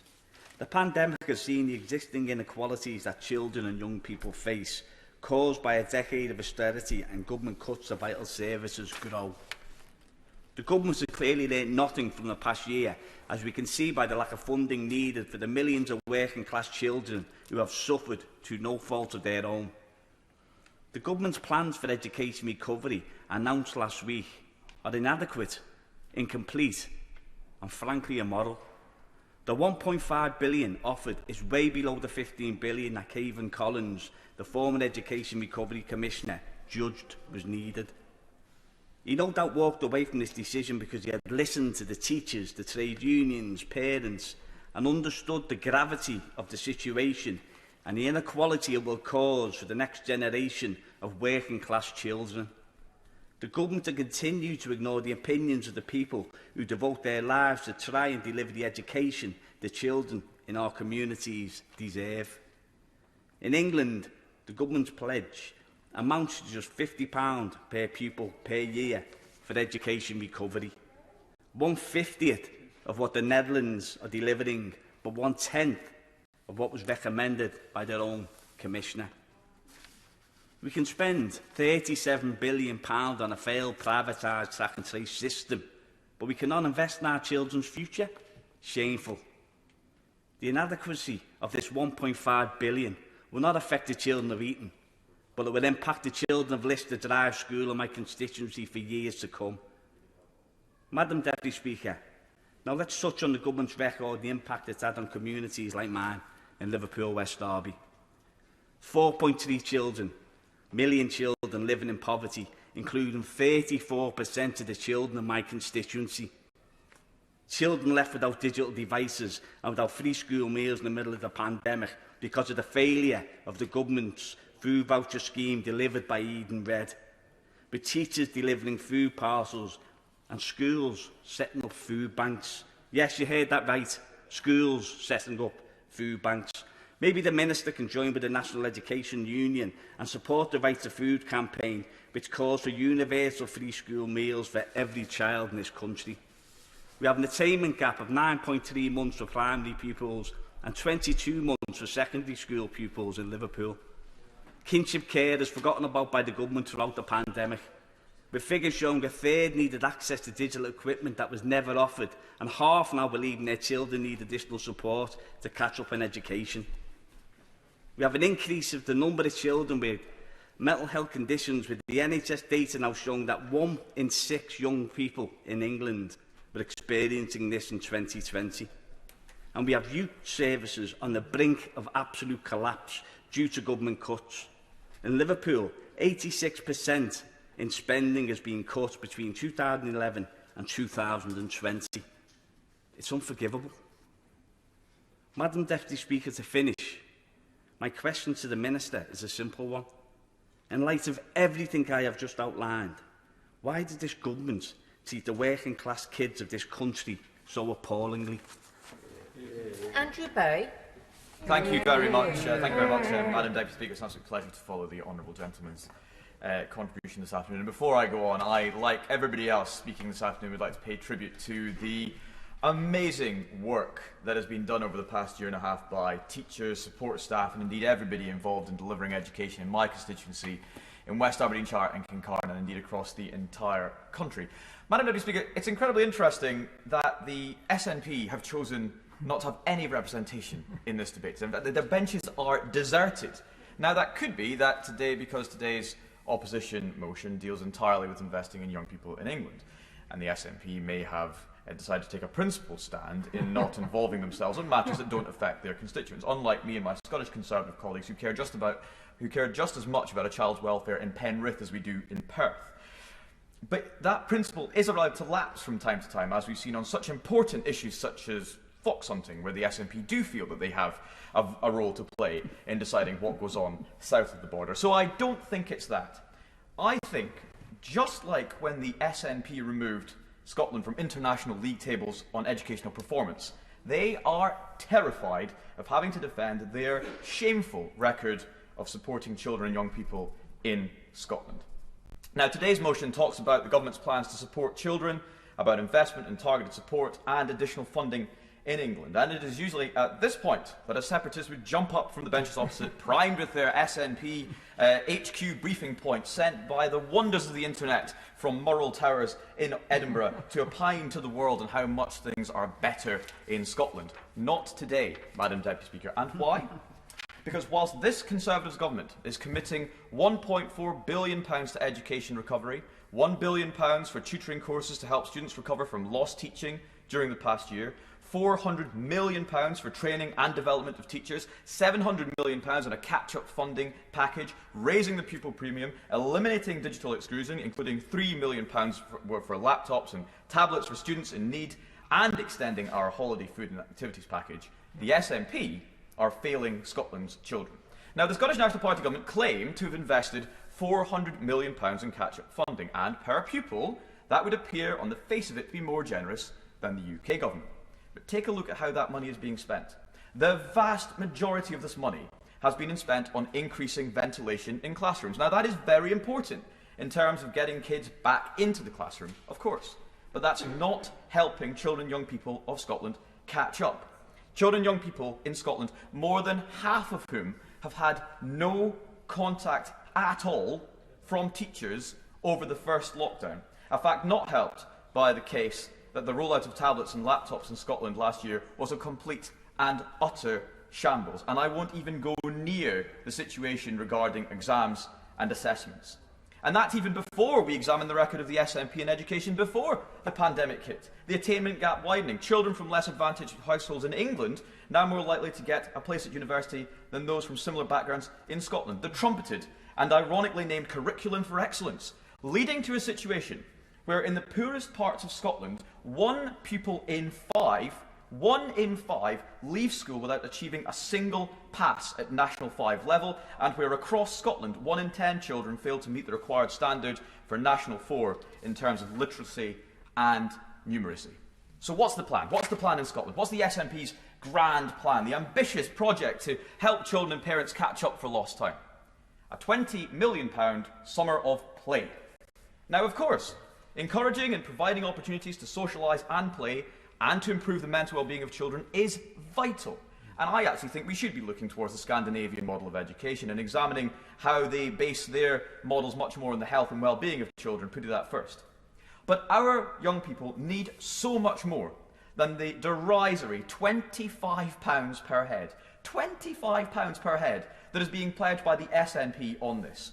If the Labour Party are criticising us for not investing enough, and that's their position today, and that's completely respectable, to help young people get back on track in England, what on earth are we to make of this laughably poor situation in Scotland? Except it's not laughable, because this is incredibly serious.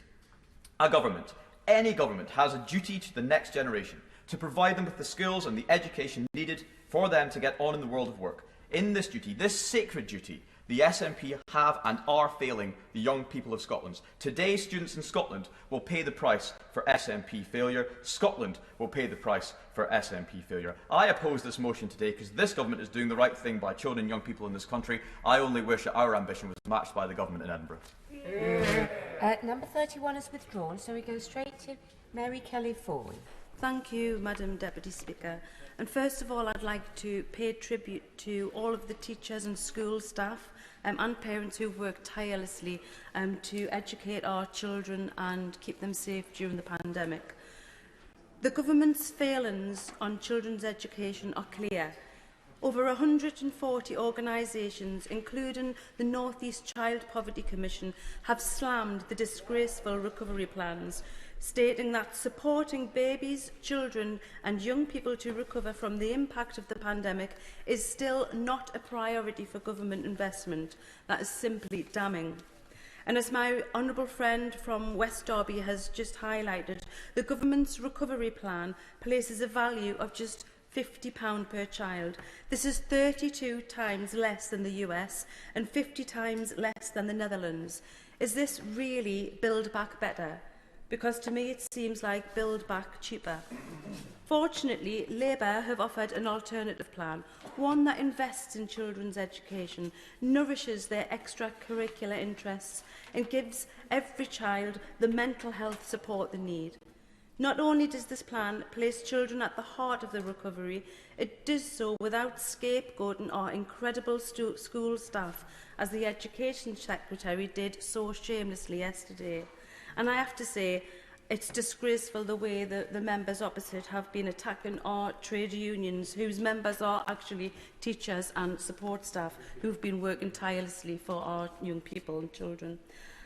However, for many of the constituents, the pupils in my constituency, the barriers to their education extend beyond the government's miserly plan. Under the Labour government in 2009, Framwellgate School in Durham was earmarked for a full rebuild. Yet when the Conservative Liberal Democrat coalition came to power, the plans were scrapped under the Right Honourable Member for Surrey Heath. In the decade since, the school has grown to 1,300 pupils. Between them, there are just 16 toilets. There's no disabled access to the classrooms on the upper floors, while poor draining means the site regularly floods. This is far from the optimal learning environment. Yet, despite Fram School being scheduled for a rebuild in 2009 and a very poor condition report, it wasn't included in the first 50 schools allocated rebuild funding from the government, and the school doesn't know when it will receive funding it desperately needs. In the meantime, decisions must be made on how best to spend maintenance funding without the ability to plan long term. In comparison to the government's inaction, under Labour leadership, Durham County Council backed a £34 million investment for a new joint campus for Belmont Community School and Belmont Primary School, if only central government would show the same ambition.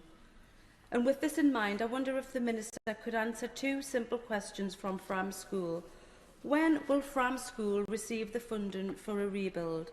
And will the government give schools transparency by publishing a priority list and a long-term rebuild list so that the conditions of schools can be compared? And to finish, Madam Deputy Speaker, I would urge the government to accept Labour's education recovery plan and to invest in children's future in Durham. And for Framwell Gate School, recovery must come with a rebuild. Thank you. Number 33 has withdrawn, so we now go to Kim Johnson. Thank you, Madam Deputy Speaker, and I would like to begin by paying tribute to all parents, Liverpool City Council and all staff working with children and young people in Liverpool Riverside who have provided invaluable support over the past 14 months during the pandemic. And there are 4.3 million children living in poverty in this country and 38% in my Liverpool Riverside constituency. That, on average, is 11 children living in poverty in every single classroom in my constituency. And this is totally unacceptable. And this is the legacy of this government, including a decade of Tory austerity that's hollowed out vital services. We have millions of children in need and at risk, and my council £450 million less to spend on those in greatest need. And if there was any doubt about this government's priorities, this pandemic has laid them bare for all to see. In the last year, this government has chosen to spend more on 1 month of the disastrous Eat Out to Help Out scheme than on the entire year's budget for schools catch-up, and only £50 per pupil into the Education Recovery Fund. And this is scandalous, when £25 million of this meagre budget has been spent on a contract outsourcing tutoring to a HR firm with little teaching experience.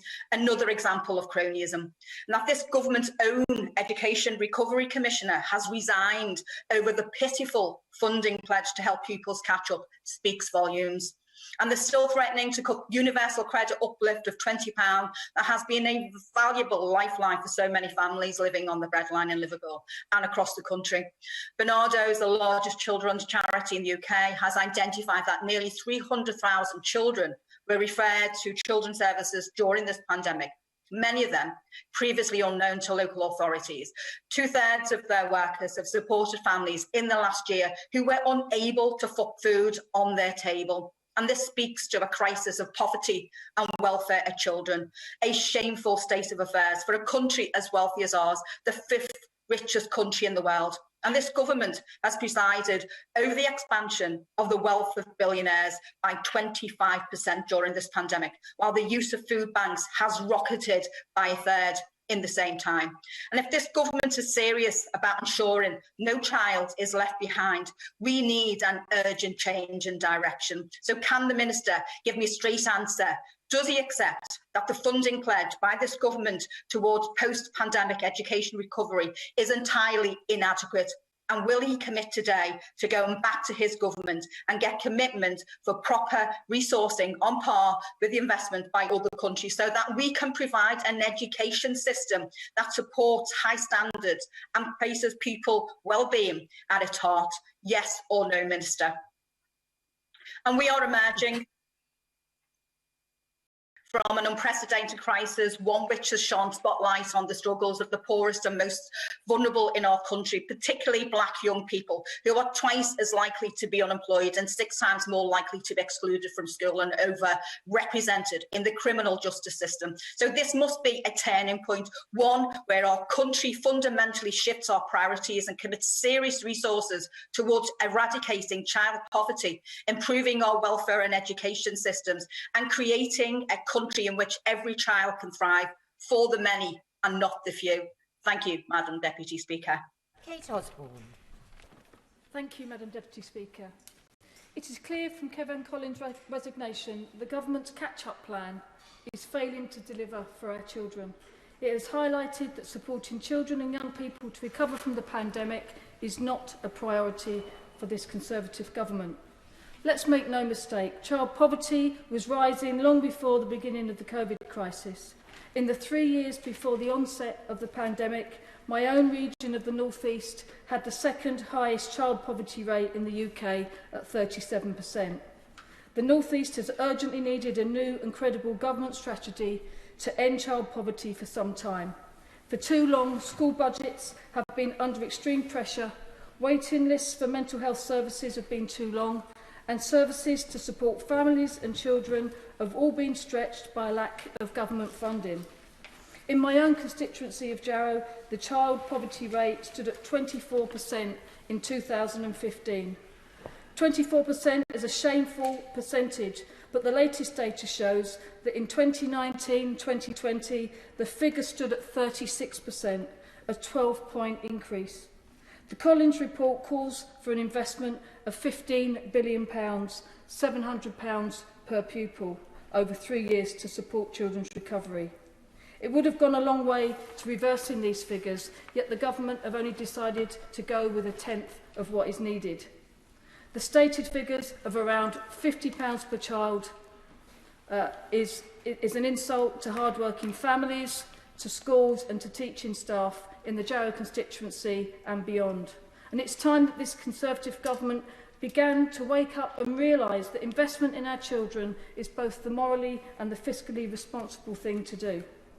Children and young people in my constituency cannot wait until the spending review for emergency funding to arrive. It must come now for it to have any effect on learning and social outcomes.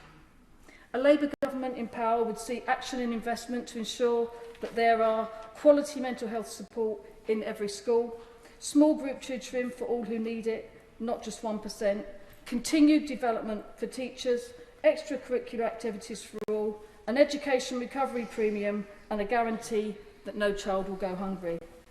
It is only through government delivering these things that we can begin to see a reverse to the shocking child poverty figures across our regions. And there is no economic reason why this Conservative government could not deliver for our children and young people. Because they have been warned that failing to help children to recover lost learning could cost the economy and taxpayer as much as £420 billion, almost 30 times the cost of Labour's comprehensive £15 billion plan. It's time the Prime Minister stepped up and sent a message about what really matters, because this government cannot afford not to make an investment in our child's future. Thank you. Nivendu Mishra. Thank you, Madam Deputy Speaker. I'd like to start by paying tribute to every single teacher and member of school staff around the country who do so much to educate our children, as well as the important role that parents fulfil as part of the education process. I would also like to thank all education unions, including the National Education Union, for the important work they do in supporting and campaigning on behalf of school and college staff.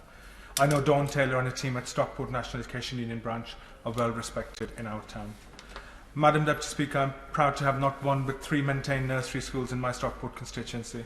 Hollywood Park, Larkhill and Freshfield do a brilliant job of serving children and parents in my constituency, and families across our country also benefit from our maintained nursery school system.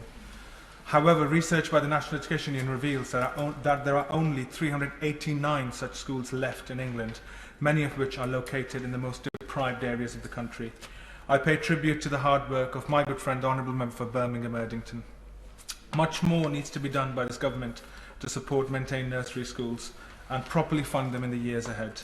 The APPG for nursery schools, nursery and reception classes made clear last year that maintained nursery schools require long-term certainty about funding if they are to continue to provide vital services to disadvantaged communities during this pandemic and beyond.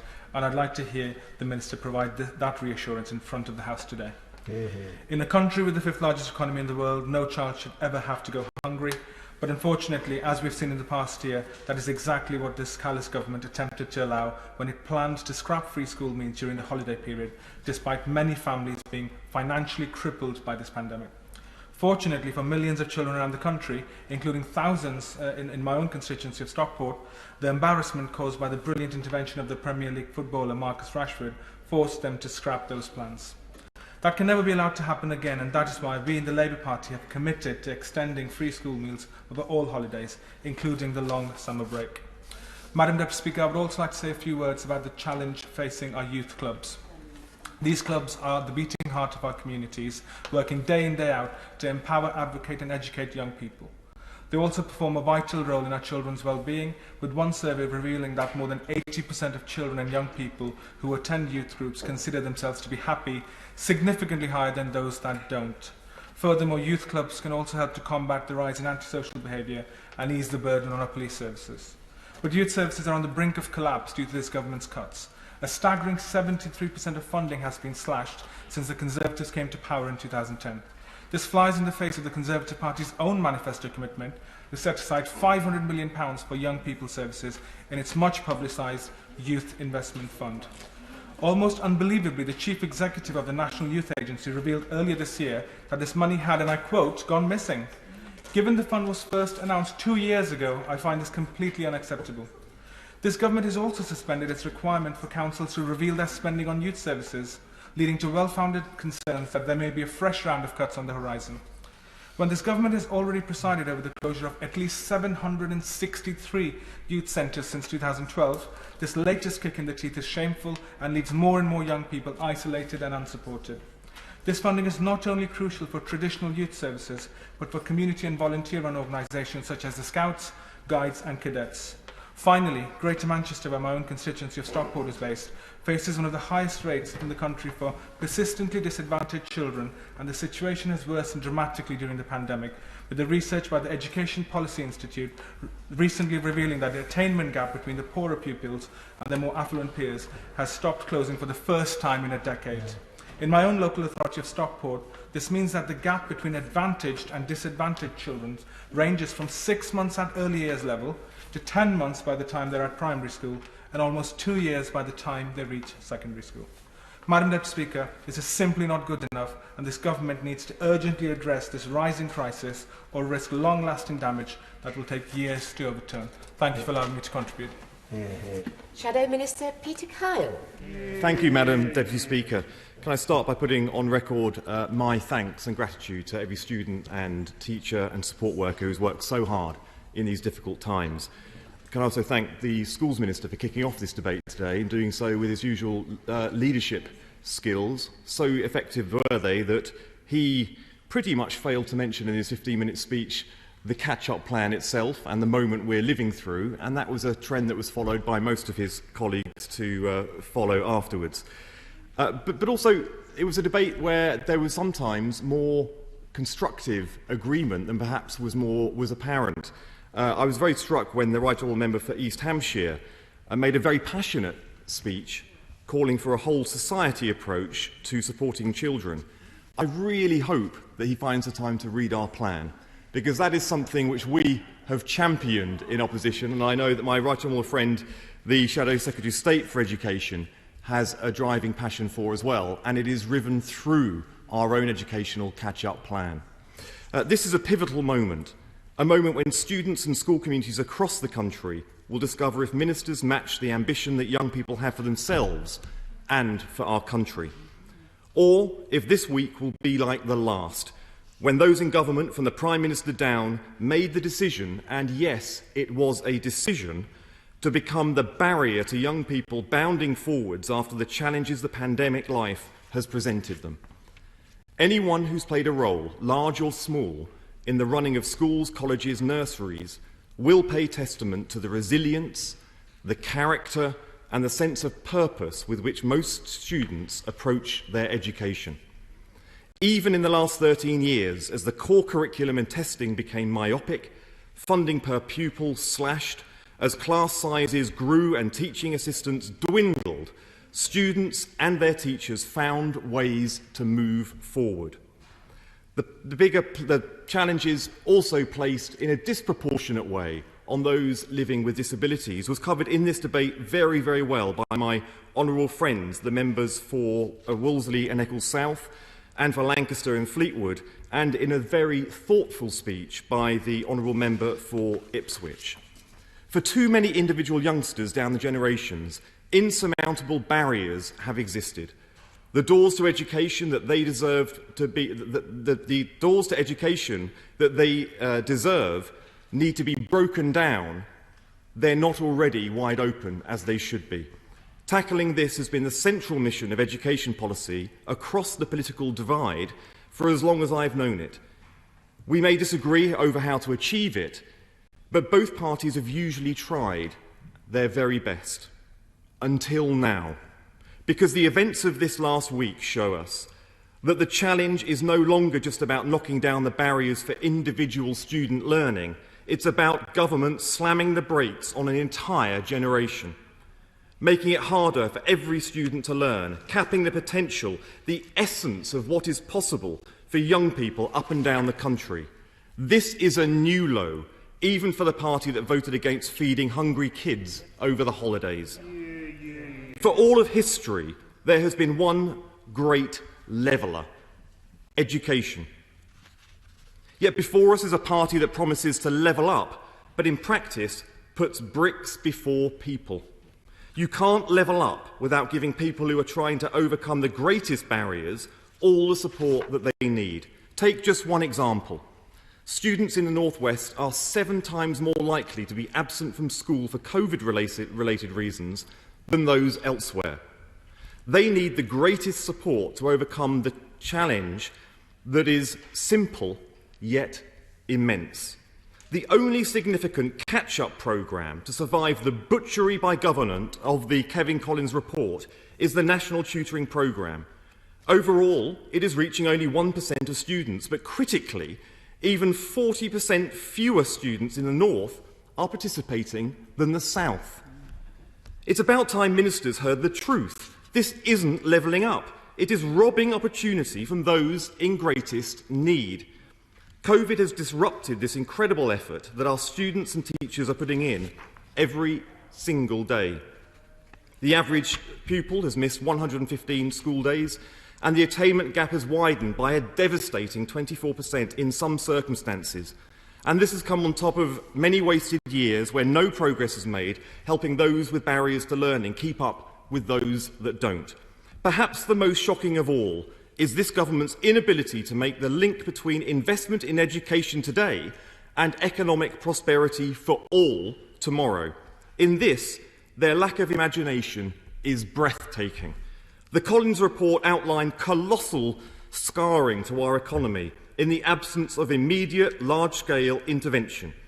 The IFS suggests that the potential of half years lost learning could cost our economy $350 billion in lifetime lost earnings.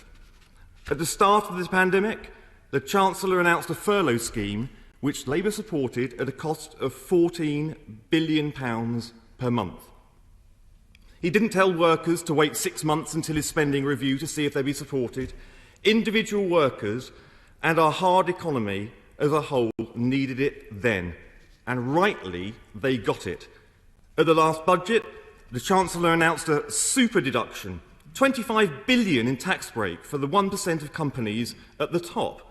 He said they needed that much and they needed it right in that moment, so he delivered it in that moment. But when it comes to the moment of greatest need for education, the difference is stark and everyone sees it. Furlough covers 80% of workers. The National Tutoring Programme, 1% of students. The difference couldn't be more stark. Instead of doing whatever it takes to support students in their quest to learn, this government has given them 1/10 of what their own advisor said was needed and shelved most of the recommendations in a report that they commissioned. The National Audit Office has tracked how much different departments have spent during the pandemic in additional spending. The Department for Education came 8th. The Prime Minister said education was his priority. The Chancellor has said the same, but now we know the truth. The education, well-being, resilience of our nation's youngsters is this government's 8th priority. All but forgotten, and clearly the Secretary of State who is all forgettable in the eyes of the Prime Minister. I'll happily give way. I thank the Honourable Gentleman for giving way, and further to my question that I asked the Shadow Secretary of State in the early stages of the debate, Does he agree with the core proponent of Sir Kevin Collins' plan that there should be a structured longer school day? Is that the Labour Party's position or not? What has struck me through this debate, where people have said that we're against a longer school a day, is if you read the plan that Labour has put forward and actually is calling for, you will see that we are calling for a day which is long and full of activity. And this is something that the Shadow Secretary of State herself has called for consistently over the course of the last week, and I'm coming to in this speech. What we do want to discuss going forward is the nature of how that extra time is used. And that is something that should be the cause of considerable deliberation by this House. But considering how many members have stood up here today and say they want no extra money spent on additional days, I can't see how the honourable gentleman can call for anything. As the House divides shortly, members will have the chance to support key priorities from the Collins report and Labour's own National Children's Recovery Plan, a temporary uplift in the pupil premium, resources so schools' facilities can be used out of hours, and emotional support so every student can focus on the learning, and those challenged by stress in these times, they're not held back. If this motion falls today and the government continues on its current course, then students will have more challenges to overcome, not just in the weeks to come, but into the future. Our economy will be scarred for decades, and our ability to compete around the world against countries who in this moment of crisis are investing 30 times more in their students than we are, will haunt our nation and hold back our economy. And this isn't all unseen. In the weeks and months ahead, our schools should be hubs of buzzing, healthy activity, joined school hours, and way beyond. A school without students isn't a school, it's just another empty building. And this summer, whenever we pass a quiet, empty school, that building will also represent something else. It will be a monument to this moment of greatest need, when students and those who support them were truly abandoned by this Tory government. Minister, Vicky. Madam Deputy Speaker, thank you for the chance to debate this important topic, and to every single person who has contributed. Members from every single corner of this chamber have spoken with deep admiration for teachers, for teaching assistants, for parents, for our children and young people, and I agree with them. I'd like to add my thanks to early years staff, to social workers, and to everyone who's cared for children during this time. We in government completely agree that we must do all it takes to make sure that our children recover from the impact of this pandemic. Our children have had a deeply turbulent time. We owe it to them to steady the ship. And this government is committed to making sure that we will leave a legacy that underpins our promise that no child should ever be left behind. And let's look at the track record of this government in delivering first-class education for children. Back in 2010, when we took over from Labour, only 68% of our country's schools were rated good or outstanding. That's now 86%. And over the last decade, the attainment gap between children from disadvantaged backgrounds and their peers has narrowed by a substantial 13% at primary schools and 9% at secondary schools. And that is because of this government's continual focus on improving educational standards. We have prioritised children above everyone else during this pandemic. We made sure that our schools were the last to close and the first to open. But instead of focusing on what's happening in our schools and our school standards, the party opposite have been talking about the money. And as a former maths student, I think that if we're going to talk about the money, we should look at all the numbers. The £1.4 billion announced last week takes the total investment so far in educational recovery to over £3 billion. It's quite correctly targeted at top-class tutoring and teaching, because evidence shows us that these are the interventions that are most likely to make a real difference. And the Right Honourable Member for East Hampshire, himself a former Education Secretary, quite correctly pointed out that it is vital that we put the investment in where it makes the most difference to children.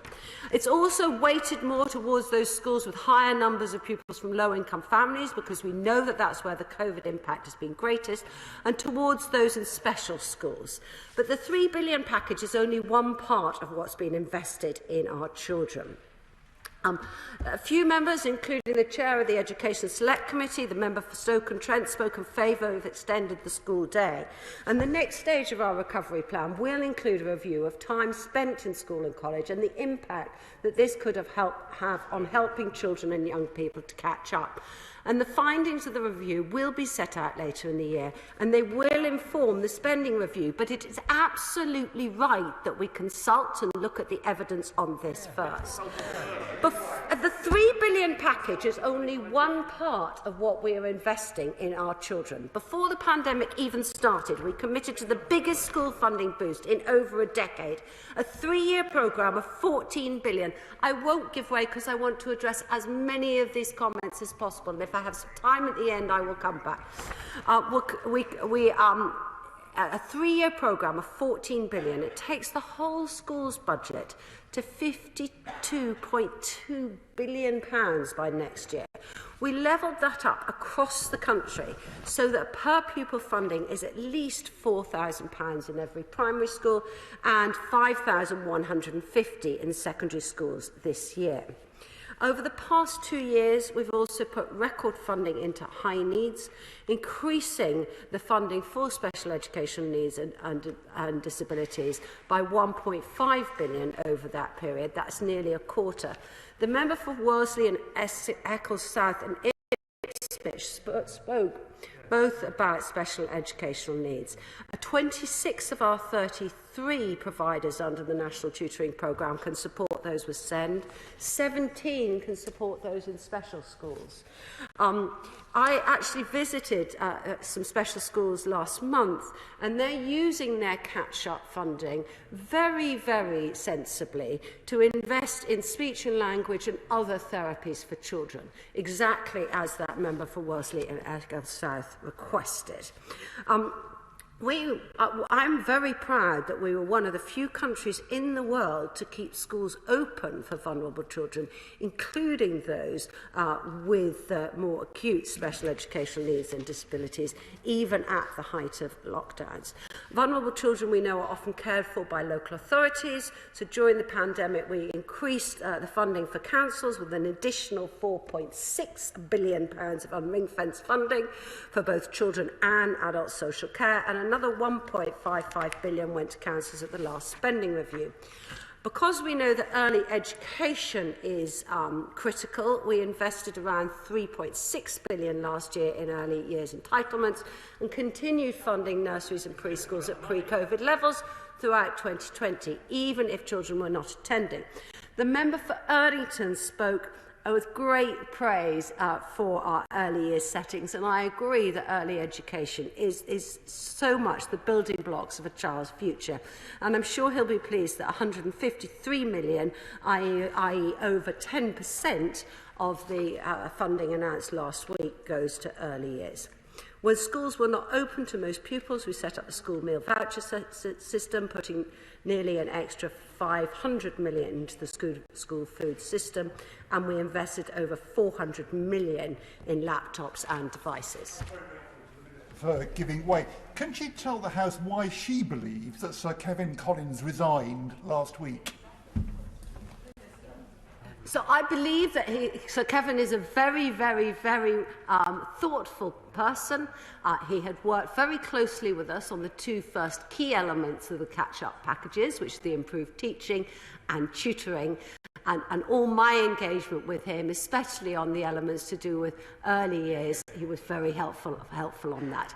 So I do not know the rationale behind that resignation, but I do know that we are looking, as I've said earlier, at the proposals to extend the school day, but that does need to be done with deep consultation and thought to make sure that that money, if it's invested, delivers the best education for our children. And I am completely confused by exactly what the party opposite is suggesting with what to do with school day.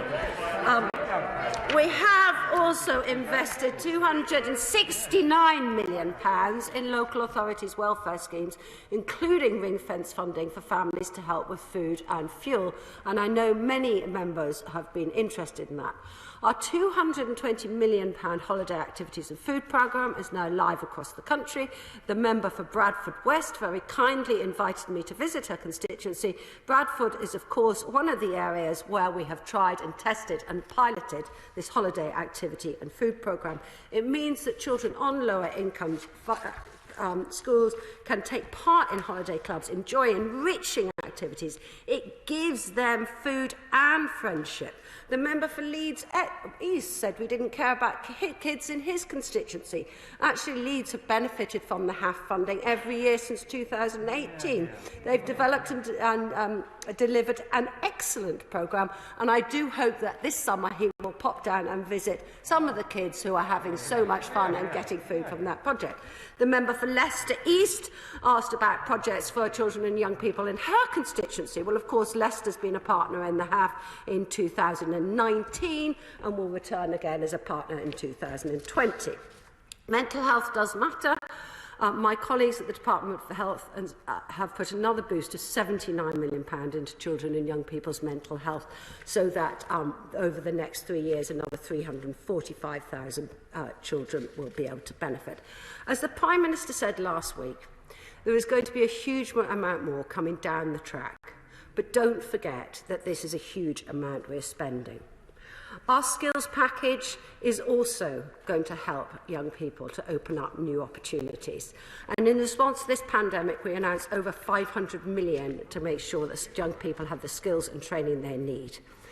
Since we launched the Kickstart programme last September, employers have created over 210,000 jobs for young people. And Madam Deputy Speaker, I will never forget 2010, the end of the last Labour government and the last recession, when nearly 1 million 16 to 25-year-olds were not in employment, education or training. When it comes to supporting children and young people and their futures, I will take no lessons from Labour. This is not a catalogue of chaos, it is a catalogue of cash, targeted at evidence-based support for our young people who have shown huge resilience and patience throughout this pandemic, and I support them. Thank you. The question is the opposition motion as on the order paper. As members of that opinion say aye. Aye. Of the contrary, no. No! No! Division, clear the lobby.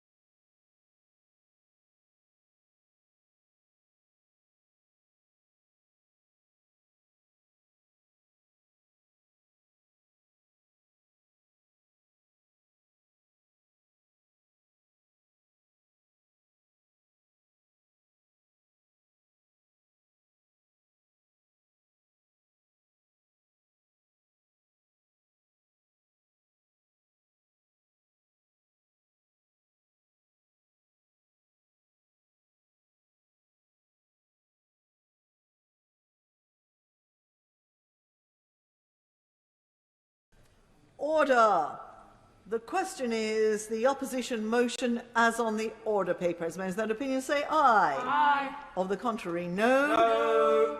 Tell us for the ayes, Taiwo Owatami and Liz Twist. Tell us for the noes, Mark Tommy and Lillian Greenwood.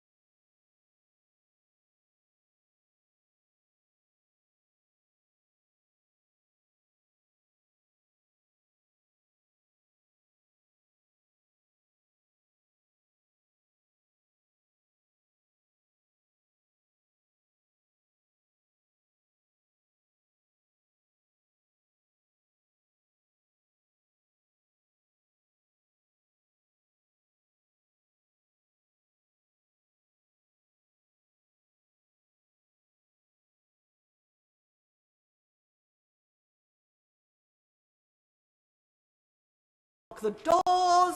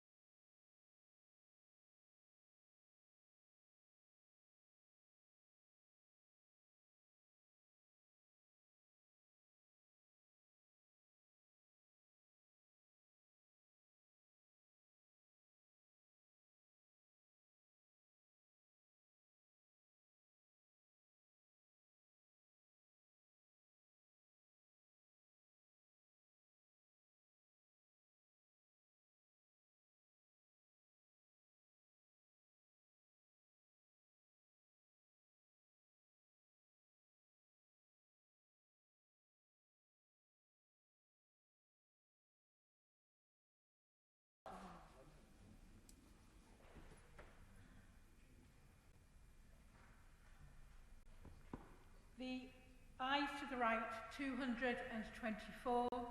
The noes to the left, 0.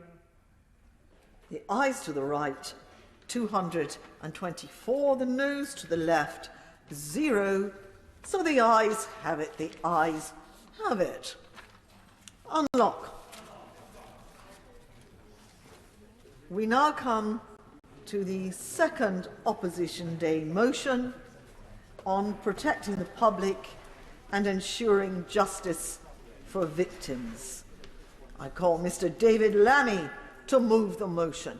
I'm very grateful, Madam Deputy Speaker. I'll just... In the absence of the government.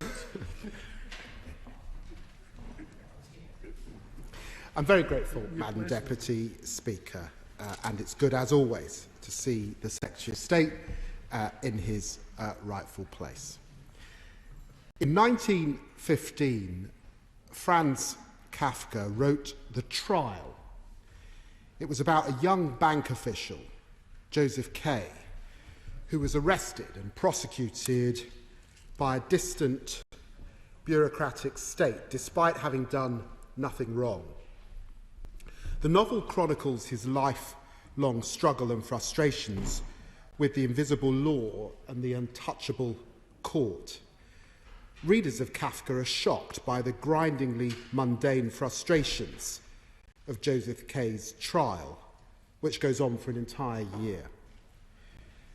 But, as has been repeated so many times, reality is often stranger than fiction. Today in modern Britain, it can take multiple years before victims of crime and the accused finally get their day in court. Simon Foster, the new Commissioner for West Midlands Police, recently explained he had seen court trial dates for as late as 2024. He was right to pin the blame on mismanagement and reckless neglect of the justice system over the last decade. Disturbingly, he warned the delays would put domestic abuse, violence against women and rape cases at particular risk of collapse, due, of course, Madam Deputy Speaker, to the vulnerability of the witnesses. I do not enjoy having to repeat the damning statistics that show this government is failing survivors of violence against women and girls. Frankly, they break my heart. They should break all of our hearts. But it is necessary for this House to recognise the scale of the problem that the government has created if we're to have any chance of fixing it. In 2019-2020, the number of rape convictions in England and Wales fell to a record low. Just 1,439 suspects in cases where a rape had been alleged were convicted of rape or another crime. Half the number 3 years before. I'm sorry to detain the Secretary of State, but I might repeat that because I do think it's worth listening to. Just 1,439 suspects in cases where a rape had been alleged were convicted of rape or another crime. Half the number just 3 years before. Fewer than 1 in 60 rape cases recorded by the police last year resulted in a suspect being charged. The public has lost faith in those who are supposed to keep them safe. 7 in 10 women say the government's effort to make the UK safer for women are not working. I'll happily give way. My honourable friend is making an excellent point. Would he agree with me that behind all of these statistics is a desperate, often young woman not knowing what her rights are, waiting months for an independent violent sexual assault advocate, and just in desperate straits, and that this House has to push harder on this government to get it right? It's completely unacceptable. Yeah. I'm really grateful to my honourable friend, but she conveys the seriousness of this, that a young woman who has been subject to a rape is frightened, is lonely, is confused, feels all sorts of things. And we have to look into our hearts and really say, have we arrived at that place where that young woman is supported? And this debate in part is to say that there is more to do. And that ought not to be a terribly partisan statement. It is a statement that we have to do better as a nation by those young women. 89% of women and 76% of men say that tougher sentencing for sexual harassment, sexual assault and domestic violence would also make women feel safer. And frankly, whilst the government dithers, and we have been surprised on this side by the dither, we have, Labour has had to step in. So today we ask members of Parliament from all parties to back our plans to do a few things. To make misogyny a hate crime. To increase sentences for rapists and stalkers. To create new specific offences for street sexual harassment and sex for rent. To reverse this government's record low conviction rates for rape with a package of policies to improve victims' experiences in the courts, including by fast-tracking rape and sexual violence cases, offering legal help for victims and better training for professionals. Remove legal barriers that prevent victims of domestic abuse getting the help they need through legal aid. Bring in new custodial sentences for those who name victims of rape and sexual assault. Train teachers to help identify and respond to the support child victims of domestic abuse need. Repeal the rape clause for social security claims and introduce binding national indicators to hold the government to account. The opposition's plea to the government is to work cross-party on this initiative. And I say to the Secretary of State again, and I've said it across the floor of the House, and although the Secretary of State and I have a good relationship, I am worried that he sees this more as partisan nature than the ability to work in a bipartisan way on an issue of such importance. And his whole posture this afternoon, hands across his chest, looking away, does not convey what we typically understand of the status of the office. I will give way. Gentleman, I don't want him to misinterpret any body language that I have, but the reason I do so is that he and his party had a chance to work cross-party by voting for the bill, the Police Crime Sentencing and Courts Bill. He didn't do that. All I see from him, with the greatest of respect, is dither and irresolution. It's been 10 years for a victims' bill. The Secretary of State knows, and I don't want to put the women that I'm talking about in any kind of political posture, but he knows in his bill, nothing in the bill increases the sentence length for rape. And the Secretary of State's able to get to his feet if I'm wrong. Why the bill makes it absolutely clear that those who get sentenced for serious offences, including rape, will serve longer in custody. For those serving sentences of 4 years or more, the automatic release date will now be 2/3 rather than half, which is, of course, the policy of his government. And that builds upon the change that we made last year to make sure that sentences of 7 years or more for serious crimes, including rape, also met with the same term of imprisonment, namely automatic release after 2/3 as opposed to half. That is a longer term of imprisonment. I said in terms in Hansard, nothing in the bill increases the sentences for rape. And the Secretary of State comes to his feet and talks about time served, not what this party is proposing, which is increasing sentences for rape. And my suggestion is that nothing in his bill increases the sentence length for rape, for sexual assault, for harassment or for stalking. And just as the Secretary of State is legally qualified, so am I. And he has confirmed in terms that whilst his bill deals with time served, it does not increase the sentences for rape.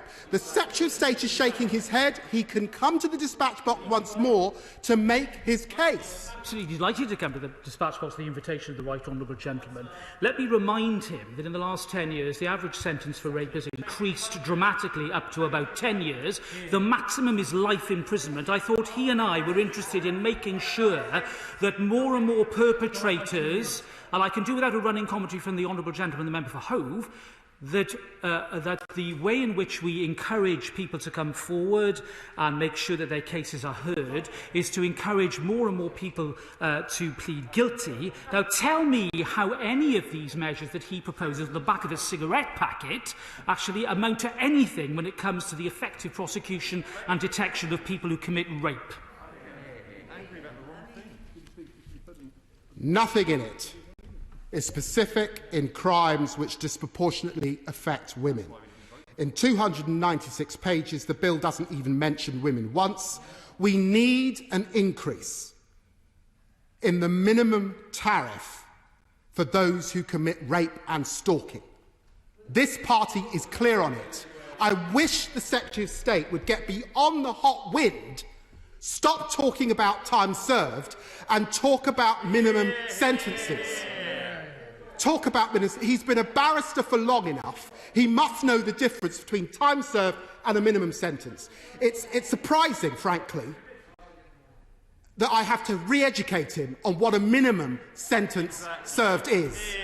I give way to the honourable gentleman. I've a lot of time for the right honourable gentleman. I respect him as a lawyer, as I respect the Secretary of State. But he will know if we're going to have a discussion about specific nomenclature. The truth is, whether we talk about time served or about minimum sentences, to say that we should increase the sentence for rape is not something that can realistically be done, because the maximum sentence for rape as a matter of common law is life imprisonment. Now, I accept there's a legitimate debate to be had about how long that should translate into practice through guidance and other matters. But it's not fair, I respectfully suggest, to talk about not failing to increase what is already a life sentence. That's just a matter of law.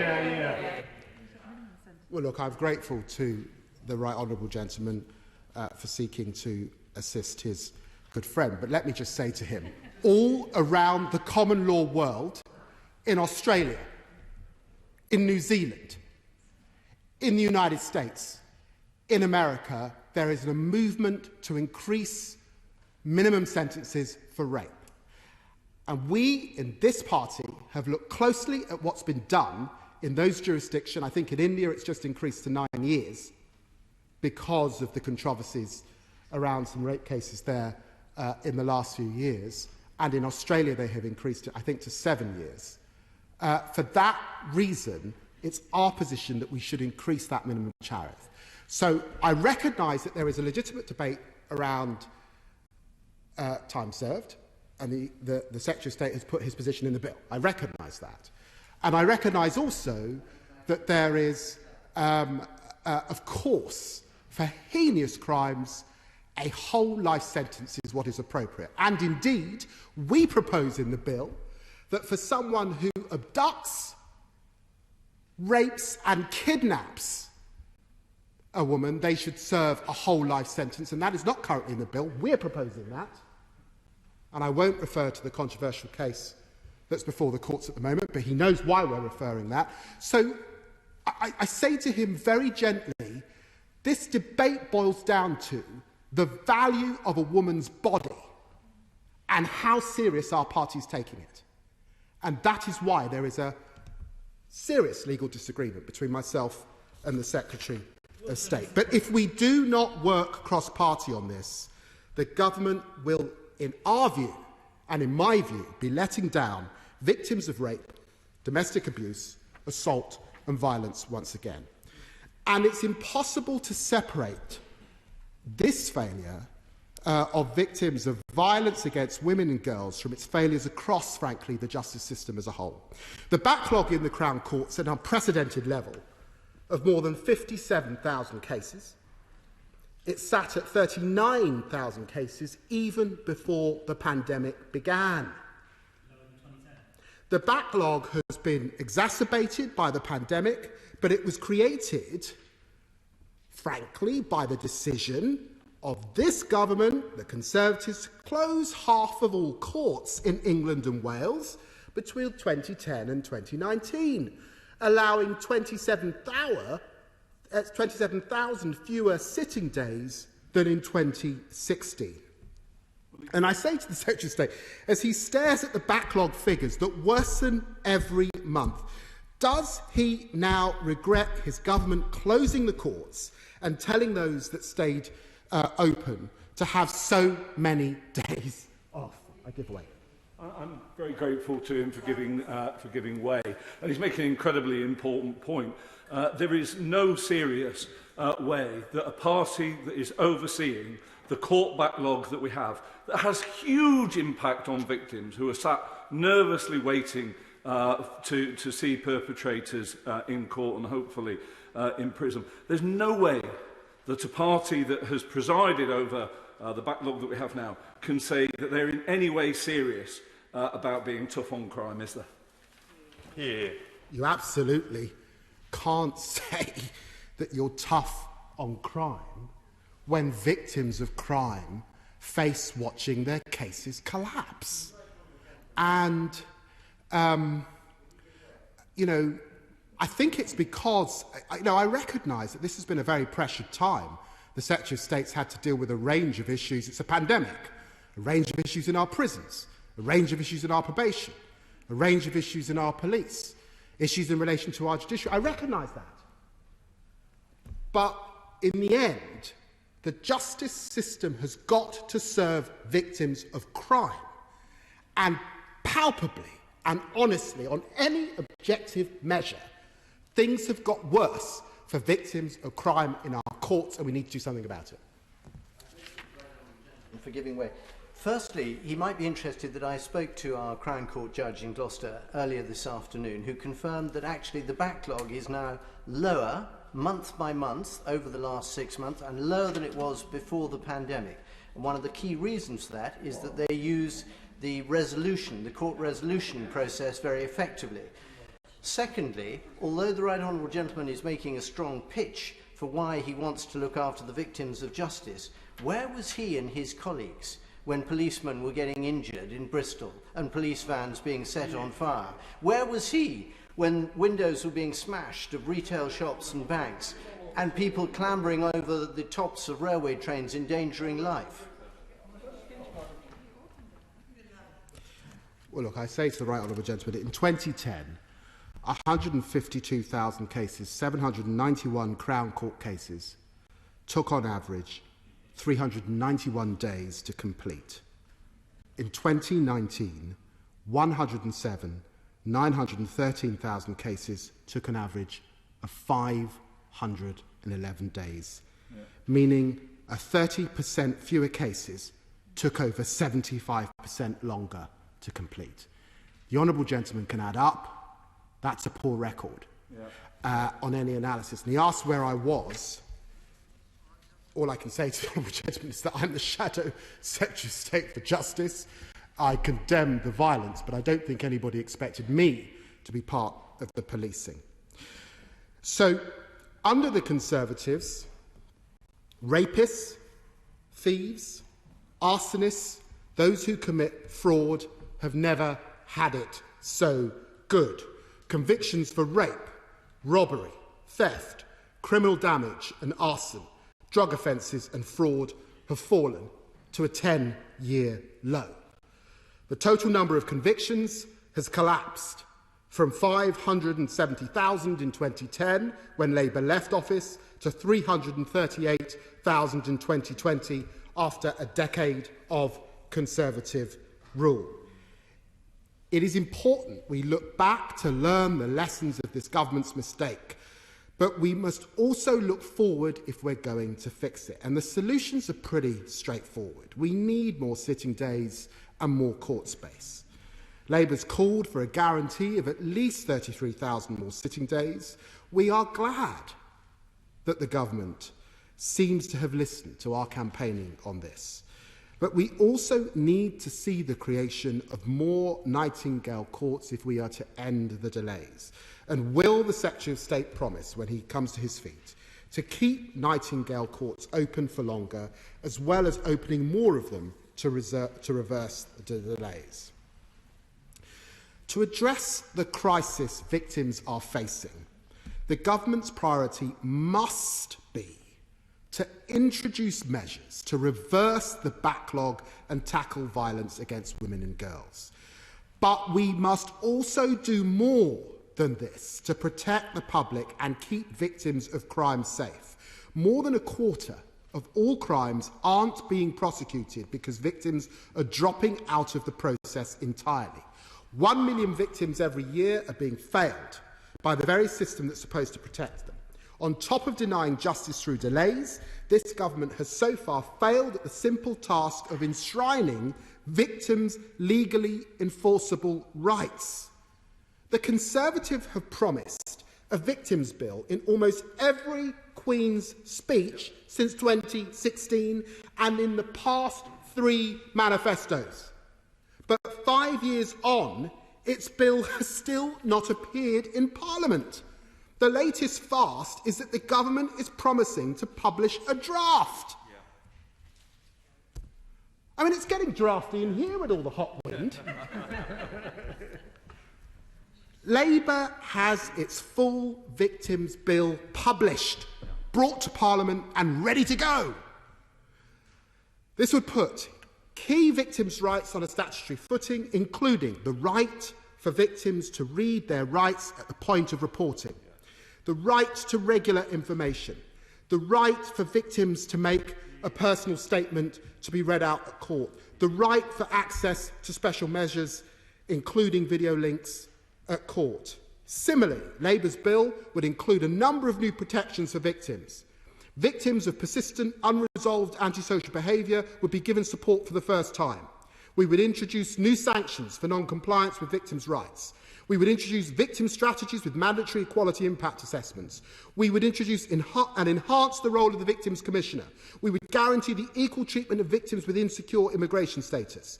We would put a statutory protection on agencies to report concerns around child sexual and criminal expectations. These are not partisan issues. Madam Deputy Speaker, any member of Parliament who recognises that this is the right way forward should vote with us tonight. No more hot wind. No more getting up and talking about time served, defending a record. We know it's been tough. We're in a pandemic, but victims cannot wait. And we can't have a situation in which the Justice Department in the government is letting down that important relationship with the Home Office. And I think that might be what's happening at the moment. Mr. Speaker, the mistakes of this Justice Secretary's Conservatives and his Conservative predecessors was closing the courts, cutting police, cutting the prosecution service and the deprioritisation of crime. It led to a backlog that's unprecedented, delays that are forcing victims of crime to drop out, inefficiencies that are letting dangerous criminals get away with murder. But the present Justice Secretary's failures are more of inaction than of the wrong actions. A failure to address violence against women and girls, even when we offer him the measures to help him tackle it. A failure to protect victims' rights, even when we offer him a bill that's published and ready to go. A failure to reverse the backlog in the Crown Courts, even when it's obvious he just needs to encourage and create sufficient space. Madam Deputy Speaker, inaction can be just as costly as the wrong actions. Inaction is standing by, whistling to yourself while the world around you burns. Inaction is ignoring the desperate pleas of victims being denied justice. Inaction is complicity. The result is a justice system that's become Kafkaesque for victims as well as the wrongly accused. Arrests are slow, if at all. If they are lucky, victims are given court dates for many months and even years later. Trials are then delayed. New court dates are rescheduled, then delayed. Then rescheduled, then delayed. Then rescheduled, then delayed.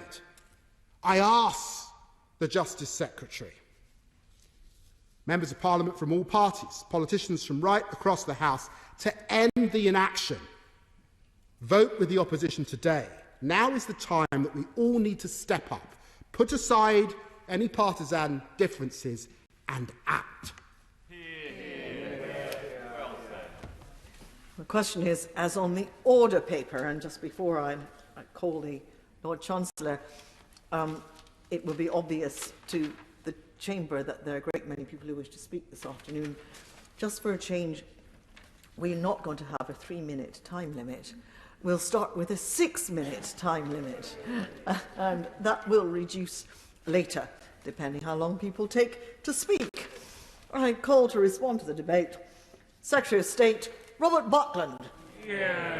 Thank you, Madam Deputy Speaker, and I thank the Right Honourable Gentleman, the Shadow Justice Secretary, for at least some of the remarks that he made. But I do welcome the debate today. It is an important opportunity for us to I think, properly reflect about some of the serious issues that he quite properly raises. And I can say at the outset that we absolutely agree with him when he talks about the ordeal of victims. The fact that this is nothing new, I think, is a matter of reproach for all of us. Can we do better? Yes, we can. Are we going to do better? Yes, we will. Are we taking action? Yes, we are, Madam Deputy Speaker. And it's there, I'm afraid, with the greatest of respect, that I take the gravest issue with his remarks. To characterise my work or the work of this government as somehow whistling or fiddling while Rome burns is a complete misrepresentation of the situation, and a calm reflection and a look at the work that the government has continued to do well before the COVID pandemic will bear that out. When I think about the actions that this Conservative government took to address important issues of violence against women and girls, many members of the Right Honourable Justice Party opposite, indeed other parties, in this chamber were involved as well. I readily and happily accept that, but it is a record of action.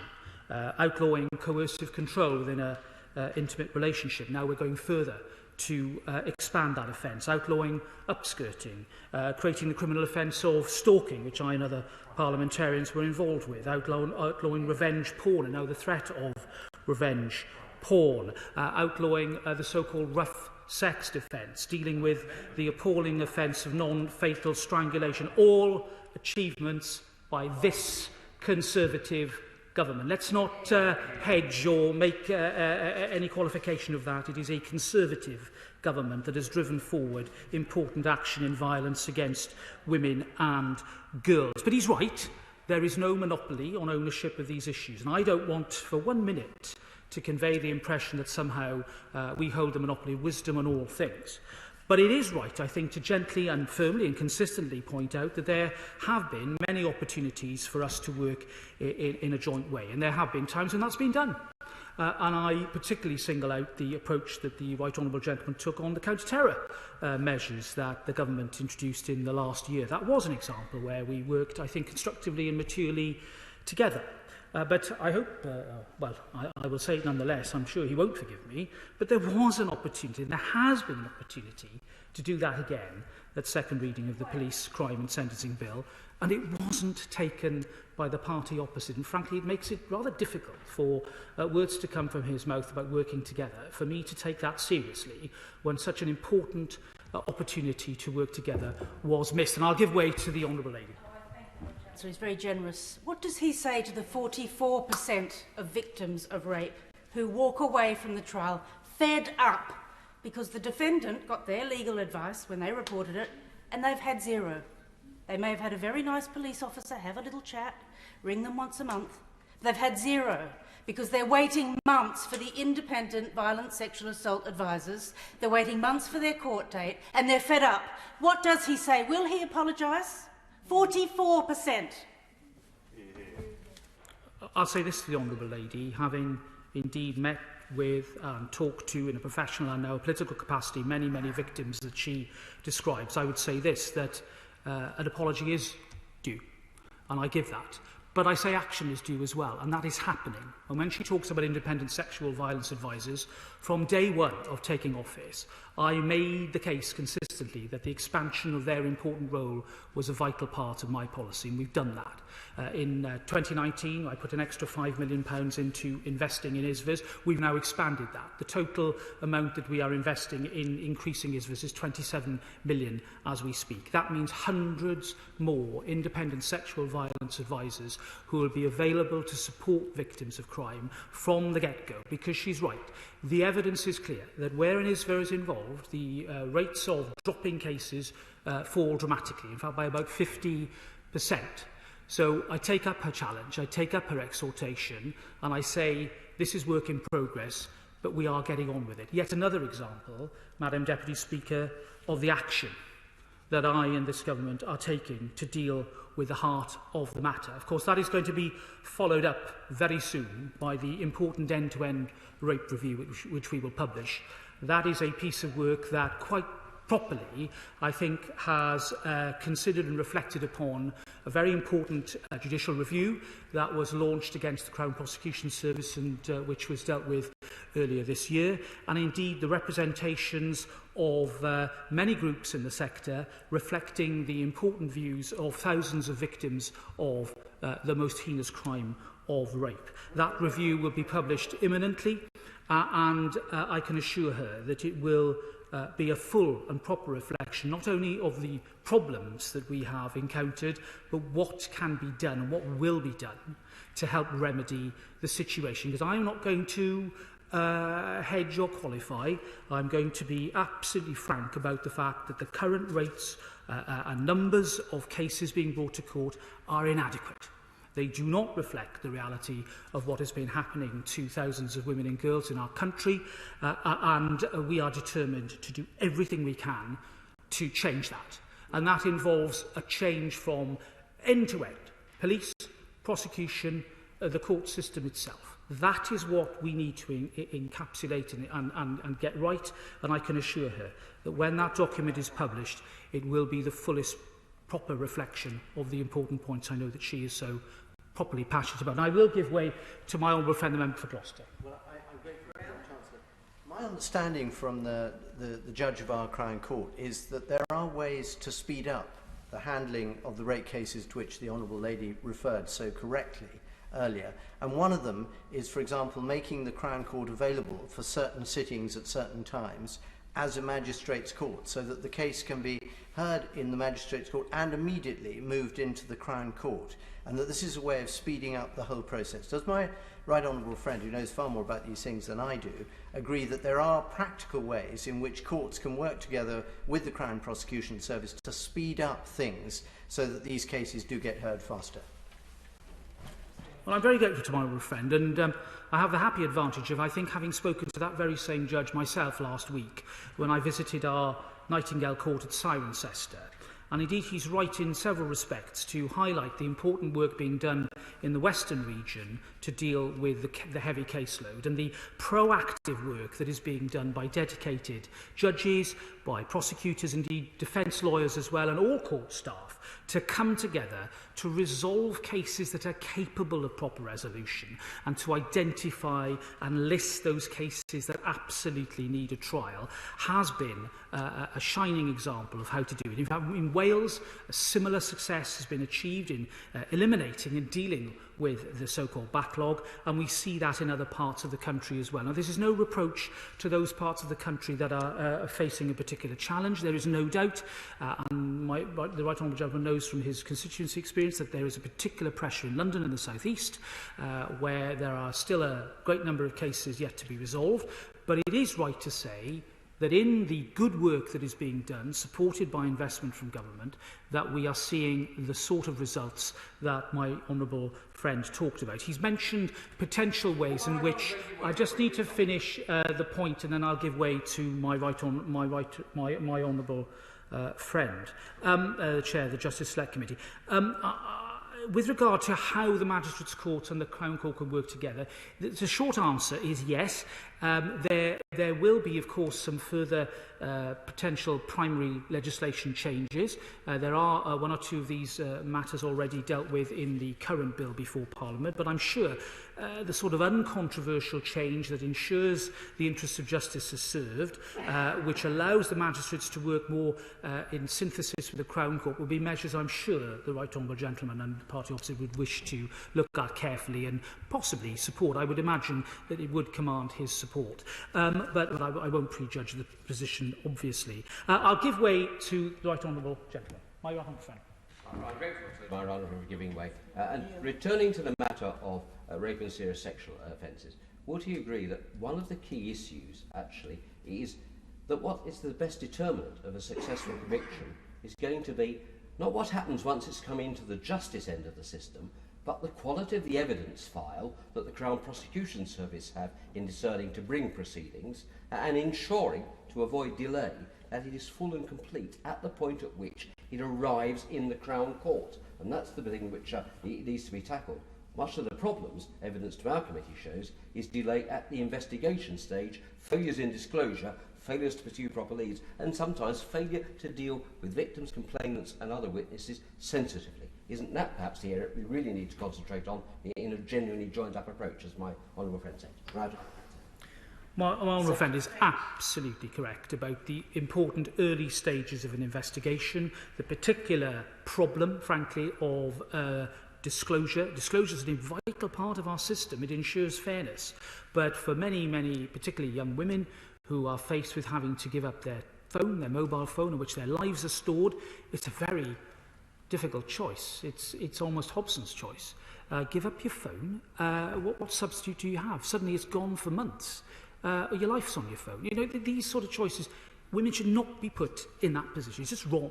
And we're going to do something about that. But I won't open up all the details with regard to the rape review. But you can see, I think the House can see, the concern that I have about the early stages of an investigation. And when rightly, the Right Honourable Gentleman and others opposite and on all sides of the House talk about the length of time it takes from a complaint to the outcome of a trial.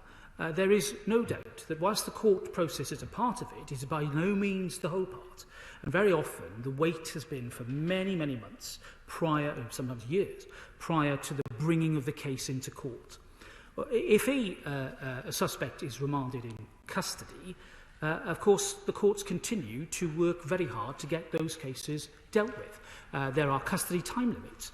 There was a temporary increase to those time limits that I, through the consent of this House, ordered last year, which has now come to an end, related to the pandemic. I think rightly I ended that as such a serious measure when it comes to deprivation of liberty. But I can assure honourable and right honourable members that in those cases where custody time limits apply, the courts have been getting on with the cases in a timely and proper way. The issue, I think, when it comes to it, Madam Deputy Speaker, has been those cases perhaps involving many defendants of complexity, involving perhaps defendants on bail, which have had to take their place behind those custody cases and which I accept have been taking too long to come to court. And when I watch the numbers, and I watch them, and the Right Honourable Gentleman knows that I share some information with him, of course, on a proper basis. He knows that I watch the numbers. I take in particular into particular consideration the length of time that it takes. And I won't be satisfied, I truly will not be satisfied, until I see a significant drop in that length of time that it takes for cases from arraignment and from charge, when it comes into the justice system, to final outcome. But it is right to say that in certainly recent weeks, there have been some encouraging signs. I'll give way to the Honourable. I'm very grateful to him for giving way, and I wish him well with reducing the wait times. That's what we all desperately want to see, and that's why I'm so pleased we're having this debate today. But can he tell us, therefore, what he considers would be a successful will be a success in terms of reducing those times, and when he expects we should see the wait times coming to an acceptable level? Well, I think that I will judge success, never mission accomplished, Madam Deputy Speaker, but certainly success, when I see the number of cases that take 6 months or longer dropping to well below 20% of all cases. That's my personal benchmark. I can't give him a date as to when that will be achieved.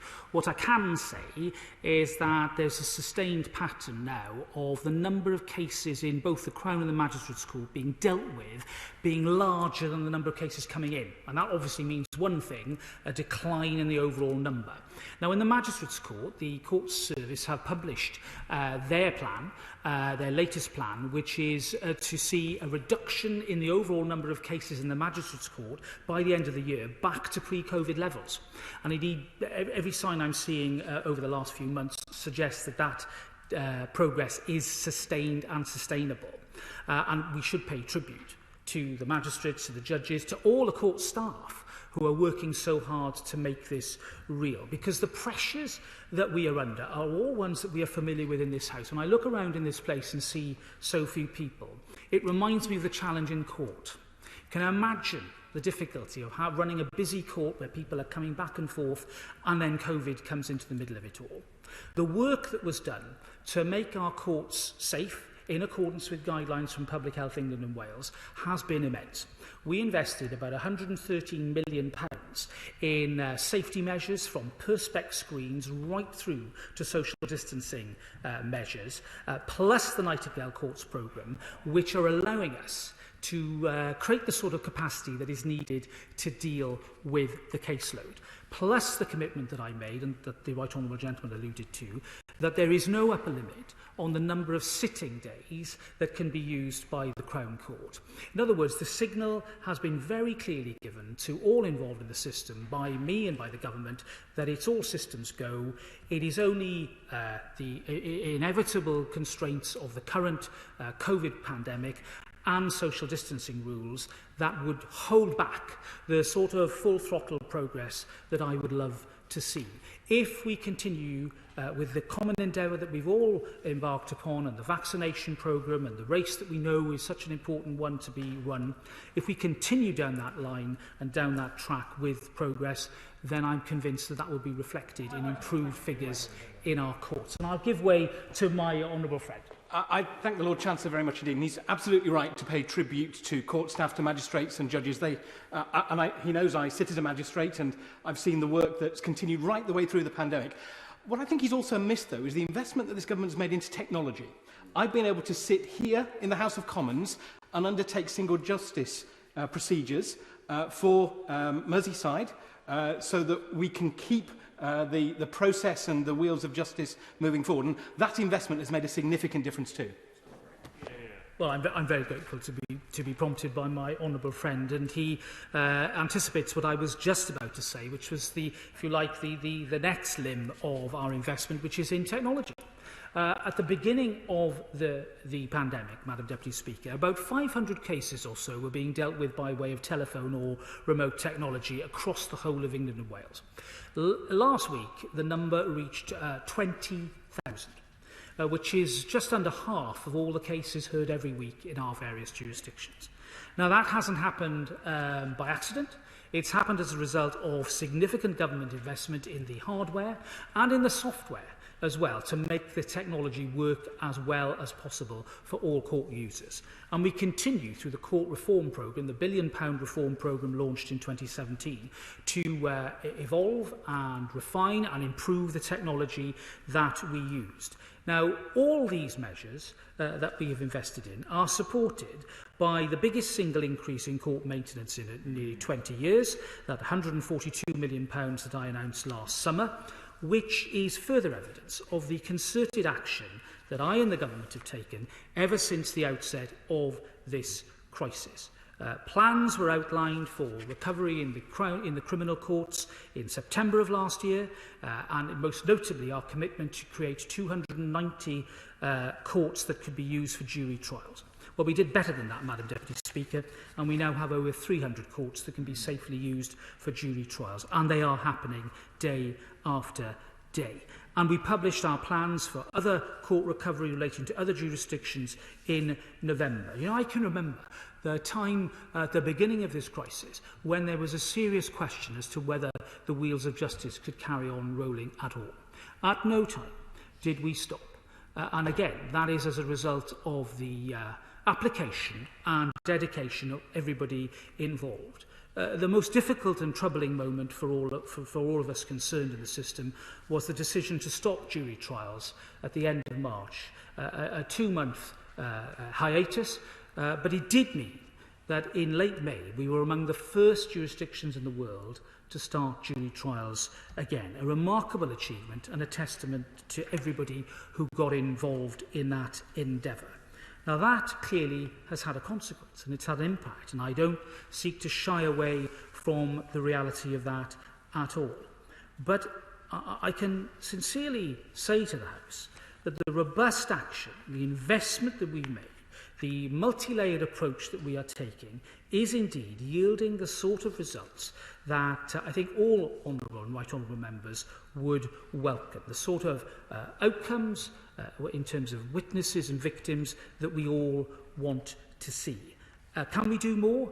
Yes, we can. And we are going to do more, not just in terms of the ongoing work to recover from COVID, but also in terms of the legislative framework that I think we all agree needs to be enhanced. Now, yes, I'll give way. I'm very good, Lord Chancellor. One area of crime that's seen a significant increase through the pandemic is pet theft. The number of dogs being stolen in Suffolk alone has doubled. I very much welcome the Home Secretary's task force. Does the Lord Chancellor expect that this will lead to... the Lord Chancellor's task force on pet theft. Does he expect this will lead to legislation in the current session? I am very grateful to my honourable friend who raises a very important issue. The abduction and theft of much-loved pets clearly has caused real distress to many, many people, too many people. And we've seen during the lockdown the rise in pet ownership because of the comfort and company that much-loved pets bring. And yet there is no doubt that there's an insidious market in the sale, the underhand sale of animals. And clearly there is a wider issue here that needs to be looked at, which is why I was delighted to help bring together my right honourable friends, the Home Secretary, the DEFRA Secretary, to form the task force. We are looking indeed at legislative measures, whether it's related to enhancing cruelty laws, which we already have taken important action on, increasing the maximum to 5 years, or whether it's actually looking at stamping out the trade itself, in a way that we did successfully, for example, several years ago with regard to scrap metal, which was leading to a spate of thefts and real misery for many, many people. So we're looking at this in great depth. We aim to come back in a short while with a report, and indeed, if that means that we need to legislate, then of course we will. I wanted to talk about victims. The Honourable Gentleman for Hove is not in his place now, but I just wanted to actually pay a bit of tribute to him for the work that he did when he was in the shadow team with the Right Honourable Gentleman. He's been consistent about these issues, and I respect that.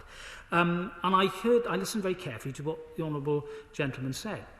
I think that my proposed way forward of having, first of all, a proper and full consultation to make sure that this legislation is future-proofed and fit for purpose, together with the draft bill approach, will give everybody the chance to really bring a cross-party flavour to what our deliberations should be, to make sure that any product is going to be the result of mature and careful deliberation, so that we aren't just paying lip service to these issues. We aren't just enshrining the Victims' Code into law, important though that is, but we are also looking carefully at how people and organisations and agencies are held accountable. That is the big question, I think, that we all need to ask ourselves. And here is, I think, the challenge for the Right Honourable Gentleman and others in this House. We have to balance the important principles of independence, of prosecutorial authorities and indeed other agencies within the criminal justice system, with the clear and present need for victims of crime to feel that if something has gone wrong, they can not just go and complain to somebody, but there is an outcome that they can be satisfied with, that there is accountability for any failure or dislocation in the system. That's what I think we all need to put our shoulder to the wheel upon, and I'm sure that in the spirit of the exhortation from the Right Honourable Gentleman, he will take that away and consider in effect, the offer that I make with regard to how we can create a truly transformative victims' law, and I'll give way to it. Well, I'm very grateful to the Secretary of State for that undertaking, and of course I will work with him on that, and I'm grateful that he paid tribute to the Honourable Member for Hove. Just to remind him that the Right Honourable Member for Holborn and St Pancras gave us the first victims bill and also takes this very seriously. So how can I put this? If my boss takes it seriously, I take it seriously, and I'm happy to work with him to deliver that victims bill. We all know that we can do more for victims. And to add to the number, the Prime Minister too takes this very seriously. I mean, it is his absolute wish to see the quality of support given to victims to be the best in the world. And that's my ambition. I know that's the ambition shared by the party opposite too. And I'm very grateful to it. I was talking earlier about the changes, and I'm conscious of the time, Madam Deputy Speaker, so I will wind up very soon. I am absolutely focused upon the need for, not just in terms of legislation, but in terms of culture, the way in which we approach violence against women and girls has to improve. I've mentioned the important action we've already taken. The new strategies to be published this year on violence against women and girls and domestic abuse will indeed, I think, help all agencies drive that step change that we need. And the independent review that I will undertake with regard to the sentencing of domestic homicide cases is a vital part of that, so that we can better understand sentencing practice and consider the need for change. And I think in the context of some of the proposals of the Right Honourable Gentleman, that review is going to be very important when it comes to the overall impact about any changes, however well-intentioned they might be. I've talked in some of my interventions about the important changes that I would commend to the House with regard to the bill that is currently before it and is in committee. And I've also mentioned the end-to-end rape review. Can I end on this note, Madam Deputy Speaker? as the new super courtrooms are brought into service, one at Manchester and one at Loughborough, that will further enhance the ability of the system to deal with some of those larger gang-related offences and multi-handed defendant cases which have been a real concern to all of us who want to see justice being done. And as we future-proof legislation in order to allow a more easy use of virtual hearings throughout the process, this is an example again of the government putting those who use the service first, the victims and the witnesses of criminal offences, and remembering that a system is worth nothing if it doesn't genuinely serve the British public and create a sense of confidence that when people come forward with serious complaints, that they will be dealt with properly, professionally and expeditiously. Those are the aims that I have. It's all about recovery, rebuilding and restoring our justice system. And whilst I absolutely take on board the proper observations made by the party opposite, I say this to them, that everything I seek to do is in that spirit of genuine collaboration and cooperation. Justice is too important for us to just leave it to mere party politics. I do hope that as the weeks and months go forward, that we can move away from a spirit of confrontation and remember that the work that continues to be done by this government in order to combat crime and to deal with an effective criminal justice system is something that is never finished. But I can assure this House that certainly with regard to my commitment and the commitment of my ministerial team and everybody at the Ministry of Justice, we are working daily and tirelessly to achieve the goals that all of us would wish to see.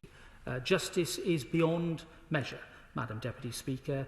It has been part of my entire adult life, and I am privileged to be able to, in my term of office, work to achieve the goals that I think all of us would want to see reached. Thank you. Thank you. I was rather optimistic about the time limit. The House has to understand that we have had two lawyers battling it out here.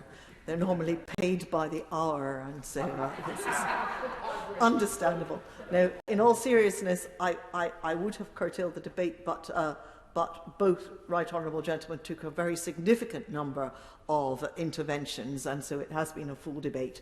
We start with the time limit of 5 minutes. Ruth Cadbury. Thank you, Madam Deputy Speaker. And not being a lawyer, I will try and stick to your time limit. It should be a bit easier for me. It has been interesting to follow the Justice Secretary in this debate, but a pleasure to hear the speech of the Right Honourable Member for Tottenham, and was an honour to be on the Shadow Justice and Attorney General's team until a few weeks ago. Madam Deputy Speaker, the Conservative Party have traditionally prided themselves on being tough on crime, but their record of delay in tackling crime is nothing to be proud of. The central theme of our criminal justice and court system has now become delay, delay, delay. A backlog of over 54,000 Crown Court cases means a 4-year wait for justice. And justice delayed is justice denied. And this impacts not only on the victims of crime and their families, who so often cannot move on with their lives, their work, and often their mental health, but a delayed and failing justice system also fails the accused and those eventually convicted and sentenced. We cannot hope to address the causes of crime without giving those caught up a realistic timescale for court hearing and for decision, and for those convicted, a quick start on work to cut future reoffending. And a slow justice system costs us all failed trial dates, the financial and human cost of remand in custody, and for our communities, a lack of faith in the whole criminal justice system. The fault of these delays does not lie with our courts or those working in them. I know from visiting Isleworth Crown Court how tirelessly they are working to ensure that the courts run smoothly. No, despite the Secretary of State's explanation, he can't get away from the fact that the government brought a sledgehammer down on our legal system and has done since 2010.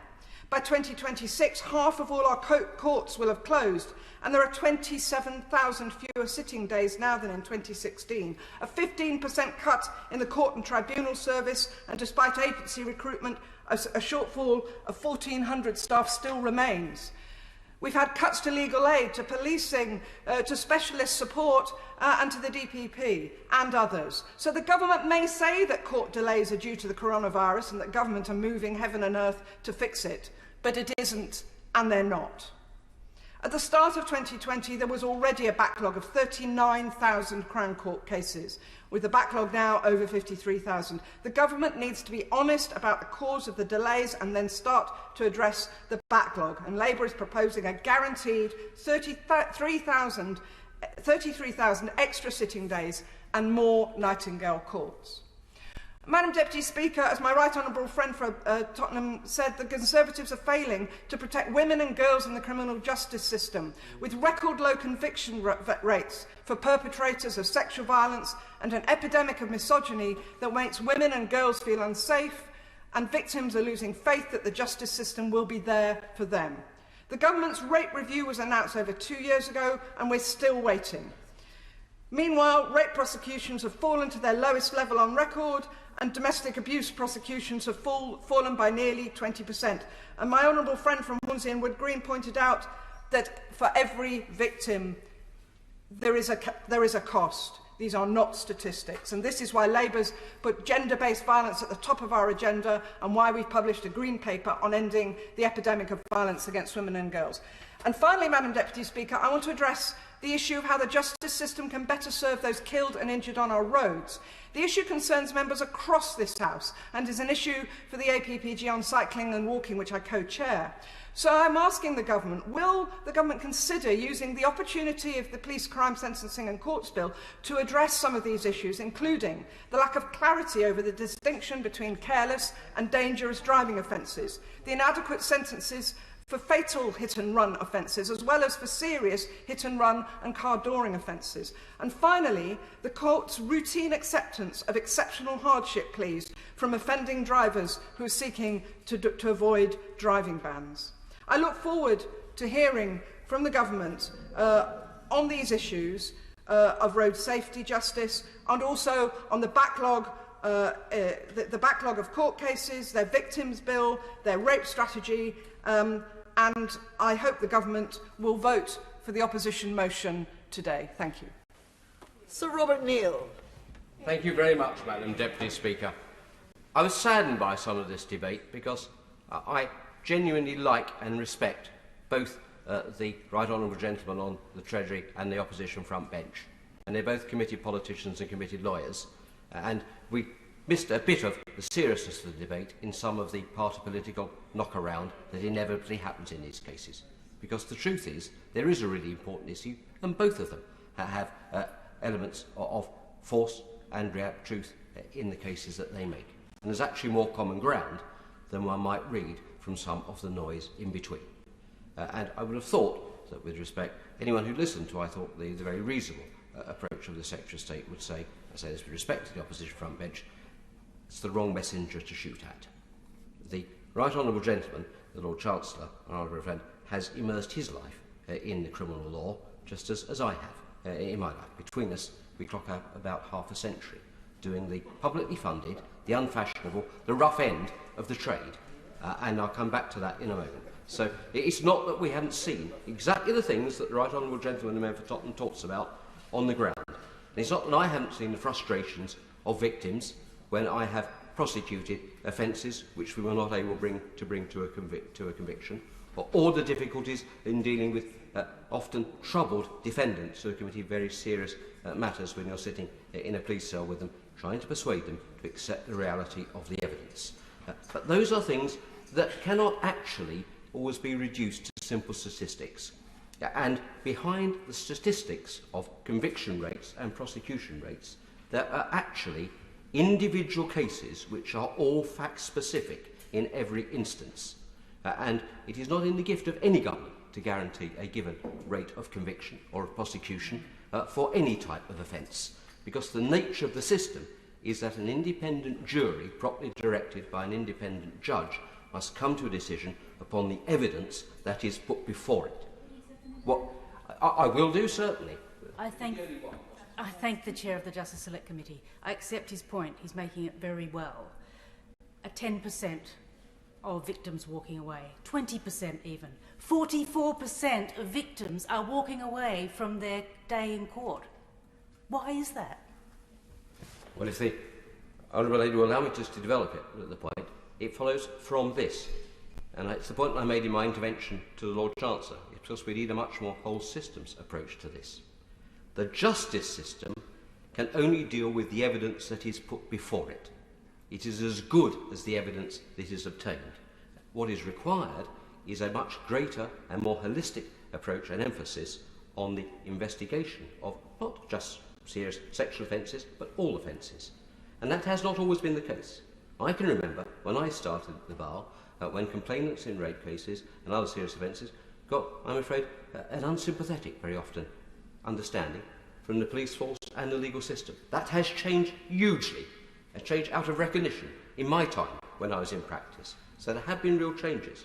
But also, as is observed, the nature of the technology that we all use in our everyday lives makes issues like disclosure all the more important. We mustn't pursue targets at the sake of doing justice in the individual case either. And that balance is not an easy one to achieve, not always an easy one to articulate. But we do have to make that really clearly and robustly. What I do think is required, and where I hope we could make some common ground, is that to achieve that, we need systemic long-term investment in the system. And if there has been a failure, which I'll own to have happened on my side, the Honourable Lady knows and others know, I'm not afraid to speak up and criticise my own party when I think they have got it wrong.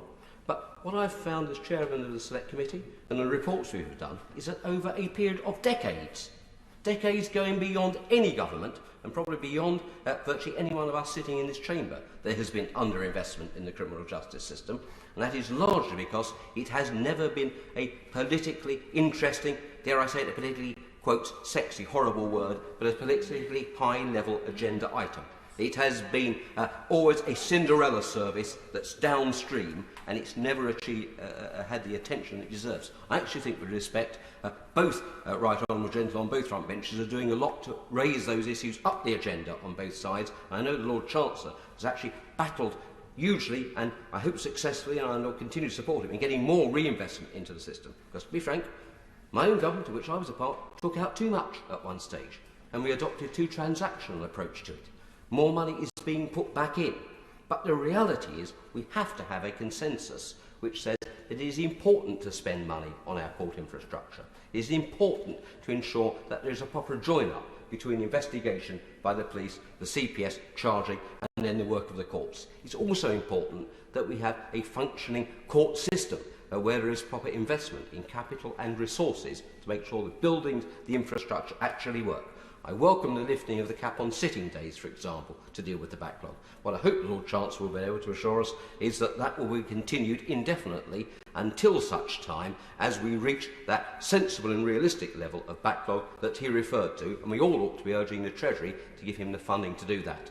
We need then to have a proper capital investment too in the prison system, which we haven't even touched on, because if we're really going to prevent more victims, we also need to make sure that, as well as punishing and deterring, the prison system also rehabilitates and reforms where necessary. This is a massive topic, Madam Deputy Speaker. The time doesn't permit us to touch upon all of it, but I hope that at least this debate is a trailer, and I just plead for a more, if you like, consensual, a less politicised, but certainly a longer-term debate, something that actually is a more honest debate with the public about what our justice system has to do, what it should be for, and what the objectives are in a much more long-term basis. That will be a real service if we in this House could give some lead in that.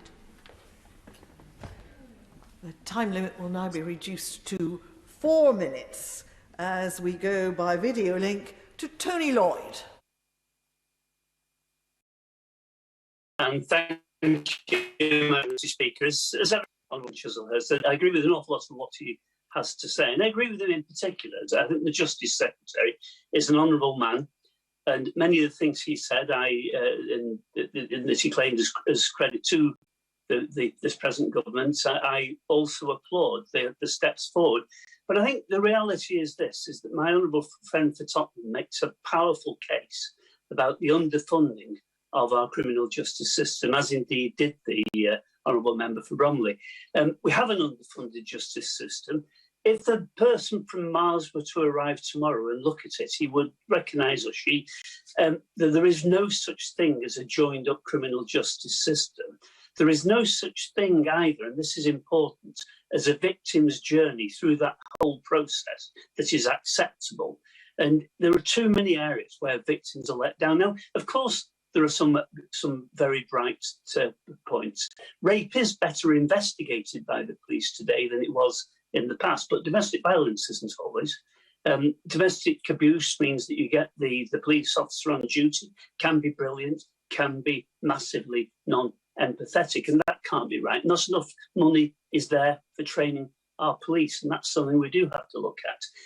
There are really important steps made to protecting those who are victims of domestic abuse. But we know that we have an underfunded refuge system. People, women in particular, but men as well, having to travel way outside their own area to find a place in a refuge when they're fleeing domestic violence in the home. And I think the figures for last year was like 56% or thereabouts of victims of domestic abuse were turned away. That can't be right. There are things that go wrong in the prosecution system, and an underfunded Crown Prosecution Service is simply not acceptable. But the liaison between police and the CPS isn't strong enough. I never understood why it's not possible to have in policing, and I wanted to see those on my own police force, dedicated police officers who work all the time with the CPS to make sure that files were transferred properly and competently. But within the CPS, the practice of barristers coming in late on and picking up cases without really knowing what they are until the day of the trial is unacceptable, because it means that we've had cases, something that happened to a friend of mine, kidnapped and raped, but because the barrister decided it would be impossible to prove the charge of rape, the defendant got off with scot-free because no other charge had been laid. The charge of kidnap, for example, simply wasn't there and available. That can't be right. It can't be right as well that when we come to our court system, those who are victims and witnesses very often are the victims before the court. That not only are the delays there, but the process is intimidatory and unacceptable. It can't be right when cases drag on, not simply for weeks and weeks, but for months and months. So, Madam Deputy Speaker, we've got to see the investment in the training, but we've also got to drive through that joined-up approach to our criminal justice system that says, yes, victims are central to it, not simply bolt on extras to entertain whether it judges. We can have a brilliant sexual assault referral system in this country. We should treasure it, but we should fund it properly. Lucy Allen. Thank you, Madam Deputy Speaker. We all come to this place to speak for the people we represent and give a voice to those who cannot be heard. Today, Madam Deputy Speaker, I rise to speak on behalf of Georgia Williams, a Telford teenager, and her family. Almost exactly 8 years ago today, Georgia suffered a brutal death at the hands of a sadistic killer, a killer who repeatedly sought out young victims, groomed and stalked them as he pursued and finally executed a grotesque sexual fantasy. The perpetrator rightly received a whole life term. Georgia was 17. She was optimistic, she was fun, she was happy, she shone with life and energy, full of hope for the future. She had her whole life to live, ambitions to be fulfilled, dreams to come true. Georgia was all about what is so good about young people. Her parents, Annette and Steve, who I've got to know over the years, have reached out to me on hearing of the release of Colin Pitchfork because they know the grief and suffering victims' families feel, and they want others to understand. They want others to know why life must mean life. There are some crimes that are so abhorrent, so offensive to the moral conscience, that society cannot just be expected to accept such perpetrators back into our midst. Society is being asked to forget the crime, forget the victim, and forgive the perpetrator. In the most grotesque cases, the most heinous cases, why should society be required to accept the slate must be wiped clean? Why do we insist, just because a period of time has passed, such crimes must now be forgotten? We are in this place as legislators. We represent the people who put us here, and we need a parole board that operates under a legislative framework that allows trust and confidence for public and victims. Now, I want to take the opportunity to thank my right honourable friend, learned friend, the Lord Chancellor, and his excellent team for their radical and reforming work. And I would particularly like to congratulate them on the action taken on automatic early release for serious sexual and violent offenders. This is a subject that caused much heartache in my constituency, and I'm so grateful for their work on this. Yeah. I would now urge him to focus on the role of the parole board and ensure it has the full confidence and trust of the public and its victims. Now, no one can begin to understand the terrible grief and devastation that the Williams family suffered, not least because George's killer could have been stopped before he eventually targeted her. For any parent, to lose a child is a tragedy from which they never recover. But to have a child taken in the horrific circumstances that George has suffered is a torment and despair that we cannot begin to comprehend. So I would like, Madam Deputy Speaker, to end by sharing the words of George's parents with the House. To hear that Colin Pitchfork, who took the lives of 2 children for his own pleasure, is to be released is an insult to the young victims. The impact of losing a child is devastating because you know that those last minutes of your loved one's life were spent in terror. These monsters destroy more than one life. They destroy whole families. It's been 8 years of torment for me and my family since Georgia was taken, and the impact on my mental health has ruined my life and in turn my family's, and there is no cure for my suffering. Based on my experience as a police detective, I believe Pitchfork will kill again. I have seen it all too often. Victims' families are forgotten and in a short while, but the terror and chaos it causes in our lives goes on. We want to reach out to ease the extreme distress and suffering of other families. Lucy, please do everything you can for the victims of Colin Pitchfork to ease their families' suffering. Keep Pitchfork in prison because life must mean life. Thank you. We now go by video link to Maria Eagle. I want to address the question of enshrining victims' rights in law, and I want to discuss the particular group of victims, bereaved families and survivors of public disasters.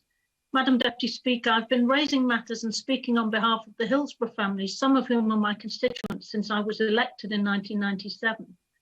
On the 26th of May, the final criminal trials arising out of the unlawful killing of 96 children, women and men collapsed. There's now no prospect of anyone responsible for the gross negligence of South Yorkshire Police on that day being held to account by our criminal justice system, and nor will anyone be held to account for the subsequent police cover-up, in which police sought to deflect blame onto the victims and survivors of the disaster and away from themselves. This has led to so much anguish and pain for the families and survivors over the last 32 years, as they've repeatedly had to defend the reputations of their wholly innocent lost loved ones and fellow fans.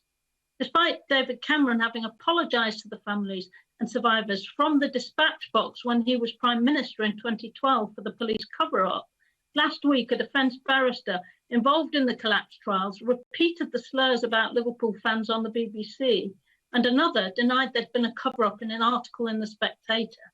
Yet the very next day, an agreement by South Yorkshire Police and West Midlands Police to make payments in civil damages to 601 family members and survivors for the further psychological distress caused by that very cover-up was made public. It cannot be right that these untrue claims are still made with impunity. Families should not have to spend 32 years defending the reputations of their lost loved ones. Whilst it's an extreme case, There have been other disasters where the victims have been blamed or where families have been unable to find out the truth of what happened and have been marginalised, ignored, not seen as central to legal and administrative proceedings. It seems likely that there will be more such instances in future if nothing changes. It took the Hillsborough families 23 years of non-stop battling to have the truth of what happened to their loved ones acknowledged officially, 28 years to get correct inquest verdicts, and 32 years in total until all the criminal prosecutions arising out of the disaster came to an end. It is far, far too long. The law needs to be changed to make provision for proper, bespoke support at an early stage for those bereaved in public disasters. I don't just mean legal advice. Once things go wrong, it's almost impossible to put them right. Things have to be done properly from the start. There are a number of proposals that would make a difference, and I urge the government and the right honourable gentleman to adopt them. The establishment of an independent public advocate, and I can tell him, I think he knows I have a ready-made bill to do it, is key to stopping things going wrong in the first place. It uses freedom of information and transparency, the principles underlying the operation of the Hillsborough Independent Panel, to prevent cover-ups from happening and to make sure that bereaved families are at the very heart of proceedings. Measures in the Public Authorities Accountability Bill around a duty of candour and equality of arms at inquests would all help. I hope the Lord Chancellor will now agree that the law really must be changed to stop bereaved families in public disasters from being treated like the Hillsborough families have been treated ever again. I hope he'll agree it will be a fitting tribute to their 32-year campaign for truth and justice. And as my constituents bereaved or affected by Hillsborough said to me when I met them after I was elected 24 years ago, we don't want this to happen to anyone else. It's incumbent on all of us in this place to make sure that it cannot ever happen again. Thank you. Video link. Video link. Andy Slaughter. Thank you very much, Mr. Deputy Speaker. The Justice Select Committee, which I am a member, is working on reports on court capacity, on legal aid and the withering of access to justice, on probation, recovering from a disastrous privatisation experiment, on the long unresolved failings of the coroner system, and on our bumbling prison system, in particular its effect on women, young people and mental health in custody. The Lord Chancellor's priorities seem rather different. At the behest of a Prime Minister who has little respect for the rule of law, he is busy interfering with the Constitutional Reform Act, the Human Rights Act and the independence of the courts. Dangerous constitutional tinkering while the justice system grinds to a halt. The police bill undermines fundamental civil liberties. The further review of judicial review looks like an obsession in avoiding scrutiny, as we have seen again today with the finding of the judicial review of the Cabinet Office Minister's conduct, yesterday with the exposure of that same minister's secret clearinghouse for FOI requests. Bad priorities and the wrong priorities. We've heard about the backlog of cases in the Crown and Magistrates Court, though there are similar logjams in the civil court and tribunal systems, though they are less well recorded. It's true that the Crown Court backlog has been this high before, but then the system was operating at a much higher volume and numbers of outstanding cases fell quickly. They rose again before the pandemic because of deliberate government actions in closing courts and reducing sitting days. With the acceleration of the backlog in the past year, they lacked the means to tackle it. Belatedly, they introduced testing at court on a purely voluntary basis. They set up Nightingale Court to perhaps a tenth of the number required and a fraction of the number closed in the last decade. There are not sufficient judges or lawyers to cope with the needs of the justice system because cuts in both legal aid and the CPS have left a skeleton service. Victims are waiting up to 4 years from offence to disposal. This is not just a question of quantity but quality of justice. Memories fade, witnesses get cold feet, victims want to move on with their lives, trials collapse. There is a lack of urgency and of direction at the MOJ. The decision to spend £4 billion on new prison places or letting existing prisons decay, the lack of facilities, of training and education, of proper healthcare and basic living conditions. So many of our Victorian prisons are a disaster for inmates, for underpaid and overworked staff, and for all of us. The failure to rehabilitate prisoners and to reintroduce them to society with housing and employment support is a recipe for recidivism. It's only possible in these debates to skim the surface in the time we have. But the inquiries which the Select Committee and some of the APPG, such as Legal Aid APPG, show the depth and complexity of the challenges we face. Unless the Secretary of State starts to look critically at his government's record, he will be just another Tory Lord Chancellor who presided over a further decline in a justice system that once was admired and copied around the world. Thank you. Very much. Video link. Do we have a video link? Me you're calling? Alberto Costa. Thank you, Mr. Deputy Speaker. The government has been taking strong action to tackle violence against women and girls by delivering our landmark domestic abuse bill, legislating to protect women and girls from serious violent and sexual offenders, ensuring they spend longer behind bars, legislating to ban upskirting, delivering additional support for victims during the pandemic, ensuring organisations and victims have everything they need. I am proud of the strong measures that this Conservative government has taken to improve on our criminal justice system. But today, Mr. Deputy Speaker, I want to concentrate on the appalling decision made by the Independent Parole Board to release Colin Pitchfork. Pitchfork brutally raped and callously murdered 2 innocent teenage girls in my constituency 30 years ago. Dawn Ashworth and Linda Mann's young lives were horrifically cut short in the most violent of ways. There cannot be any worse sexual offences committed against women than raping and murdering them. The horrific nature of those crimes have left a lasting, deep impression on the collective memory of my constituents, particularly those living in Enderby and Narborough, where these brutal crimes took place. The families and friends of Dawn and Linda continue to endure endless pain and nightmare memories. The Lord Chancellor will recall that I campaigned and lobbied very hard his predecessor in spring 2018, at the time that Pitchfork was due to have his first parole hearing. Around then, the Parole Board made another awful decision involving John Warboys, which caused outrage across our country. Warboys' victims were rightly disgusted with the Independent Parole Board's decision.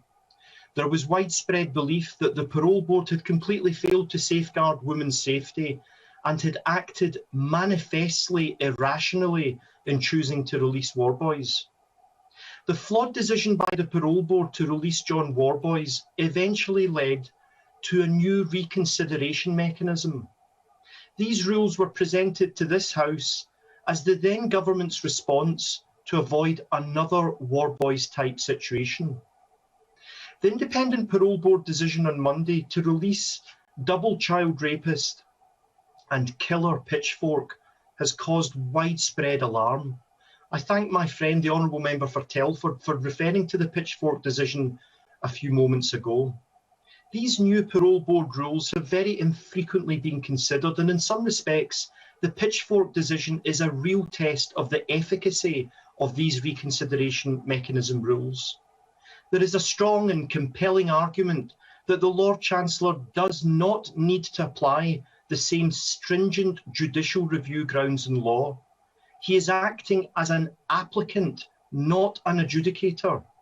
The decision for him to take is whether to refer this matter back to the Parole Board for it to reconsider the matter, not for the Lord Chancellor to decide the issue in its place.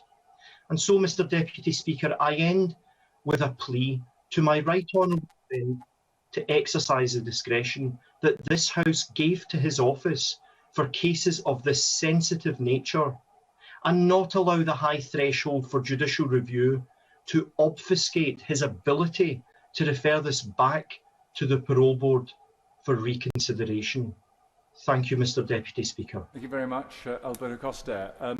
Laura Farris will be the last speaker on 4 minutes, and then we're down to 3 minutes to get as many people in as we possibly can. Laura Farris.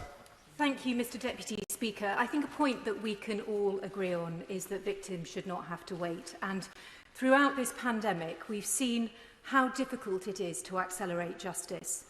In May of last year, Lord Brown, the retired Supreme Court Justice, wrote in the Times that it was time to abandon jury trials. He recalled the experience of judge-only trials in Northern Ireland during the Troubles, and temporarily he recommended that we pursued that route. The Honourable Member for Tottenham disagreed. He wrote on the 20th of June, and I quote, "We don't fix the backlogs with trials that are widely seen as unfair," and later he came forward with his own proposal for wartime juries of 7 people, which he thought might reduce the backlog by 15 to 20%. A number of practitioners disagreed with him, including Baroness Kennedy, who said it was opening the door to sacrificing the precious way people in our communities contribute to something that is really important. And again, she's talked about the magic number of 12 people juries, which is what the Lord Chancellor has pursued. And I say this not to criticise any of the views to which I've just made reference, but to say that there are good, fair, sensible arguments for and against any of those options, all of them imperfect, but all of them have at their heart access to justice and the execution of Article 6 rights. And I respectfully say that these delicate, nuanced considerations about delivering justice deserve more than the atmospherics of an Opposition Day debate. But it is important to contextualise our backlog. It is striking how much better that we're doing than equivalent jurisdictions. In New Zealand, a population of 5 million, a backlog of 75,000. In New York City, one state, a backlog of 50,000 criminal cases. And it's important to look at the progress we're making through the backlog. The latest figures published by the MOJ, I think to date, the 25th of April, show that disposals are now 5% higher than they were pre-pandemic, and they're being met by, I will give way, sorry. If 44% of victims are walking away, then the backlog's dealt with. Well, I understand, I think, the implication of what my honourable friend is saying. Of course, I'm not suggesting that the backlog is dealt with, but the critical point is the progress we're making through the backlog rather than the number itself. And it is right to say that disposals now outstrip receipts and we're reducing numbers, and that is something I think we should be very proud of. Yeah. I also think there's a real cause for optimism in the way remote hearings have been used. Yeah. From a standing start, we saw courts embracing nascent technology, and in 12 months they have delivered everything from a 12-week trial in the High Court to a complex jury inquest in Kent, all of it online. And these changes are becoming embedded. In the future, we will be delivering justice in a way that's more efficient, more economical, and crucially, I hope, more swift. I'd like to spend a moment on the issue of justice for women, and I'd like to echo the remarks of the Chair of the Select Committee. I think we do women a disservice if we reduce these questions to a political tit-for-tat, but I think the mood has shifted a little bit since the start of this debate, and there are members on the other side for whom I have a lot of respect on this issue, and they know that. This government has made good progress. Stalking, choking, revenge porn, rough sex, ugly crimes that have found their way onto the statute book where they did not previously exist. Of course, we're not there yet. And it is a raw feeling to be speaking on it this week, the week that Wayne Couzens admits to the abduction and rape of Sarah Everard. But that crime didn't happen because of an absence of laws. In fact, Harriet Wistrich from the Centre for Women's Justice gave evidence to the Home Affairs Select Committee this morning where she said, the fact is we don't need more legislation. Her concern that she expressed powerfully is that it's the police that are failing to implement what's already there. And very respectfully, when I read your Green Paper, I saw almost no reference to police failings at all. I also think that we as a House have to be honest. While young people can pick up a phone, click a few buttons and watch rape porn, we have a problem. While schools and universities and even workplaces tolerate or at least turn a blind eye to misogyny and harassment in their midst, we have a problem. And when young people are living in families where they see perhaps violence or misogyny exhibited in the home, then we have a problem. The justice system is the end point. But if we're serious about violence against women and girls, we owe it to the victims to work seriously, collaboratively on the causes.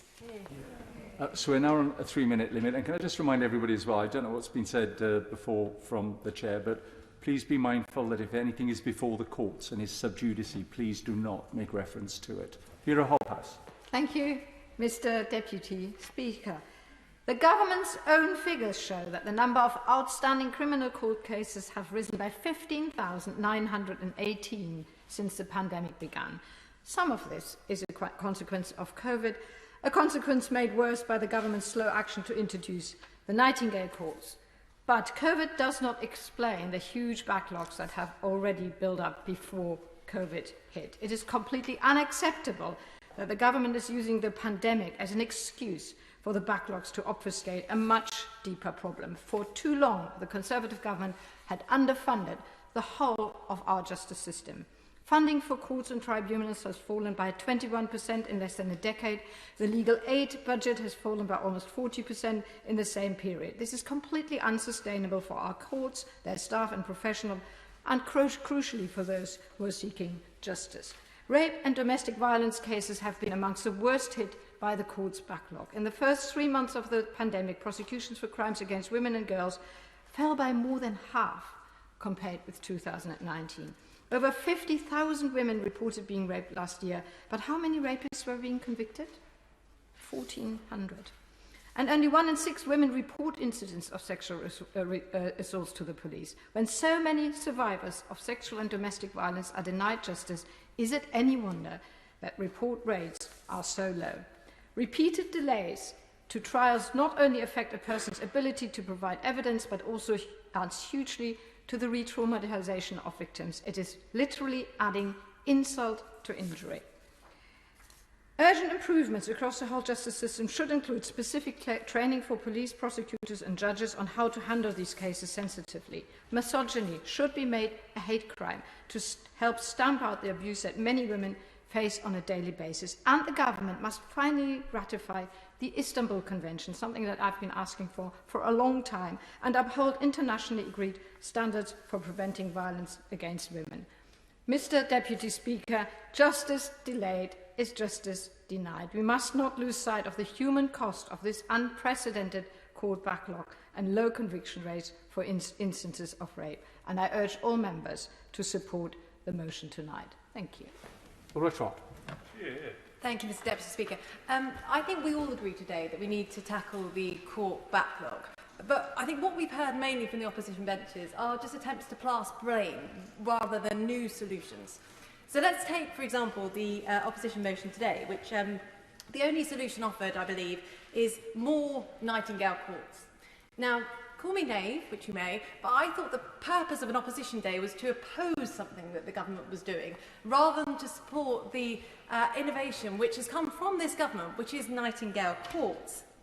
There is no detail on where, how many, how they should be staffed, indeed, how much we should spend on them. Nothing at all. Now, a Nightingale court has just opened in Kent, thanks to strong support from the Minister on the front bench, and also detailed support from the department in terms of where it should be, exactly how we get the configurations of rooms, so we have the custodial rooms that are necessary, where we find the staff for this very important court. Detailed, important work that has been done by the department that has led to us having 60 Nightingale courts, which will really make a difference in terms of the impact on speeding up justice in this country. Now, that is in contrast to the opposition's motion today, which simply seeks to take credit for something which is an innovation from this government.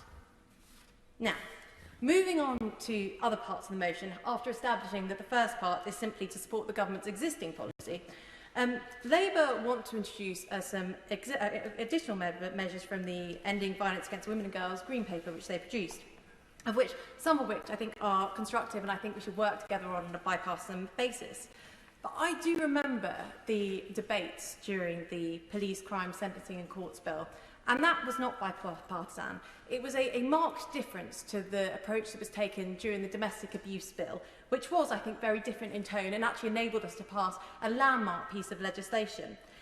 When we have claims of decriminalising rape, that is incredibly unhelpful and wrong. And I think that that is the opposite of the approach that we need to be taking to tackle this incredibly important issue. Now, the government is doing a lot. It's been mentioned by many already. The domestic abuse bill, the pre-recorded cross-examination, so movement in that direction will be incredibly important for helping victims of rape and other. Ending automatic halfway release for rapists, because I do think the time that rapists spend in prison is important. And better protection for victims of domestic violence. But I would urge the opposition benches to actually match the rhetoric with action. Bipartisan is definitely the way that we need to go with this, but you can't do that when you're making sensational claims on social media. Thank you. Jerome Mayhew. Thank you, Mr. Deputy Speaker. The criminal justice system is at the very heart of people's trust in government. When things go wrong, we want the police to be able to investigate effectively, we need the CPS to prosecute efficiently, and we deserve a court system that provides a fair and, yes, a speedy trial. So I welcome this opportunity to examine the government's response to COVID in our criminal justice system, as well as the longer-term challenges. Looking at the early stages of investigation, the government has made big steps. It's already recruited more than 9,000 new police officers, on its way to 20,000, to improve detection and collection of evidence. It's also tackled overload in the CPS by recruiting 400 new prosecutors to reduce caseload pressures and to improve performance. But the court system itself is a harder nut to crack.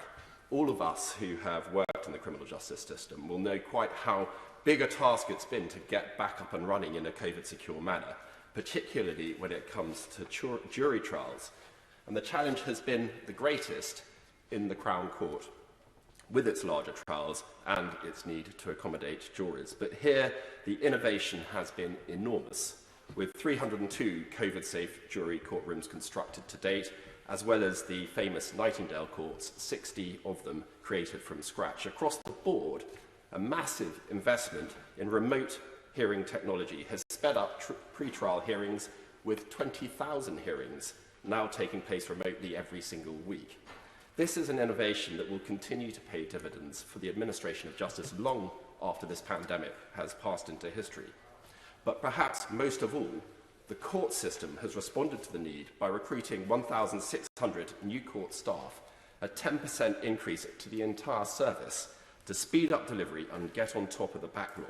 All this work allowed England and Wales to be the first Western country to restart jury trials despite the pandemic.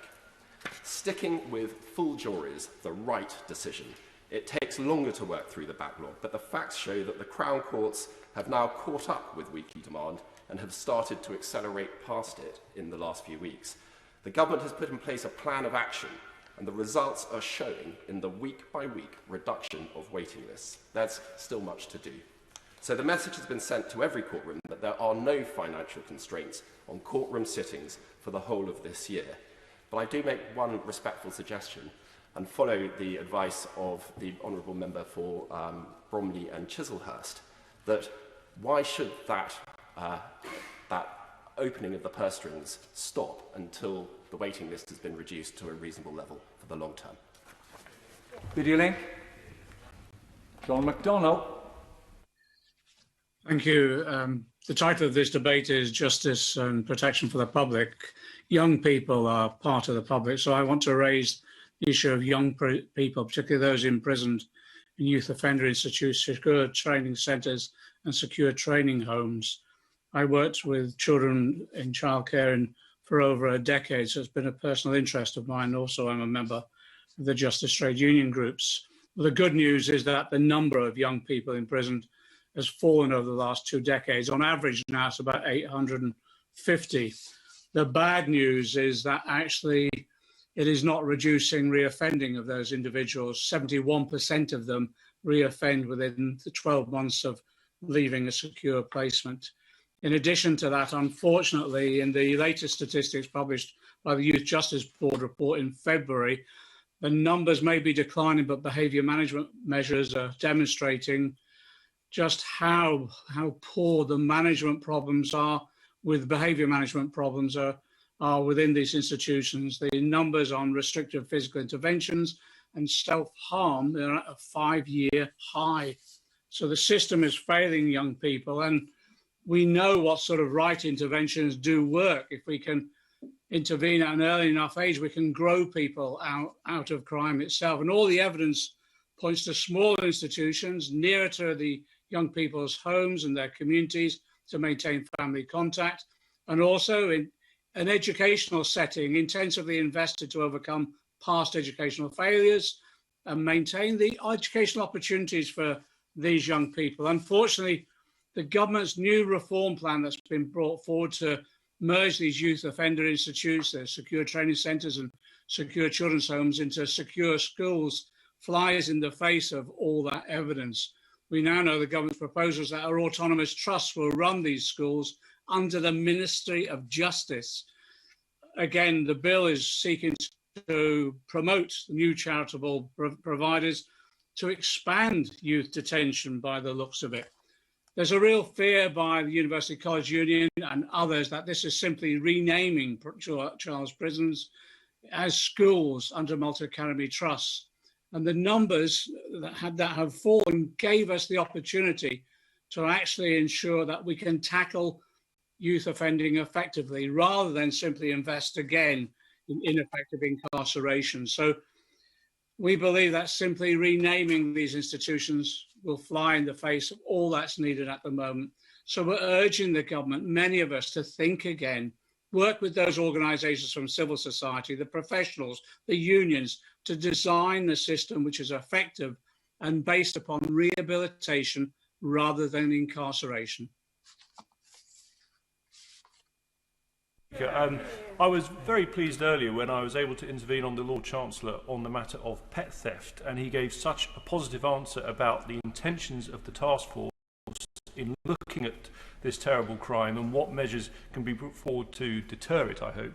And I declare an interest. I was fortunate as someone who'd never previously owned a dog, that my family took ownership of a beautiful chocolate brown Sprocker Spaniel from Norfolk in February, just before lockdown. We obviously didn't know that lockdown would be coming. So I have huge sympathy with those many families who in lockdown desperately tried to get a pet and often had to pay over the odds because of course the price surged, and inevitably this in turn attracted those with nefarious motives. And Mr. Deputy Speaker, just to give you an example of the scale, not only did the number of dog thefts double in Suffolk in the last 12 months, but one single raid in Ipswich by the police on a traveller site resulted in the discovery of 83 stolen dogs, most of which I believe have been returned to their owners. So a good news story there.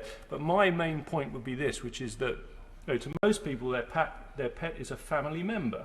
And I would hope that whatever measures we bring forward, we recognise that this is traumatic as a crime, not just for the animal itself, but obviously for the family concerned. And I can say that in terms of social media, speaking to people in my constituency, the threat of dog theft has caused massive anxiety, and I do hope that we strengthen the law so that we deter what is basically a very heinous crime. Another crime that is particularly relevant in rural constituencies like South Suffolk, one I wanted to mention, is that of hare coursing, because I received an update earlier from the wildlife team in Suffolk Police, and I was struck by a fact which I hope the Justice Minister takes into account, because it's very much an MOJ issue. There were 6 convictions for hare coursing in the last year in Suffolk, and the average penalty was a fine of £142. Now the key point is, Mr. Deputy Speaker, is that in hare coursing nowadays you're talking about organised crime, gambling many thousands of pounds. 142 quid is not going to stop organised criminals from gambling thousands of pounds.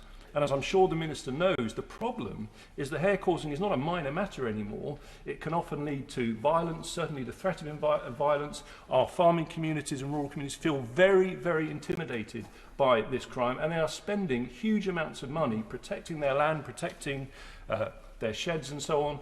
And at the same time, it is inevitable that those caught up in this crime may well be the same sort of people who are robbing their farms of vehicles, robbing their GPS systems from their tractors and so on. I'll give way to my honourable friend. Is the honourable member aware that farmers in his constituency are so concerned about the risk of hare coursing that they're taking the step of shooting their hares themselves to prevent it becoming an attractive destination?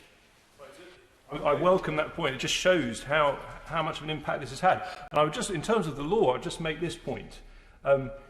Farmers in my constituency are on a WhatsApp group where they share intelligence about potential hare coursing. The police are using a drone to find the perpetrators, who are themselves increasingly sophisticated.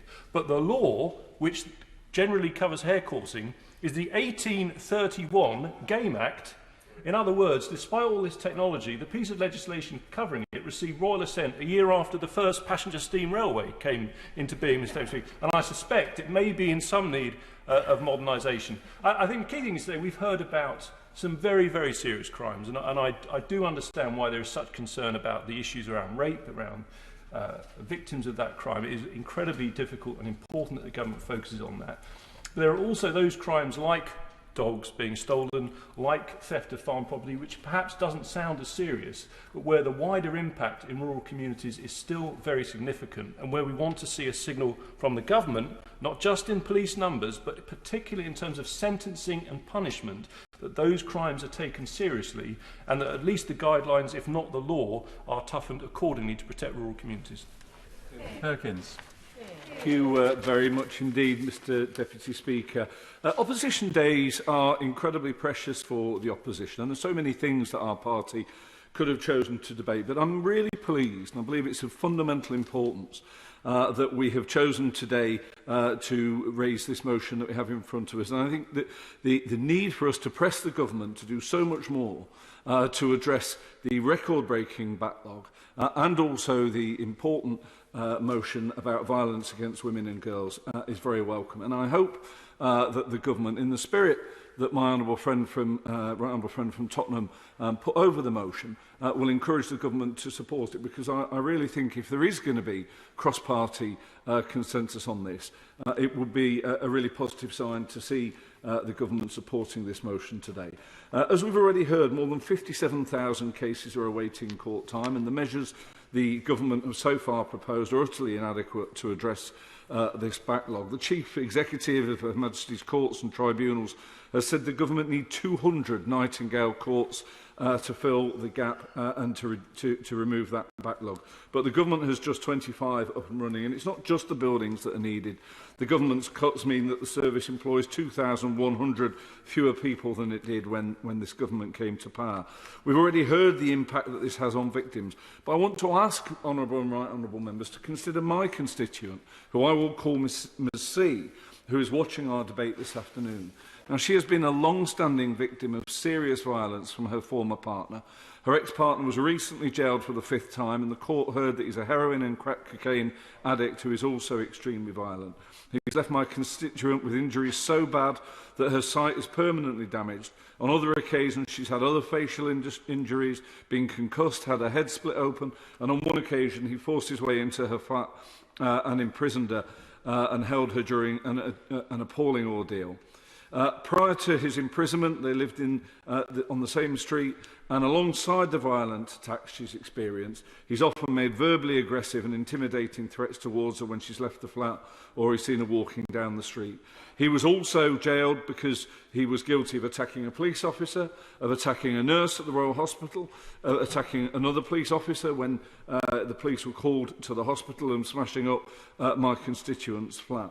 Now, the council want to evict this man when he gets out of prison, but they've told Ms C that it's likely to be over a year before they're able to get the court appearance. She's now facing the reality that this person, after all of these attacks, is likely to be coming back to live on the same street that she did. And that is the reality of what court backlogs mean. So when we consider this motion today, and when we think about the steps that the government are taking, there really, for my constituent and thousands more like her, there really is nothing more important than making sure we get rid of these backlogs, because justice delayed is justice denied. Video link. David Simmons. Mr Deputy Speaker, thank you very much. It's been an interesting debate today, and clearly all of our constituents' lives have been hugely impacted by lockdown. But one of the things during this period that has, I'm sure, struck us all is the way in which communities have stepped up to support each other. And that is true in respect of justice, as it is in respect of healthcare and social care. I particularly would like to draw attention to the work that's been done through a project called OWL, the Online Watch Link, which brings together the neighbourhood watch CCTV cameras across my constituency and used in many other parts of England to support our local police service in producing evidence quickly and effectively, first so that perpetrators of crime can be quickly apprehended, and that there is then sufficient evidence to charge them and to convict them in the courts. And I've been particularly impressed how during this lockdown period we've seen more members of the community, both in my constituency and elsewhere, signing up to support this project, that it's been instrumental in bringing literally thousands of charges, securing convictions for offences from burglary to some sexual offences, and many thefts involving theft and car crime. And the more that we as citizens can support each other, the better. But also, I think it's important that as a government and as a parliament, we recognise that it isn't just the criminal justice system itself, but also the communities that we are elected to serve that can support each other in bringing perpetrators before the law. I would like to, in due course, seek some consideration from government for what more can be done to address the issue of the theft of catalytic converters from vehicles, which has blighted many of my constituents, many dozens of my constituents and people across England. Perhaps by bringing used car parts within the remit of the rules for scrap metal, so that we can ensure that where people are dealing in these things, having stolen those and caused great inconvenience and cost to people, that they can be brought to justice more effectively. And finally, Mr. Deputy Speaker, I would like to express my strong support for the work which is being done to look at how we improve justice for young people, and in particular, the consideration of secure schools. Having served as a magistrate, I'm very well aware of the frustration many in the justice system feel about a lack of sentencing options that give young people a chance to turn their lives around when they've fallen within the remit of the justice system. I think it's very welcome that the government is bringing forward these proposals to give us a real chance, based on evidence from overseas and the Taylor Review of 2016, of helping young people to turn their lives around. Video link. Liz Saville-Roberts. Diolch yn fawr i'r Prif-Lefarydd. COVID-19 and Westminster austerity simply serve to highlight the fundamental problem that Wales is the only nation in the UK without powers over its own policing and justice systems. Justice is devolved in Scotland, in the north of Ireland, and there is no rational basis for Wales to be treated differently. Giving Wales powers over justice would and should not be simply for its own sake. It is a necessity to deliver real justice for victims and to create a better, safer society. As Lord Thomas's Commission on Justice in Wales report noted, there is no overall alignment of policy and spending, which is essential if the criminal justice system is to be effective in reducing crime and promoting rehabilitation. This lack of alignment is starker than ever, with the Westminster government pushing through the Law and Order Policing Bill, which will do nothing to tackle the violent and squalid state of many prisons, aid rehabilitation, or break the costly cycle of reoffending, which is estimated to cost £18 billion per year. With the highest incarceration rate in Western Europe, Wales cannot afford to lock more people up in prisons such as HMP Berwyn, where prisoner violence and assaults on prison staff increased by 143% and 25% respectively in 2020, or in the overcrowded Victorian-era Swansea prison, where 79% of prisoners report they have a mental health problem, according to the prison inspector. But there is an alternative. With the proper powers, we could build a holistic system that promotes protection and rights for victims, rehabilitation of offenders, and long-term prevention of crime. This would be brought about by integrating the justice system with Welsh social, health and education policy and services alongside the growing body of distinct Welsh law. Now, last month's Senedd election returned a supermajority for further powers and devolution to the people of Wales.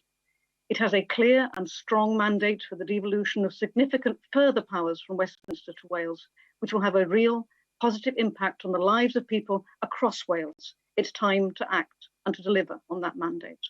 And in today's debate in the Senedd, Plaid Cymru is calling on the Labour government in Cardiff to turn its rhetoric of home rule into a reality and to deliver the stronger Wales and the stronger people, stronger Senedd that the people have voted for, by delivering on their manifesto commitment to pursue the devolution of justice. Diolch yn fawr.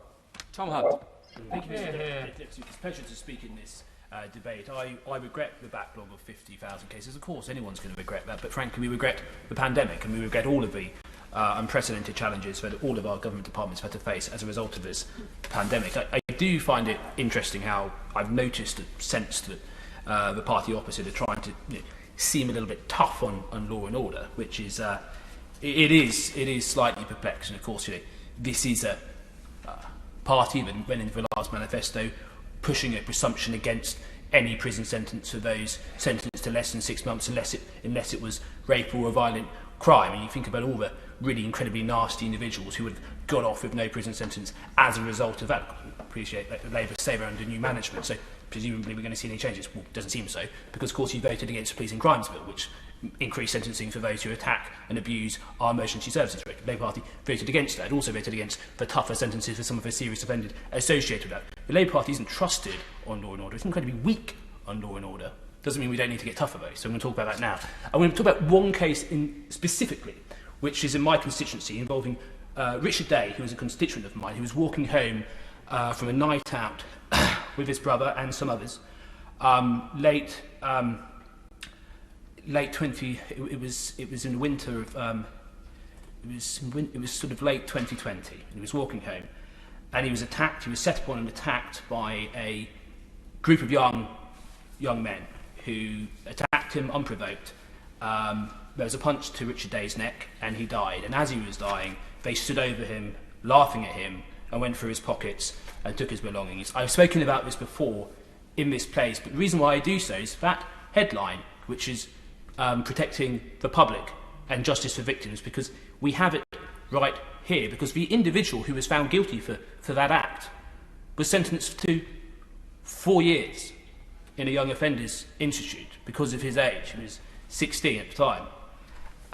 Automatically let out after 2 years, and because he had 14 months on remand, essentially, in about 9 months' time, this individual, I assume, is going to be back out on the streets of Ipswich. So, is that justice for the victim's family? No, it's not.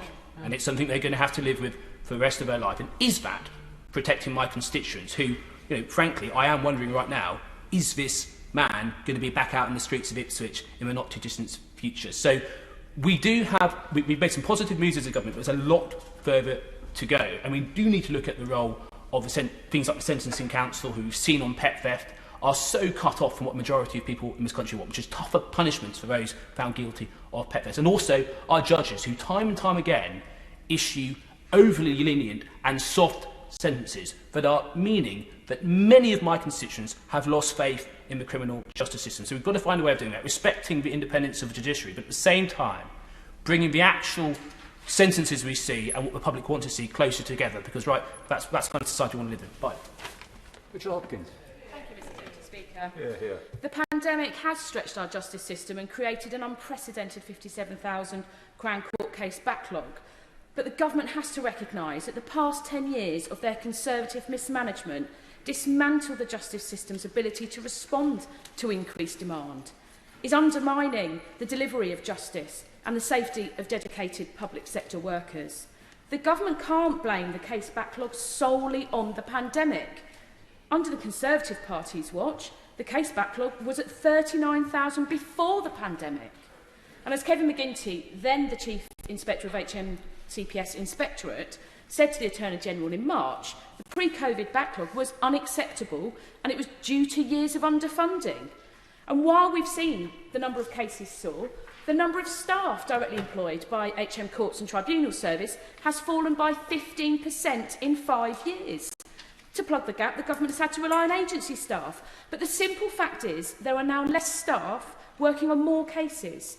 And as well as sustained underfunding, the government had a fire sale of magistrates' courts. Between 2010 and 2020, 164 magistrates' courts were closed. That's over half of all the courts in England and Wales, and it equates to 27,000 fewer sitting days than in 2016. And even though in Luton, the Luton and South Bedfordshire Magistrates' Court has remained open in my constituency, since 2010, 46% of magistrates' courts have been closed in the east of England. This cuts to the heart of the flawed austerity agenda. It's all well and good to stress that there was the 223 million, that was made from the sale of court buildings, but this has damaged the delivery of justice. So the government seems to know the price of everything, but not the value. Those seeking justice are now looking at waits of up to 4 years for their court trials, and such a long delay will impact victims' recoveries as well as all witnesses' abilities to recollect events and give evidence in court. Will the Minister tell the House whether the Conservative Party now regret the decision to close more than half the courts across England and Wales since 2010? The Chief Executive of Her Majesty's Courts and Tribunal Service said that we need 200 Nightingale courts to fill the case backlog, but only 25 are up and running. It's not overstating it to say that without urgent action, the government risks losing the public's confidence in the criminal justice system's ability to serve the public and uphold the law. So in his closing remarks, will the Minister tell the House what assessment he's made of the impact of the backlog on the number of cases which are dropped as victims and witnesses withdraw from the process? And what steps has the government taken to speed up justice for vulnerable people who are victims of crimes such as rape and sexual violence? And finally, Mr Deputy Speaker, the justice system should not be run on the cheap. So has the Minister learned the lesson that drastic austerity cuts inflicted on the Ministry of Justice was a false economy? Jacob Young. Thank you, Mr Deputy Speaker. We've faced an unprecedented crisis over the last year in our health service, in our economy, and yes, in our justice system too. Unfortunately, a period of national crisis isn't enough to deter criminals, and worse, many of those have sought to take advantage of those made even more vulnerable by these circumstances. As people stayed at home, the number of domestic abuse cases over the course of the last year went up sharply, and I want to commend the amazing work of charities like EVA, Women's Aid and Foundation in Redcar for their work to support victims of domestic abuse during this time. Home simply isn't the safe place it's supposed to be for everyone, but the new Domestic Abuse Act will better protect victims, while perpetrators will not only be brought to justice quicker, but also with the prospect of being locked up for longer. There is more to do, and I thank the Government for listening to the voice of women and girls and extending the recent call for evidence. But I also congratulate the new Conservative Police and Crime Commissioner for Cleveland, Steve Turner, who is holding a separate survey for women and girls in Teesside to respond to, so that we can use that evidence to get the right funding and resources to help women feel safe in Teesside. So far, more than 750 women have responded, which shows the strength of feeling and worrying experiences that women and girls in Teesside face every day. Sadly, knife crime still claims all too many lives, and I feel particularly sorry for the people of London who were let down by a mayor who clearly cannot get a grip of this issue. Knife crime is, of course, not just limited to the capital. It happens every day, and figures from the Ministry of Justice show that Teesside is one of the most dangerous places for knives and offensive weapons in the country, highlighting our need for a violence reduction unit in Teesside. And I pay tribute to the incredible work of organisations like the Chris Cave Foundation due to deter young people from carrying offensive weapons of any kind. The organisation was set up by Teresa Cave after her son was killed in a knife crime attack 18 years ago, and the anniversary of his death was on Saturday. She thinks the justice system is still far too lenient when it comes to serious crime, or in her own words, the police do their job, but there are far too many getting a slap on the wrist when caught with weapons. The courts need to do more, need to take a far more serious view on this to make potential offenders think twice before picking up an offensive weapon. This must be our charge, Mr Deputy Speaker, to hear what victims are saying and ensure our justice system does deliver when people need it, that young people are protected from harm, that women and girls, and indeed everyone, is kept safe from dangerous criminals and abusers. I commend the Government for their work and thank them for what they're doing in this regard. A couple of withdrawals. So after Catherine West will be Andy Carter. Catherine West. Thank you very much, Mr Deputy Speaker, and I'm very pleased that the member for Redcar mentioned knife crime, because just as we've been speaking, 2 youngsters have been arrested for a tragic knife crime incident yesterday outside a school, and it can happen anywhere. And in fact, I think there might be an increase in shooting as well, unfortunately. So across the spectrum of crime, whether it's antisocial behaviour, where I think 1.5 million separate incidents have been reported this year, right through to rape and sexual assault and some of the most serious crimes, crime is up under this government. I'd like to thank the Secretary of State for Justice, the Lord Chancellor, for his gracious apology to the 44% of victims who walk away. The saddest thing as a constituency MP is to hear a victim of crime say, I cannot stand this any longer. I know what he did to me was wrong, but I cannot face this any longer. We have that on an epidemic scale in this country. That is why that vigil touched a nerve for every woman in this country, because we are sick of it. And that is exactly why there is so much emotion around this topic, whether it was the Nicole Smallman and Bibba Henry murders, disgraceful, heinous attack last summer, or whether it was the terrible circumstances around the Sarah Everard case. It touches a nerve because we know our justice system is failing victims. I want to see this improve, and I've made that very clear during this debate, and I want to see an absolute seriousness at dealing with this, because it goes to the heart of who we are and the culture, and we must own this as a big problem within our own society. I also wanted just briefly to thank the Justice Select Committee Chair for saying that when he was a government minister, he felt that the government did take out too much. And the decade of austerity isn't helping now. I briefly want to touch on perpetrators, Mr. Deputy Speaker, because I'm not really one of those people who just wants to throw the key away.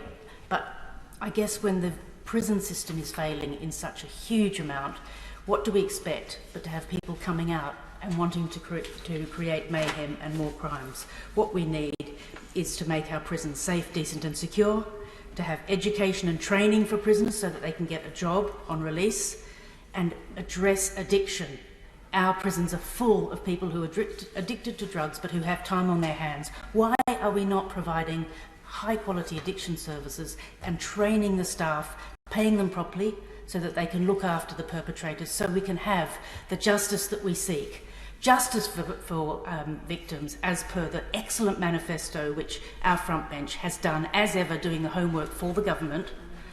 And secondly, a proper prison system so that we can have justice in our society and genuine reflection of what we, and our identity, what we want to see in our society. Thank you, Mr. Deputy Speaker.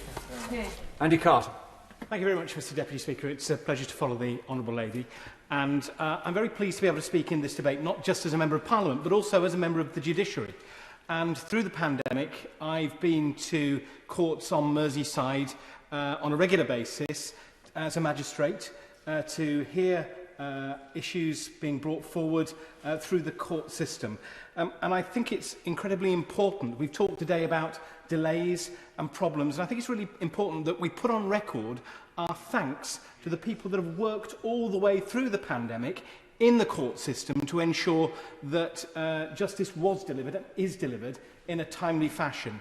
To the magistrates who are, on the whole, volunteers, who didn't have to go in, who did choose to get in their car and drive to magistrates' courts. I thank them in particular, but also to the judges and ushers and legal advisors who spent time in courts and had to adapt and innovate and work through with real determination to ensure that the wheels of justice keep turning.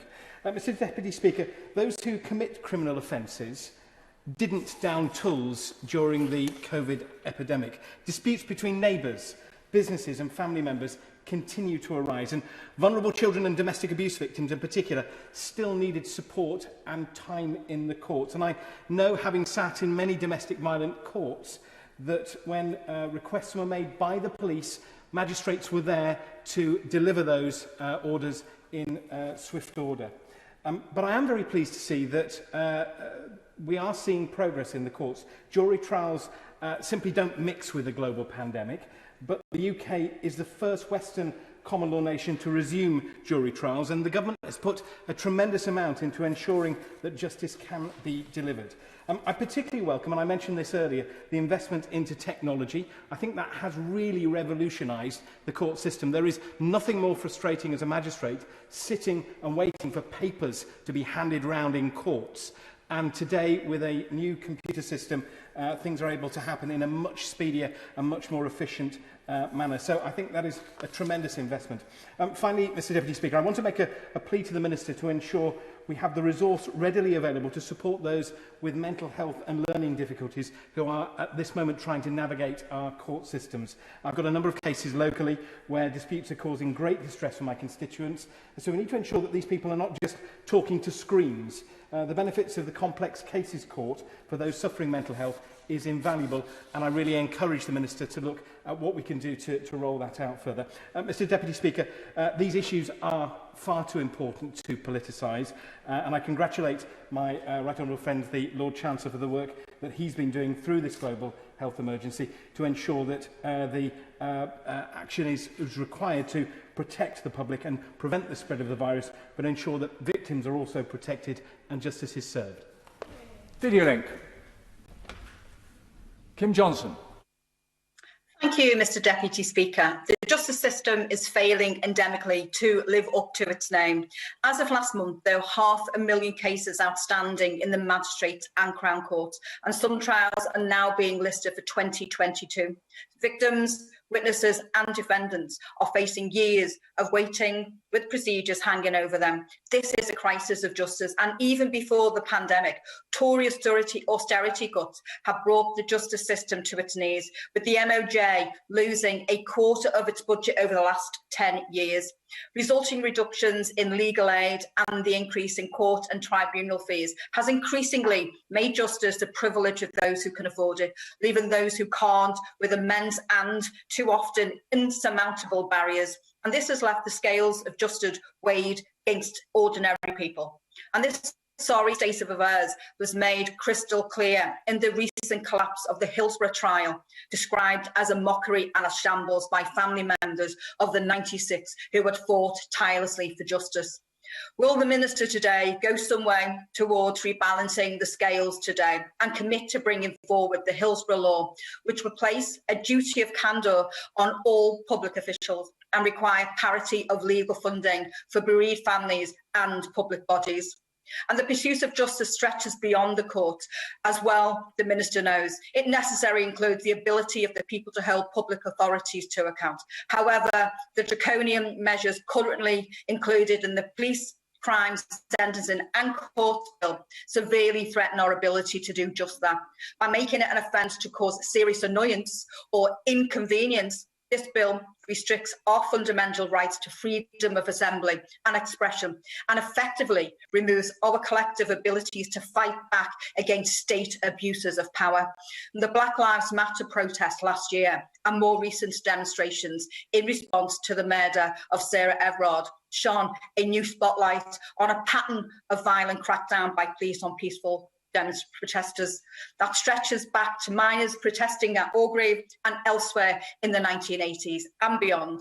And I asked the Minister, what does this bill do to make our community safer or bring justice closer to those families? And some of the most disturbing clauses attack the nomadic lives of Gypsy, Roma and traveller communities. And in Liverpool, we have a large permanent settlement of GRT families living in Kirkdale who face systemic discrimination as well as routine violence. And these new proposals are discriminatory and potentially unlawful and threaten increased persecution of these communities. The government's own consultation on extending these powers show that even the majority of police respondents to their consultation think this crackdown is wrong approach, and that this government has spent so much time and resource into curtailing the basic democratic rights and freedoms of people to hold them to account, rather than focusing on overhauling our creaking and hollowed out our justice system, speaks volumes about their priorities. And I call on them today to reject the authoritarian police crime, sentencing and courts bill, invest significant resources in balancing the legal system. I'm sorry, Kim, we were on a 3-minute limit, but thank you very much. We let you go on a bit after, don't worry. Kate Osborne. Thank you, Mr Deputy Speaker. As has been highlighted today, violence against women and girls is endemic and it affects 1 in 3 of us in our lifetimes. From prevention to bringing perpetrators to justice, we need to be determined to do everything in our power to ensure that we tackle the underlying misogynistic attitudes which lead to violence against women and girls. We must ensure that victims feel able to report abuse and that they can trust in the criminal justice system in enabling them to gain justice. Earlier this year, the government laid out its law and order agenda with the mammoth police crime sentencing and courts bill. But despite the size of the bill, there is nothing at all within it that even attempts to tackle violence against women and girls. Currently, the Crown Court backlog exceeds 58,000 cases. It means that survivors of serious sexual assault and rape are having to wait years to go to trial. This long wait for justice is meaning that a record number of criminal cases collapsed last year as over 1 million victims dropped out before trials even began. And it is not just an issue in the courts. In England and Wales last year, there were over 52,000 rapes recorded by police. Only 843 resulted in a charge or a summons, a rate of 1.6%. This has led to many survivors of rape and sexual assault believing that the system is set up to work against them, not for them. The fact is that the police never investigate most sexual violence because most sexual violence goes unreported. According to the Rape and Incest National Network, just under 25% of sexual assaults are reported to police, significantly less than other violent crimes. There are many reasons for this, but an often cited one is distrust and fear of the police. We need an institutional overhaul.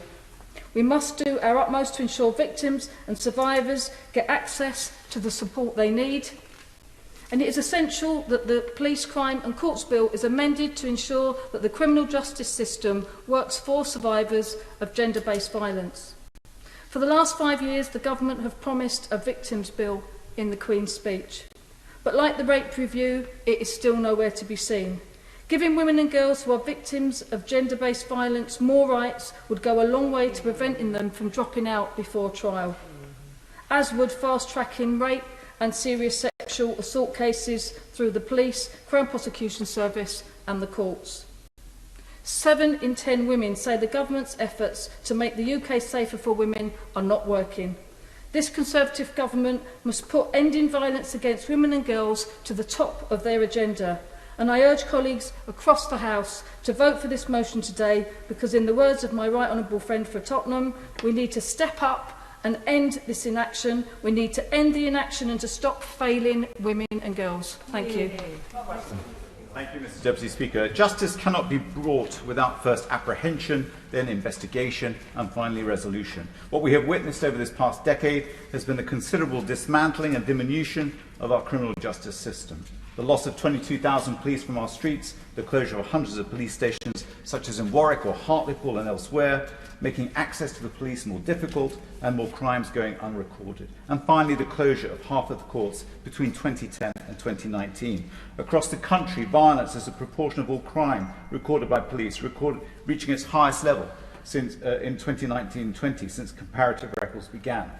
Violence against the person increased in every police force across the country, and overall only 1 in 14 crimes leading to a charge. Locally in Warwickshire, knife crime quadrupling since 13-14. That's a 300% increase in just 7 years. But I want to focus on the failures of justice in relation to sexual violence and harassment, and also child abuse, as shared with me by constituents.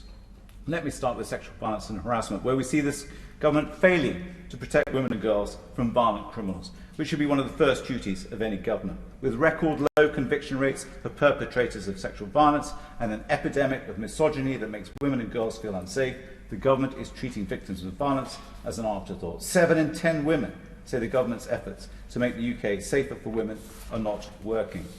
Where new research has found that 7 in 10 women consider government action to be inadequate, victims losing faith with the justice system, that it will be there for them.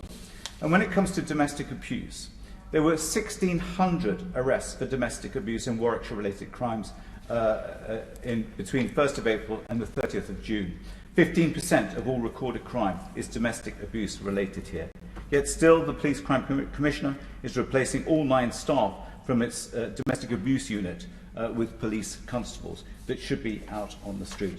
I just want to say a few words on child sexual abuse, where the Crime Survey of England and Wales estimates that 3.1 million adults were victims, survivors of child sexual abuse before they turned 16, which is likely to be a highly conservative estimate, where cases brought before courts are too few and where convictions are even fewer.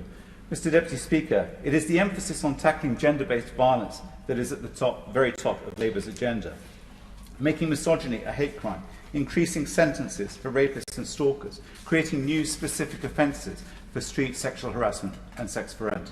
Time prevents me from going through all the details, but Mr. Deputy Speaker, with record low conviction rates for perpetrators of sexual violence and this epidemic of misogyny that I described earlier against women and girls that makes them feel so unsafe, this government is treating victims of violence as an afterthought, and that is why I will be voting for our motion. Video link.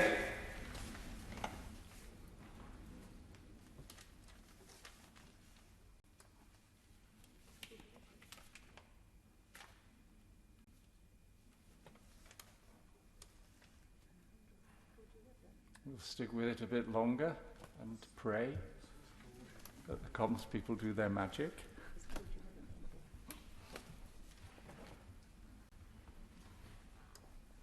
I'm afraid the next speaker is the last speaker before the wind-up, so that's why I'm giving it a little bit extra time. Nothing there? Okay, we'll go straight to the wind-ups then. Ellie Rees. Thank you, Mr. Deputy Speaker, and I'm glad to see so many members from across the House here today to speak about the importance of ending violence against women and girls and what the government needs to do to ensure proper justice for victims. And I'm grateful to my colleagues who have made some really powerful points in this debate today. The honourable members for Telford and for South Leicestershire, the member for Telford spoke about 17-year-old Georgia Williams, who was brutally murdered in her constituency, and the member for South Leicestershire spoke about Dawn and Linda, who as teenagers were raped and murdered. They spoke about the fact that there are some crimes that are so awful that the perpetrator should never be released. The member for, my honourable friend, the member for Garston and Halewood, talked about the need to enshrine victims' rights into law, something that this side of the House has been pushing for very strongly. The member for Chesterfield raised the case of his constituent, a woman who was horrifically injured by her former partner, and yet backlogs in the court mean that he may end up living back on the same street as her, and it was the reality of the court backlogs that he really brought to life in that example. I'll give way. Do you agree with me that it's rather disgraceful on an important subject like violence against women that those benches are empty? The government benches are empty. I'm really grateful for that intervention, and I think it's really, really important, and it shows, I think, the lack of seriousness that the government is giving this issue. It is so serious, and in fact, the honourable member for Hornsey and Wood Green, along with my friends, the honourable members for Jarrow and for Warwick and Leamington, in the last few speeches in this debate, made some very, very powerful points about how women victims of rape have lost confidence in the criminal justice system and are giving up on their cases because they've lost that confidence before their cases even get to court. So this is so serious. And let me be clear, Mr. Deputy Speaker, this government is letting down victims of rape and serious sexual violence on every front. A 58,000 case backlog in our courts. Rape prosecutions at their lowest level on record. Rape conviction levels at a 10-year low. Domestic abuse prosecution levels plummeting. And Mr. Deputy Speaker, only 1 in 60 rape cases recorded by the police last year resulted in a suspect being charged, and the amount of victims pulling out of their trial has more than doubled in the last 5 years. Mr. Deputy Speaker, these horrendous figures speak for themselves. that this Tory government has completely failed victims. And when I've spoken to victims, they tell me that they often feel as though they are on trial when they report these crimes, how being left to wait years for their day in court leaves them in a form of purgatory, unable to move on from what has happened to them. And many feel the justice system is working against them and not for them, and that is a complete and utter failing by this government.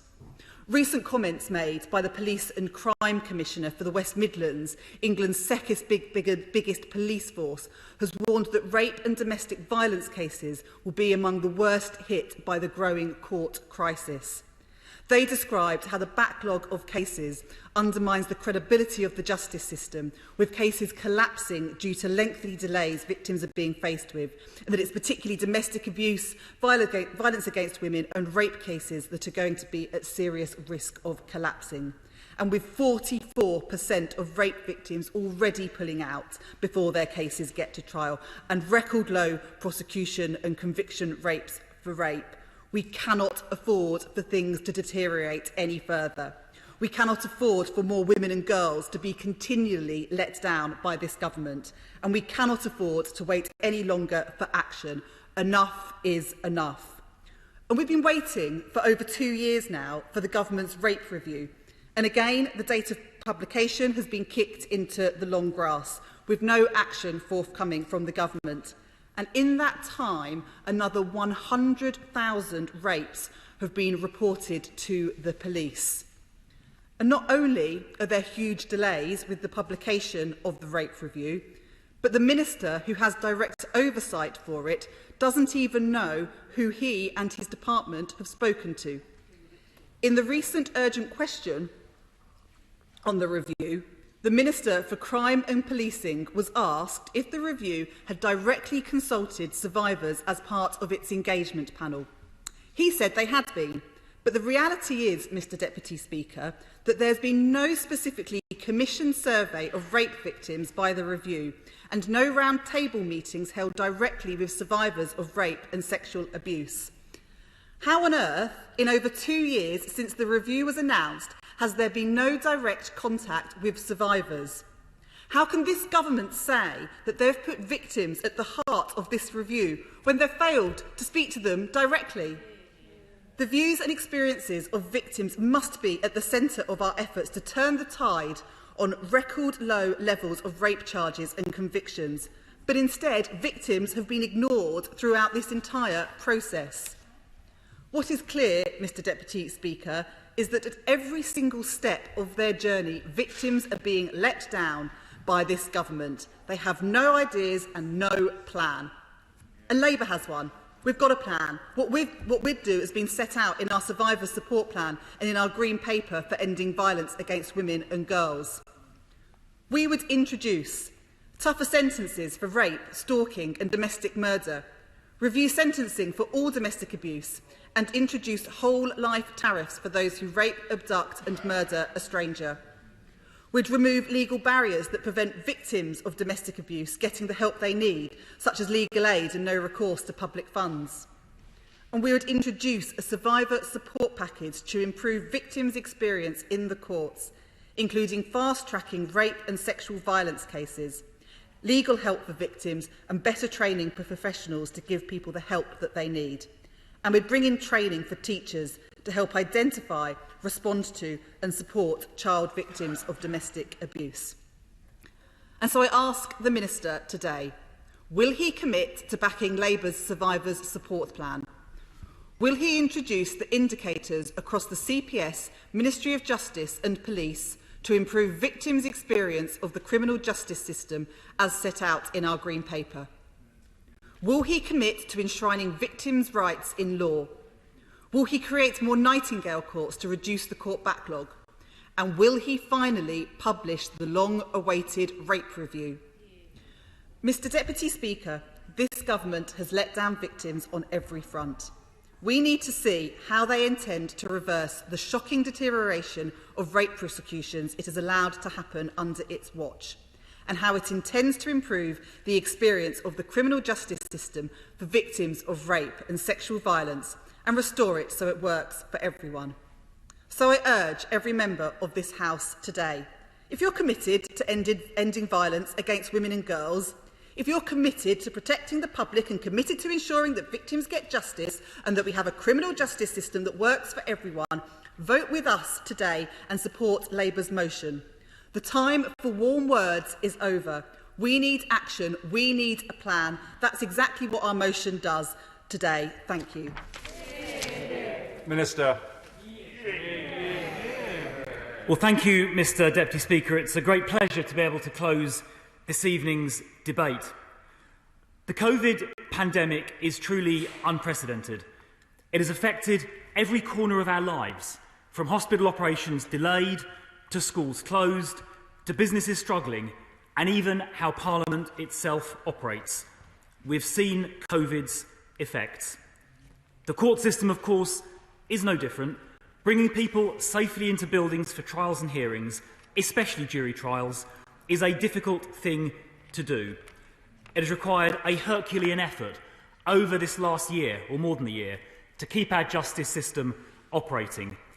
And I would like to start by paying tribute to the judiciary, the staff of HMCTS, barristers, solicitors, the Crown Prosecution Service, the police, the probation service, and so many other people who have worked tirelessly in extraordinarily difficult circumstances to keep our justice system running.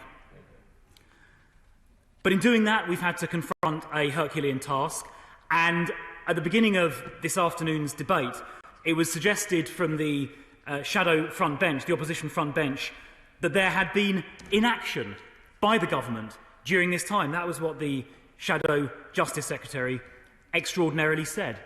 But, Mr Deputy Speaker, nothing is further from the truth.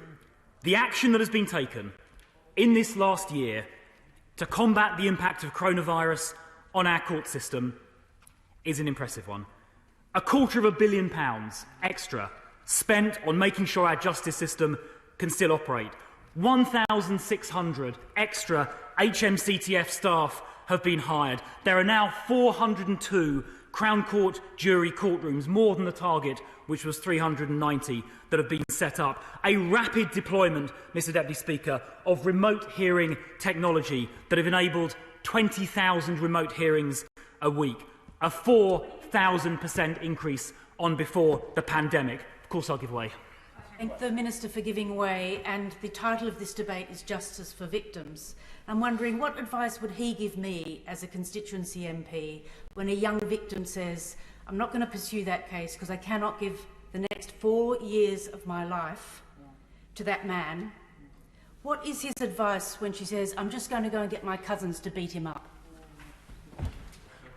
Well, look, I would advise any Member of Parliament to do everything they can to support victims in their constituency to pursue prosecution.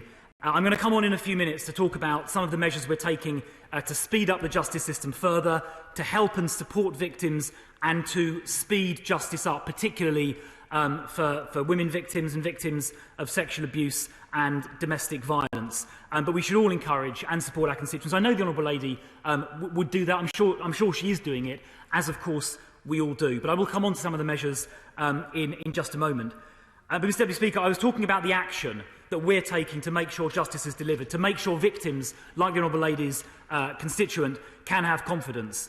And in addition to that 20,000 remote hearings a week, speeding up justice for people like the Honourable Lady's constituent, we've also now got COVID-safe measures in 450 courtrooms. We've opened up 60 Nightingale courtrooms around the country. We've got super courts coming to hear multi-hander trials and to support victims like the Honourable Lady's constituent. We're spending this year across government, not just in the MOJ, £300 million to give victims the support and encouragement and the help which they need, exactly as the Honourable Lady was saying a moment ago.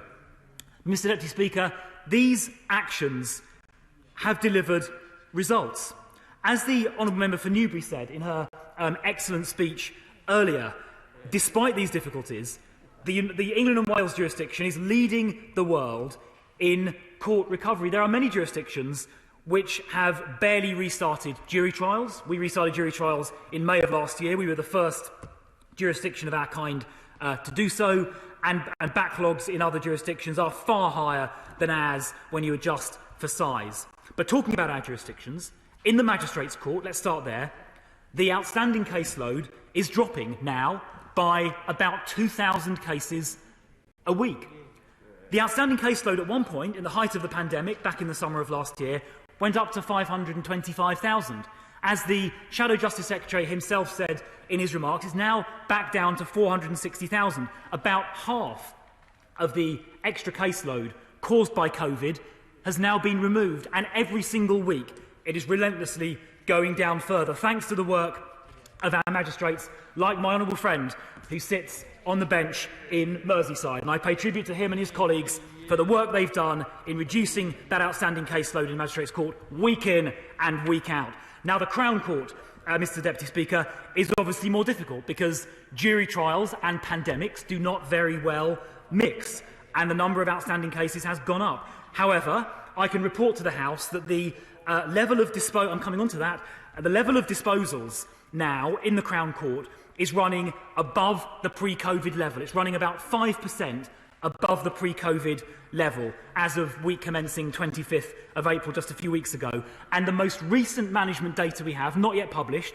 and subject, of course, to verification, but the most recent data we have from the last few weeks now shows the outstanding caseload beginning to turn the corner and decline as these measures take effect. Of course, I'll give way. There's so much time, it's only 6:46. Could he explain to me why there's a 3-month waiting list for an independent violent sexual assault advisor? And could he explain to me why those individuals are not allowed to go into the courtroom when the victim desperately needs them on the day to go in with them? At the moment, they're not allowed into the courtroom. Well, I thank the Honourable Lady for her comment. We are, for the very reasons she mentions, we are currently recruiting a large number of additional ISVAs, Independent Sexual Violence Advisors. A lot of extra money has gone into this last year. The recruitment is well underway. And those ISVAs do provide vital support to victims to make sure they are able to give their evidence. Now, Mr Deputy Speaker, I've outlined the action we've taken, the substantial action we've taken, and the results which it is delivering. But we are not resting there, Mr Deputy Speaker. We are doing more. And in this current financial year, the Lord Chancellor, my honourable friend who's just joined us, has made clear, as has the Lord Chief Justice, that Crown Court sitting day numbers will not be a limit to listing. So we have given a clear signal to the judiciary to list as much as they possibly can without limitation. And I am sure that our country's judges will be listening to our proceedings this afternoon and will list cases accordingly. We are also going to continue opening up more Nightingale courts. We're going to have some super courts to hear those multi-hander cases. And of course, I'm delighted that following the energetic and effective campaign by my honourable friend, the member for Sevenoaks, Kent was one of the most recent places to have a Nightingale court opened up.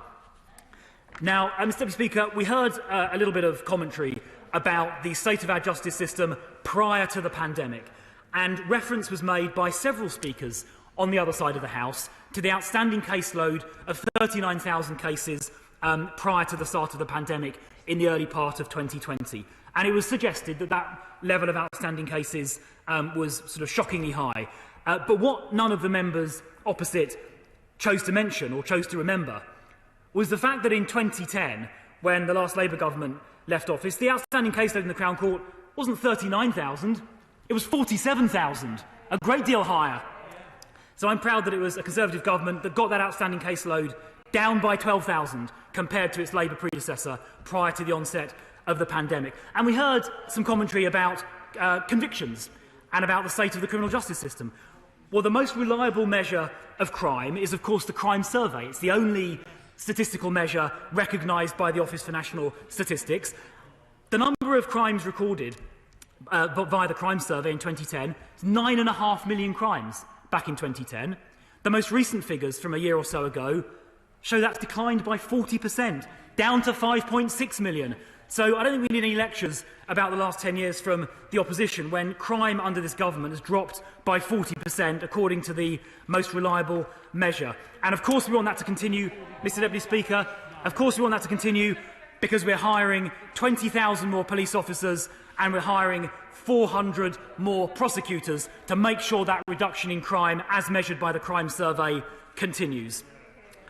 Mr. Deputy Speaker, we heard quite a few very moving and very important contributions during this afternoon's debate to the critical issue of violence against women and girls and rape. And I thank the Shadow Minister for her thoughtful speech on this and to many members who contributed to this discussion. But I'd like to start by addressing the question of sentencing for rape, which was raised by the Shadow Secretary of State for Justice in his speech. The maximum sentence for rape, of course, is life, and judges are free to sentence up to that level. The Shadow Secretary of Justice asked about the actual sentence lengths which are being handed down. And for the actual sentences being handed down for adult rape have increased in the last 10 years. They've increased by 2.5 years. They've increased from 79.2 months back in 2010 up to 109.4 months more recently. The average sentence for men convicted of this appalling crime have gone up by 2.5 years, and quite right too, because it is a despicable and appalling offence. But it's not just the sentence that's important, of course. It's how long of that sentence is served in prison. And we legislated by statutory instrument about a year ago, and we are legislating again now in the PCSC bill to make sure that violent criminals, including rapists, get released automatically, not after half their sentence, as was the case under the last Labour government, but after 2/3 of their sentence, to make sure that not only sentences are longer, but more of them are spent in prison. That is the right thing to do, Mr. Deputy Speaker, and I strongly support those measures. Now, many members have raised the issue around rape convictions and the, frankly, inappropriately, wrongly low rate of rape convictions. And the government fully acknowledges that the rape conviction rate is far too low and that action is needed. There were some questions asked about the rape review by the Shadow Minister, and I don't want to sort of preempt it too much, but my understanding is that it is days rather than weeks until that is published, and that will comprehensively seek to address the issue of rape convictions. They are too low. There is no two ways about that. And through the rape review, we will work with all sides of the House to get that rape conviction rate increased, because that undoubtedly needs to happen. Many steps have been taken already, but more are needed. I would particularly draw attention to the Section 28 rules around evidence. So as of last November, all vulnerable witnesses were able to give pre-recorded evidence at a very early stage in the process, including the cross-examination, in order to deal with exactly the sort of trauma that the member for Hornsey and Wood Green referred to get that evidence recorded quickly so the victim can move on. That applies to all vulnerable victims as of November last year, and we're piloting now a further 3 areas where victims who are potentially intimidated can also record their evidence in the same way, and that is an extremely important move. More generally, on violence against women and girls, there is a great deal that has been done already, although of course there is more to do. Domestic violence protection orders were prioritised by the courts during the pandemic, and it was this government that introduced new stalking offences and increased the sentences for those. It was this government, with cross-party support, that introduced the upskirting offence, did work on female genital mutilation, introduced and passed the domestic abuse bill, introduced measures on non-fatal strangulation and the rough sex defence, action after action after action, designed to protect women and girls. But there is more that is needed. And in the coming months, we will publish a violence against women and girls strategy, a refreshed strategy, there was one before, and a domestic abuse strategy. There's going to be a review of domestic homicide, and of course the Law Commission is conducting a review of hate crime, which will include misogyny. So I think there has been progress, but we need to make a great deal more. I'll give way. Would he acknowledge, while he's on his feet, the important work done through private members' bills on those particular instances, because the way that he expressed it suggests that it was an idea of this Tory government, when I think, if it's correct, upskirting was the member for Bath, And I think wasn't the women's strangulation, that was another member of this House. And I think a number of the recommendations he's made were actually not this government's but private members' bill. But I did make clear with cross-party support, and it is true that some of these ideas did originate in private members' bills, and we welcome that. And because this government is a government that listens across the House, it listens across the House, and it takes action. Where private members' bills were introduced that had merit, like some of the ones we just heard, like upskirting, this government embraced them and got them passed. And I think that is something actually that all of us can be proud of on both sides of this House, both the members who introduced the private members' bills and the government for embracing and passing them. But as I said, Mr Deputy Speaker, much done, but much, much more to do. Just before I conclude, there were one or two specific points which were raised. The member for South Suffolk raised some important points about pet theft, and as my honourable friend the Lord Chancellor said, there is a task force which is taking action in that area. And the member for Ruislip and Northwood and Pinner mentioned catalytic converter theft, which I must say plagues Croydon South as well, and his suggestion is one that I will take up. But I would like to particularly pause on the very moving and powerful contributions made by the member for Telford, who recounted the appalling constituency case of Georgia, so awfully murdered, and the case raised by the member for South Leicestershire, whose constituents, Linda and Dawn, were murdered by this terrible man, Pitchfork, a case that the member for Telford raised as well. The government, of course, has seen the Independent Parole Board's decision of Monday of this week to release that man. Thanks to legislation passed a year or two ago, it is within the power of the Lord Chancellor to review those decisions and to ask the Parole Board to think again.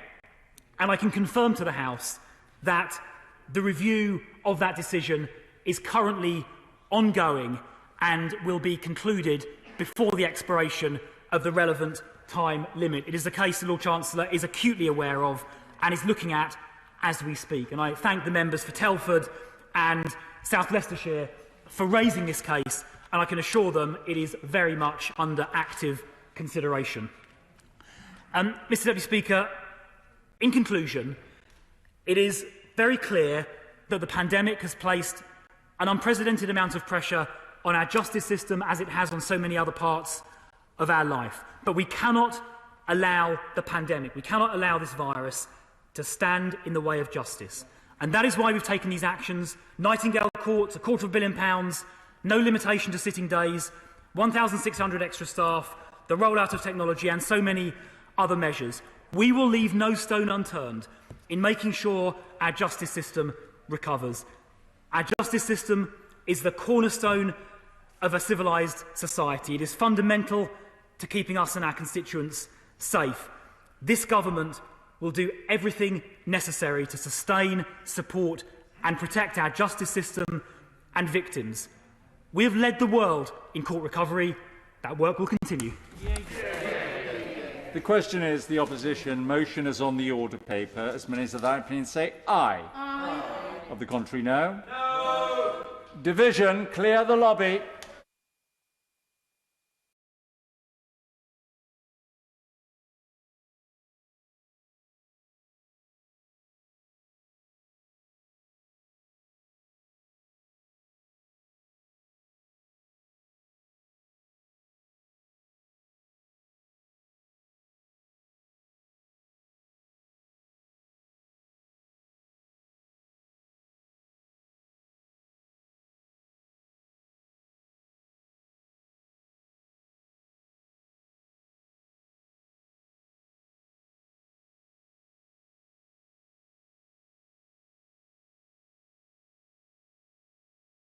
Order.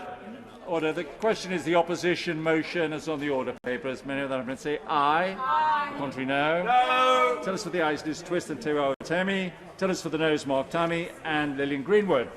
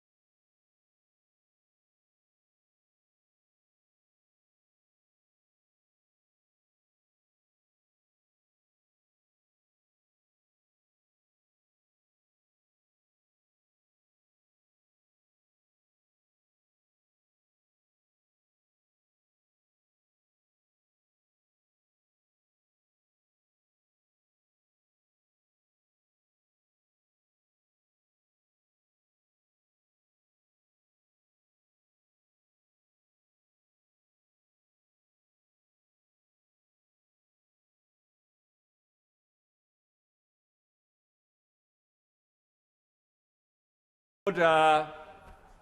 Order.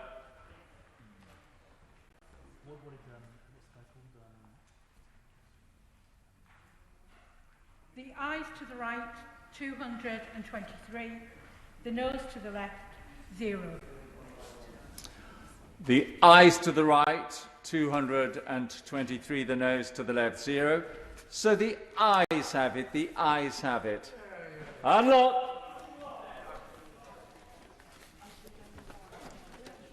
We now come to motion number 2 on the Public Accounts Commission. Minister to move the motion. I beg to move. The question is, as on the order paper, as many as that can say aye. Contrary no, I think the ayes have it. The ayes have it. We now come to motion number 3 on energy conservation. Minister to move. I beg to move. The question is, as on the order paper, as many as that can say aye. Contrary no, I think the ayes have it. The ayes have it. Petition. Mrs. Emma Lawbuck. Thank you very much, Mr Deputy Speaker. I rise to present a petition on behalf of 44,000 of my constituents in South Shields regarding South Tyneside Hospital.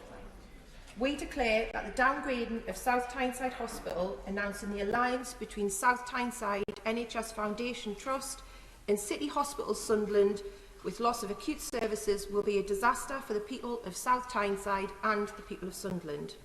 Further, that the removal of all acute services to Sunderland will make the Sunderland A&E unsustainable and will mean that people from South Tyneside will have to travel to Sunderland or Newcastle. Further, that the immediate threat of this alliance is the loss of acute stroke and maternity services. Further, that the decision to downgrade South Tyneside Hospital demonstrates that the government's direction with the NHS is to reduce its funding and damage it through its fragmentation into purchasers and providers, closure of acute hospitals and A&E departments, cutbacks and takeover of the most profitable services by private health companies. Further, that the government has a duty to provide a comprehensive health service across England to all communities. And further, that access to healthcare is a right of all in modern society, and we demand that it be guaranteed. The petitioners, Mr Deputy Speaker, therefore request that the House of Commons urge the Government to work with NHS England, South Tyneside NHS Foundation Trust, South Tyneside Clinical Commissioning Group and South Tyneside Health and Wellbeing Board to stop any plans to close acute services at South Tyneside District Hospital and to safeguard its accident and emergency services. And the petitioners remain accepted. Petition, South Tyneside Hospital. Thank you very much, Emma Lawbuck. I beg to move that this House do now adjourn. The question is that this House do now adjourn. Sarah Onley. Thank you very much, Mr Deputy Speaker, for granting this debate. Whilst the UK-Australia trade deal has been getting a great deal of attention recently, I'm grateful for this opportunity to debate the UK's agreements with Cameroon and Ghana. I wish to raise the opportunities that the Minister and his department have missed and the distressing lack of ambition that's been shown in these deals. Throughout the passage of the trade bill, I and many other members across this House raised our concerns about the lack of parliamentary scrutiny of trade deals. And this is just as true of these rollover deals as it is of the brand new free trade agreements. In fact, calling these deals rollover deals is somewhat misleading. While they've received very little public or parliamentary attention, they are of huge importance for Ghanaian and Cameroonian partners. The original EU deals on which these deals are based included mechanisms for ongoing parliamentary dialogue between the EU Parliament and their Ghanaian and Cameroonian counterparts. With pleasure. Mr Deputy Speaker, thank the Honourable Lady for giving way and congratulate her on bringing this matter forward. And the number of people here is an indication of the interest in this issue. Does the Honourable Lady agree that historically the UK has been to use these arrangements to encourage liberalisation of public services and regulations, and that at times this can limit the policy space available to governments in developing countries and prevents them from regulating their economies in the public and democratic interest? Would the Honourable Lady further agree that when it comes to a free trade agreement, we must be careful to build up and not make life too difficult for these nations? I thank the Honourable Member for his intervention, and he is precisely right. That is a very real danger of these deals. But this parliamentary scrutiny has not been replicated in the New Deal, which means there is no ongoing scrutiny of this deal for UK MPs, and nor have MPs been involved with setting the mandate for negotiations. As a result of the trade bill, my honourable colleagues and I have no guaranteed vote or debate on the final deal, instead reliant on the Crag process, which was not designed for modern trade deals and is therefore not fit for purpose. With pleasure. I thank you for giving way. You've heard, like me, many times that the government have said that the most important thing about Brexit is being able to take our own decisions on issues like trade, rather than the EU, and that the British Parliament should have a final say on all these decisions. So does she understand why the government are now insisting we just must roll over exactly the same deal from the EU that they had with Cameroon without any questions asked, no changes, and that Parliament has no right to a final vote on that deal? I mean, does that sound like taking back control to her? Lady Purpoint, no, it does not. And at every stage, this government has refused any kind of scrutiny, either of its EU deals or indeed, as you say, the rollover deals that have followed. However, it's not only MPs. With pleasure. I thank the Honourable Lady for giving way, and let me thank her for holding this really important date, evidenced by the number of people sat here tonight. Should be aware that my friend, the Shadow Trade Secretary, asked the government to hold a debate and, crucially, a vote on the UK's new deal with the Cameroon. But is she aware that the Secretary of State actually rejected that request on the basis that there had been a 14-minute debate on the previous EU deal in the other place back in November 2010, and therefore no further debate would be required today? Does she think that sounds like a government that cares about parliamentary scrutiny, let alone human rights? The member admirably makes my point for me. At every stage, this government has refused scrutiny, and we cannot and we do not have any oversight at all as to what the British government is doing in our name and how they are supporting our African partners. However, it's not only... Before she moves on, with pleasure. Following on from what my honourable friend has already said, you'll have heard the Foreign Secretary say, and I quote, "I can think of behaviour that would cross the line and render a country beyond the pale." That's when it comes to trade deals. The Bayer regime is responsible for mass executions, burning villages, killing women, children and the elderly, torture, disappearances and sexual abuse. And that's not just on a one-off, but it's on a sustained basis over a period of 4 years against the English-speaking population. Can she possibly understand why the government doesn't consider that behaviour to cross that line and put Cameroon well beyond the pale?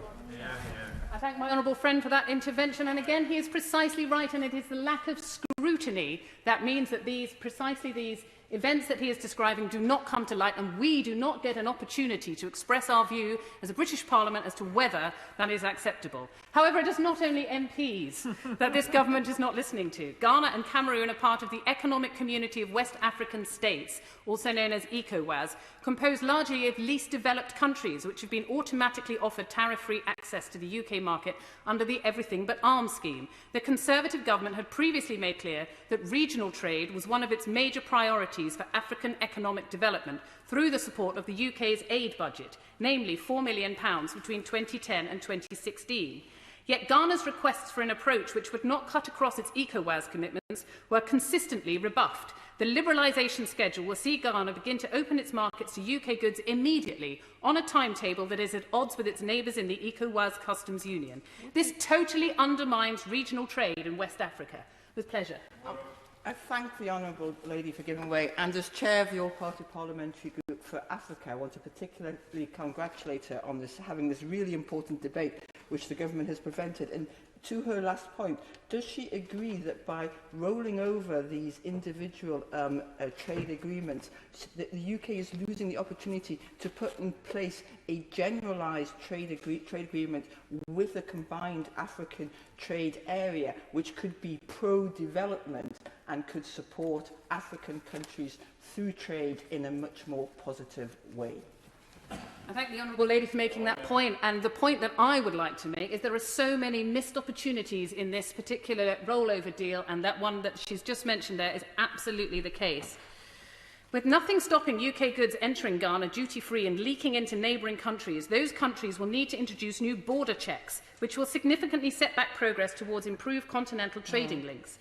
Does the Minister's Department have plans to do an ex-post assessment of the impact of these deals on regional integration? And if the effect of these deals are found to be damaging, will the Minister commit to reviewing them? Not only has this government not listened to Ghana, but at the beginning of this year, when rollover deals had failed to be agreed in time, this government imposed tariffs on imports from Ghana and Cameroon. In January, Brexit tariffs were imposed on a shipment of fair trade goods from Africa that arrived into Portsmouth, including £17,500 on shipments of bananas from Ghana. The UK has worked hard through the Fair Trade Foundation to ensure that the food coming into this country is of the same standard that we would expect our own producers to sell elsewhere. The government refused to waive or reimburse these tariffs, placing huge extra costs on importers, namely fair trade fruit and agriculture cooperatives. This totally undermines the efforts of the Ghanaian banana industry to protect the livelihoods of the many thousands of workers and their communities that rely upon tariff-free access. It is outrageous that we are penalising developing countries which are improving labour rights, environmental standards and food standards. We should be supporting them. Looking forward, I might make some progress, if that's okay. Looking forward, it is essential that Ghana and Cameroon are supported through the implementation of these trade deals and for any future trade facilitation. The UK is reneging on its obligations set out in the rollover agreement to provide aid for trade. Ghana and Cameroon and many other countries in the Everything But Arms scheme have to change their export procedures to meet HMRC import procedures. We are imposing that cost on them. Why should they bear that cost? Can the Minister confirm whether or not Ghana or Cameroon will be receiving any aid to support the implementation of these deals? In a letter to Sarah Champion MP, the Foreign Secretary implied that Cameroon will receive no bilateral aid this year. Are you, as the Minister and his department, not concerned that this will negatively impact the implementation of this deal? The UK is currently not even meeting the financial burden that we've imposed on them, let alone further trade facilitation costs. Will the Minister commit to protecting trademark East Africa and future trade facilitation funding? I'm also deeply concerned by the lack of thorough impact assessments for these deals. Unlike for new trade agreements, the Department has not published scoping assessments or any detail about the effect of these new deals on the economy, the environment, human rights or international development. The government has not yet published its framework for how it is approaching impact assessments after Brexit, given that it is no longer bound by the EU scheme. This was due to be published in January 2021, but no such framework has appeared. I'm therefore anxious about whether deals such as the Ghana and Cameroon ones are aligned with the UK's broader human rights, women's rights and environmental commitments. My sense, with pleasure. I thank the honourable member for giving way and for securing this very important debate. Was she not especially surprised at the timing of the UK's new deal with Cameroon, coming just weeks after the United States Senate unanimously backed a resolution supporting the US government's decision to suspend trade preferences for Cameroon and urging other countries around the world to take similar action in solidarity? Does she think the Secretary of State wasn't paying attention, or did she just not care? I thank the honourable lady for that intervention. I wouldn't presume to offer a view, but you're absolutely right that a massive opportunity here has been missed to really address some of the human rights and other impacts that we could have had an influence on through this trade deal. And that brings me to my question to the Minister. How is the UK assessing the impact of trade deals beyond the very rudimentary scoping assessments that happen prior to negotiations? Women comprise the majority of the cheap labour pool in both Ghana and Cameroon. They are therefore particularly vulnerable to the disruptive impact of trade liberalisation. Cheap food imports following the removal of tariff barriers have been found to reduce the domestic prices of agricultural produce and lower women's agricultural earnings. For example, in Ghana and South Africa, the dumping of EU poultry products following the EU economic partnership agreements have left many of the local farmers unable to compete with the tons of frozen chicken dropped on African markets annually. Will the Minister explain how he will know if the deals are rolling back progress on women's economic rights if there are no ex-post assessments? The Department has similarly shown a spectacular lack of ambition when it comes to the environmental provisions in the deals. The UK has actually taken a step backwards, choosing to replicate the approach taken in the EU-Ghana deal rather than using the EU-West Africa EPA model, which includes provisions for parliamentary dialogue around environmental issues. I cannot understand why the UK has not used this model, which at least takes a step in the right direction, but instead has opted for the most basic option in both of these deals. The Department Parliament's decision not to kickstart negotiations on a sustainable development chapter with Cameroon is a sorely missed opportunity to drive environmental objectives through trade. Ghana and Cameroon are currently suffering from deforestation and land use change resulting in environmental harm, yet these deals are doing nothing to move discussions forward on preventing illegal deforestation. In the past, the UK has negotiated a voluntary partnership agreement with Indonesia about the timber industry to tackle deforestation. When countries such as Ghana and Cameroon said that they couldn't guarantee that timber was produced legally and wasn't contributing to deforestation, instead of working with these countries to improve regulations, the Department has chosen to provide no support at all. I would also be interested to know if the Minister thinks that the deal with Cameroon is aligned with the UK's human rights commitments. Since 2017, with pleasure. I thank her for allowing me to intervene. Does she agree with me that President Biya's brutal and highly factional repression of the English-speaking minorities of his country, including those in the Buea region, are tantamount to human rights abuses, and the UK government should urgently reconsider the economic partnership agreement it signed with Cameroon in March? Yeah. I thank the honourable member for his very valuable intervention there, and I do believe that this is one of the key points that we really do need to impress upon the Minister during this debate, is the human rights angle. The International Trade Committee has asked the government to consider withdrawing trade preferences from Cameroon in light of the human rights abuses in the country. Academic research shows that military assets provided by the international community are being transferred to the Anglophone regions and used to persecute unarmed civilians, and the major national dialogue had no legitimacy in the eyes of Anglophone civil society. I urge the Minister to press the Cameroon regime to call a ceasefire and participate in inclusive talks mediated by a third party such as Swiss Humanitarian Dialogue.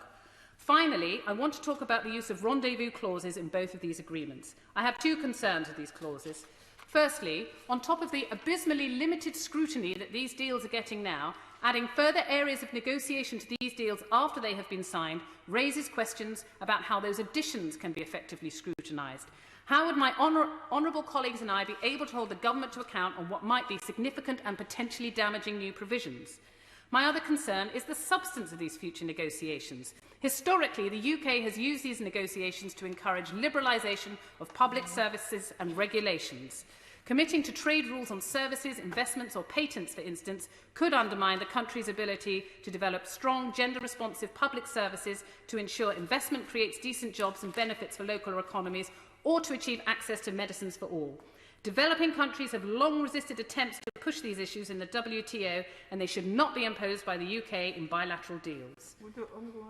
With pleasure. I thank the Honourable Lady for her generosity in giving way. And on that point specifically, the UK is, these trade deals are often, as she says, imposing, requiring that complex services be admitted from the developing country, whilst at the same time not providing the support to those countries in order that they can export their products and serve to the high quality standards that we have in this country. Does she agree that unequal use of legal and other powers is detrimental to the development agenda? I thank the Honourable Lady for her intervention, and I absolutely agree. I think the main failing of these trade agreements has been the real failure to support development in both of these countries, and that it's not in our long-term interests in any sense not to be supporting the local economies in every way that we possibly can. Trade deals have real potential to foster improved regional trade, protect human rights and support environmental protections. But parliamentary scrutiny and dialogue are crucial to achieving these goals. These deals are doing nothing to raise standards. With pleasure. I thank the honourable member for giving way. Does she agree with me that it makes a mockery of parliamentary scrutiny for the government to say that we cannot have a vote on the UK's deal with Cameroon today because we already had a debate on the EU's deal 11 years ago, especially since the main objection many of us have had to this Cameroon deal is the campaign of violence from the Biya regime against the English-speaking population of Cameroon, which began just 4 years ago. Perhaps, as well as buying us a new royal yacht, the Trade Secretary might look to buy us a time machine as well. I thank the Honourable Lady for her intervention, and mockery is the exact word. That is absolutely right. The government are treating this House with utter disdain. These deals represent not only a missed opportunity, but present a real danger of contributing to environmental damage, eroding women's economic rights, and undermining developing countries' ability to create a policy agenda that benefits their citizens. Will the Minister take advantage of the UK's opportunity to shape the future of the global trading system by striking considered trade deals that rise to the opportunities and challenges that face all of us? Thank you very much, Mr Deputy Speaker. Minister. Thank you, Mr Deputy Speaker, and my thanks to the Honourable Lady, the Member for Richmond Park, for tabling this debate. And I'd like to thank other Right Honourable and Honourable Members for taking part today. We all know that trade is a key driver of economic growth, which can trigger positive changes in a country's economy. It helps to raise incomes, create jobs, and lift people out of poverty. And of course, it's been this trade liberalisation over recent decades, sadly not embraced by so many on the left of politics, which has lifted more people out of poverty more quickly than ever before in human history, something which should be celebrated. Between 1990 and 2015, as trade liberalisation enhanced market access, the percentage of people across the globe living in extreme poverty plummeted from 36% to less than 10%. We want no country to be left behind without the full benefits of free and fair trade, and we're determined to help people around the world get ahead on the strength of their enterprise and ingenuity. It's therefore excellent news, Mr Deputy Speaker, that the agreements that we've secured with both Ghana and Cameroon provide tariff-free access to the UK market. This will provide a huge boost, encouraging export-led growth, as well as supporting and creating jobs in Ghana and Cameroon.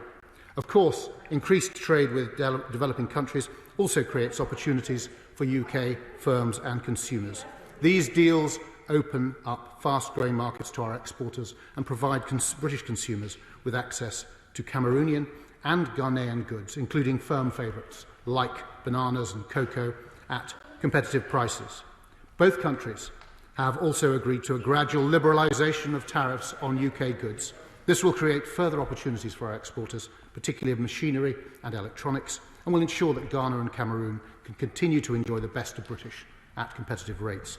These agreements will ensure our trade with Ghana and Cameroon continues to blossom and will support jobs, economic opportunity and living standards in Africa, here and at home. And I'll give way to the Honourable Lady. For giving way. I've listened carefully to his response so far, and he talked at the very beginning about supporting the economy and increasing employment and all of the other great things that we hope to achieve through our trade deals. But could he be more specific as to how this trade deal is going to help that? I listed in my speech a number of different ways in which I believe this trade deal is undermining progress towards those goals. I'd be very grateful if he could give us a little bit more detail.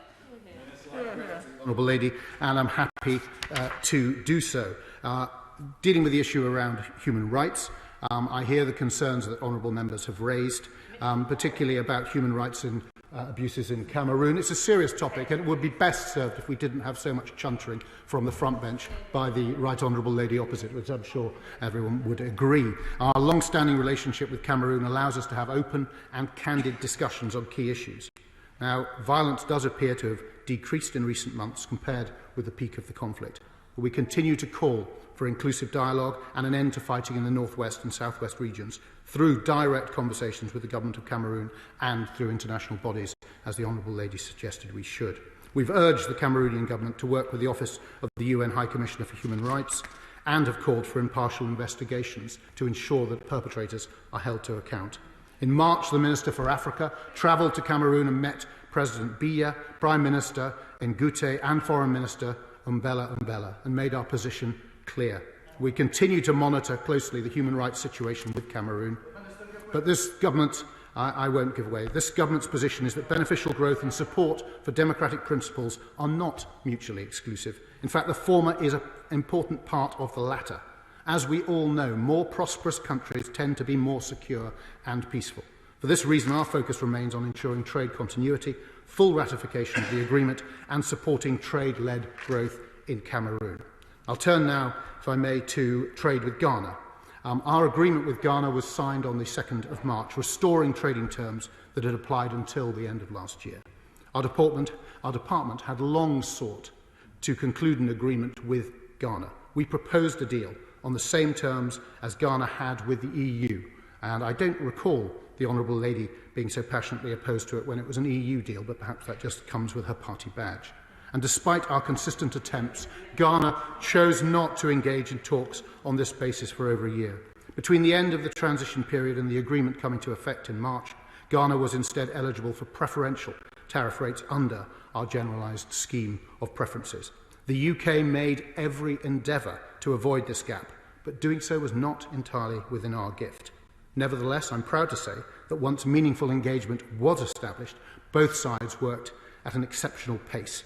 We were able to minimise disruption to businesses by concluding negotiations in record time, and we look forward to working with Ghana fully to realise the potential of this agreement to provide vital jobs and livelihoods, as well as strengthening our long-standing ties.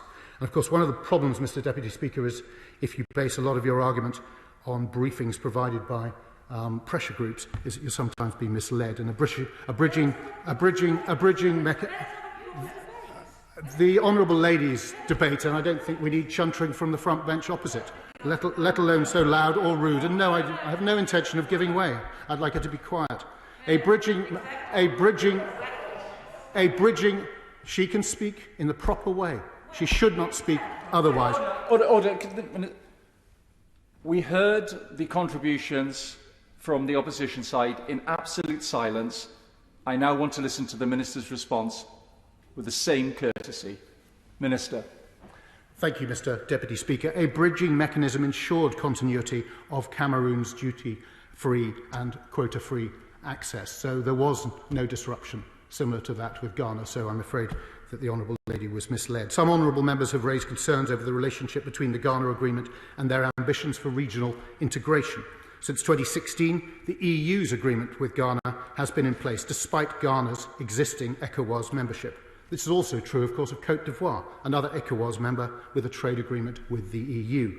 Now, although this debate doesn't concern Côte d'Ivoire, it's worth noting that we have also rolled over this bilateral agreement. We're working closely with their government to develop our relationship further. Both the UK's agreement with Ghana and Côte d'Ivoire include provisions from the EU agreements on working towards a future trade agreement with the West Africa region. We look forward to discussing this prospect with our West African partners. On scrutiny, I don't know how many minutes I have left, not many. Just to say on that, it's important to note that Parliament already has had that opportunity to scrutinise existing EU agreements, and as with all continuity agreements, we followed the statutory process of laying agreements under the Constitutional Reform and Governance Act. But in line with this government's commitment to transparency, we went well beyond the statutory requirements of CRAG and provided comprehensive information to Parliament to support its scrutiny of our trade policy approach. On the rendezvous clauses, our agreements with Ghana and Cameroon retain provisions from the original EU agreements which provide for further negotiations relating to specific aspects of the treaties. For example, a provision to negotiate further commitments on sustainable development with Cameroon. This is in line with the principle of providing continuity of effect, which has guided our approach to all continuity agreements. The parties aren't obliged to make changes, and any updates would be negotiated, and changes to treaties would be subject to further parliamentary scrutiny. Turning now, if I may, preferably without further chuntering from the front bench opposite, to the concerns honourable members have made regarding the environmental provisions in these agreements.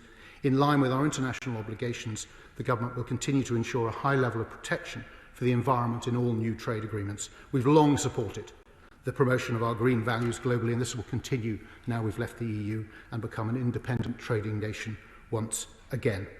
Mr. Speaker, the UK's trade agreements with Ghana and Cameroon secure liberalised tariffs for businesses and pave the way for further economic growth as the world seeks to build back better from COVID-19.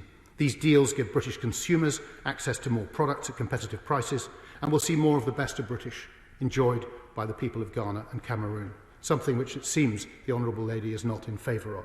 I can assure the House that we remain alert to human rights and environmental concerns at all times, but by encouraging greater trade, unlike, it would seem, members opposite, we believe that that gives us an opportunity to offer a hand up to those most in need by creating the opportunities and employment they need to rise out of poverty. And if we took the suggestions of the members opposite. We would do the opposite. We would close the door to those countries and their people to prosper and grow. These agreements are further evidence of global Britain's determination to champion free trade, something which so clearly doesn't have many advocates on the opposite side of this chamber. We will champion fair trade, free trade around the world, which fosters growth, creates jobs and raises living standards for all.